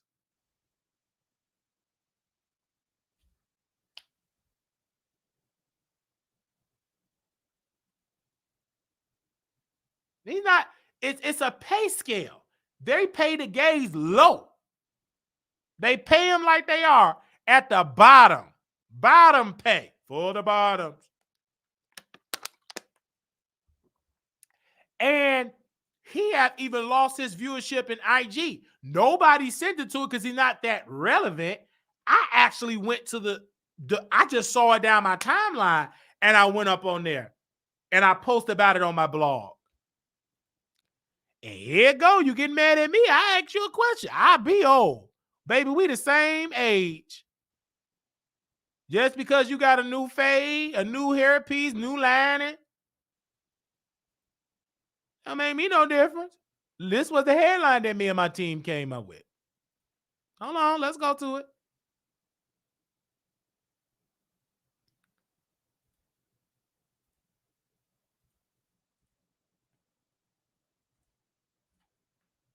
This was the headline.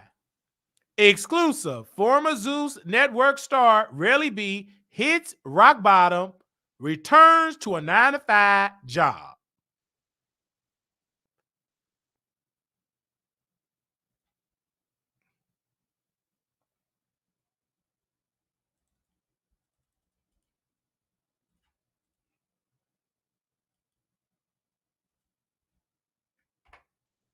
And you mad. And these girls say they ready for a press conference. No, you ain't. You ain't ready for me to host the show. You want to run. You ran right back to that 9-to-5. You had a 9-to-5 at the car dealership. They mistreated you, didn't pay you for nothing. Then you left there. Then you had a wig line. I had that record. I think I got that recorded in the other video. I just uploaded. He said my wig line or my hairline or some scare line or whatever. He said it was so successful, but he didn't want to do it no more. That's a lie. You ain't shutting down because you said Cardi B. I had a whole bunch of. It was so sexual, it was too much, and I shut it down. Liar. You ain't shutting down no thing that you paying a lot of. You got about 50,000 units being sold. You ain't shutting that down. Stop lying to them people. Fame don't mean money. So, yeah, I be out working. And he mad. And what was so mad about it, they did not know how to do business. They didn't want to do no reunion show. They got high. They was homeless. They was breaking each other's houses. And they didn't want to do no reunion show. And they messed up that franchise. Now Mr. Plumer said, we ain't going to keep investing in these gays. They don't know how to act. They don't know how to do business. At least the women say we ignorant, but at least we going to be ignorant on the reunion show. They couldn't even do a reunion show for none of the Bad Boy franchise. That's sad. And you know how they went brought it? All of them were charged $2,000, $1,500, $3,000 for interview. They had no choice. If you're getting paid fairly, you're not going to want all that much for interview.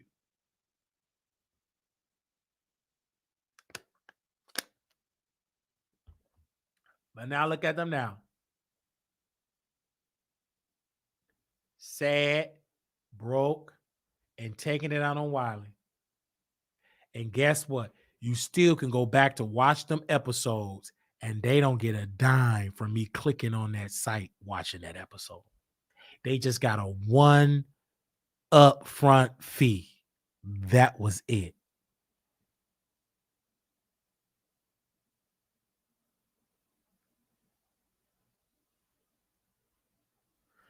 So, all right. You can sleep on the Wiley Show anyway. We making it.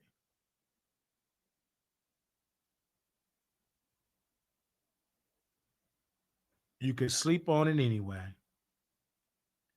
We making it.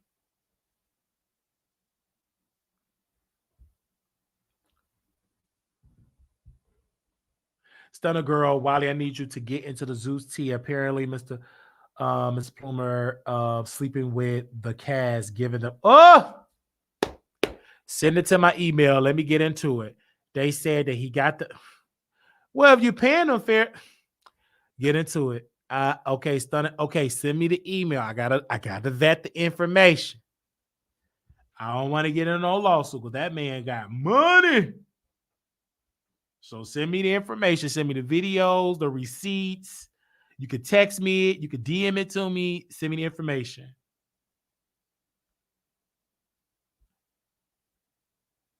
Yeah, send me the information. And I'll get it to her. Any tea, send it to me. Because I want to get into that tea. Yikes. All right. I did all this talking and didn't get $1 from y'all, but it's okay. I did all this talking, didn't even get $1. Didn't even get $8.88.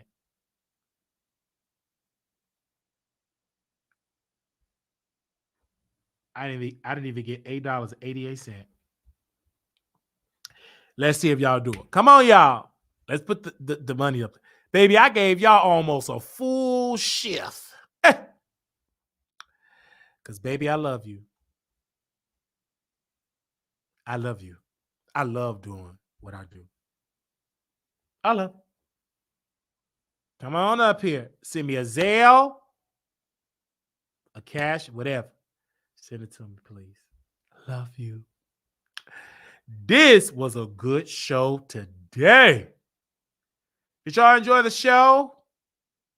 I'll be back in the Chicago studio soon. The reason I got to go back because YouTube just can't pay all my bills. It ain't enough to pay all my bills. So I have to work another job. So the vacation is coming to an end. So I'll be back in the Chicago studio. Kids in the back.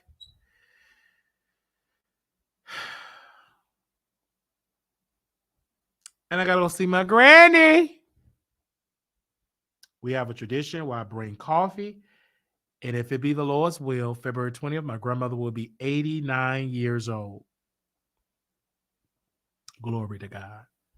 She will be 89 years old. If it be the Lord's will, February the 20th, my grandmother will be 89 years old. And I love her for that.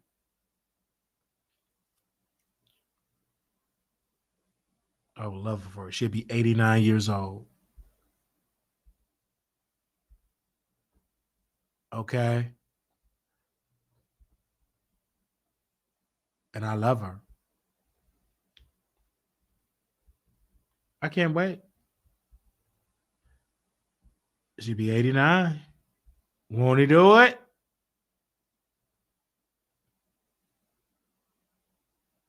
She'll be 89 years old. And for that, I can't wait to be there for my grandmother.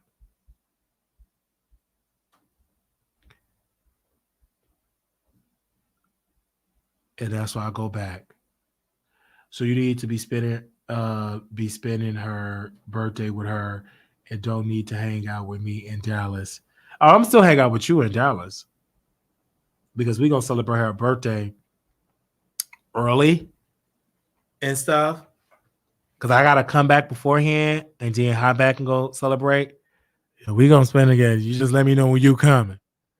We're going to spend it with you. You know what I'm saying? We're going to spend it together. Okay? All right. I'm definitely going to be there for her and for you. All right. So if the weather permits, because, it's been kind of cray with the weather, but I'm here for it. All right. Did y'all have a good time in the show tonight? If I did a good show, make sure you say, yeah, we did a good show today. Because I said, I'm going to work hard in the Dallas studio, get my money's worth. I'm paying for the studio, so why not work hard for the studio, right? I got a couple of more months on this lease. I might as well use that. All right. And yeah, so I'm looking at some more Dallas studios. I'm sorry, not Chicago for like a place and everything. And I'll let y'all know. But if the price ain't right, we'll be full time back in Dallas. We shall see. I see what this place talk about. We shall see. Or any other place, right? We shall see. Because I really want a 2-bedroom.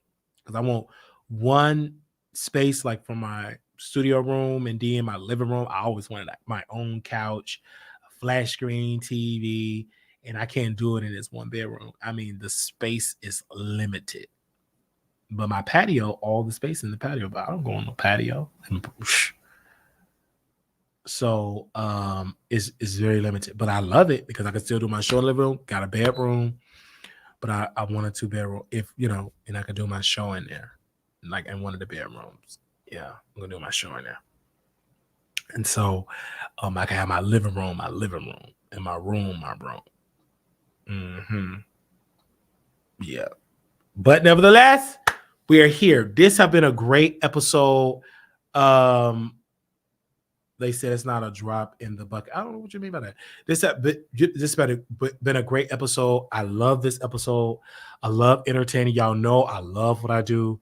I slept like all day yesterday. I slept that entire day because I knew I was going to be up, entertaining you all. I never know, like, I know the agenda of what I'm going to talk about, but I never know what I'm going to say about each topic. Everything comes off on the top of my head. And sometimes it's switch. And then, like, Jason Lee campaign sends me information. I talked about that. You know what I'm saying? So it's a very lengthy show. So my goal is to get the money to pay for editing software program so I can edit each segment and release it as separate videos. But you know what I'm saying? It costs money. So we had to do massive cuts. When traveling, I just had to do massive cuts. So I cut a lot of things out of the budget. I just couldn't afford it. So, I had to do massive cuts. So we will see for this first, for the first quarter of the year, we did massive cut. Hopefully second quarter, we can bring back the editing software, bring back Blog Talk Radio, bring back these other things. So the callers, we don't have to do one call at a time. We can bring like 3-4 different callers, but we have to do massive cuts. Yeah,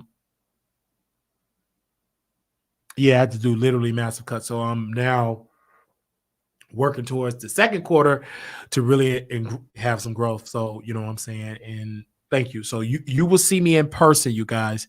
If you're in Vegas, we'll be at the Palace Station Hotel, Palace Station and Casino. And that will be me and Couture Bay. And it's April 26th through the 28th. You could text me. You could email me. Please send me the thing. It's no excuse. Any questions? Been emailing people today. Communication is better than the last time. If we're on point, we get back to you within an hour. When you all show up to Vegas, when you touch down in the city, text me, call me, 972-674-9462, 972-674-9462. Text me directly, and you know what I'm saying, so we can let you know where we at. I'll be in the lobby and everything. So, meeting you all, taking pictures. I'm super excited for it, and I can't wait to see you. All right. Love you all. Little black boy, you beautiful.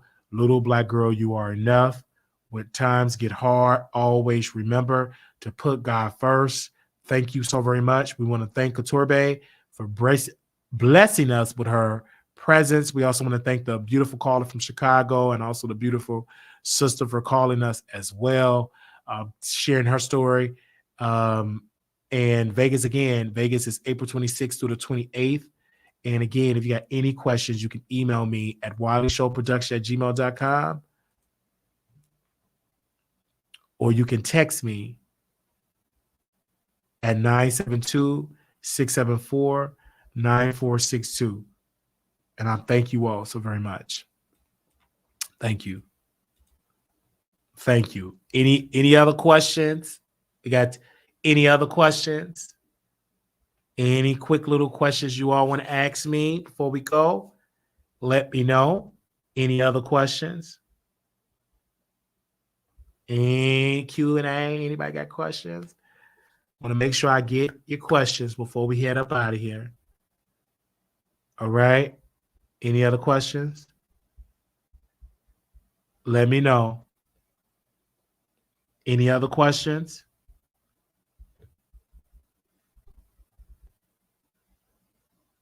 Any other questions? I'm here. Questions? All right. We're going to close on that note. Little black boy, you beautiful. Little black girl, you enough. When times get hard, always remember to put God first. Thank you. Y'all have a blessed one.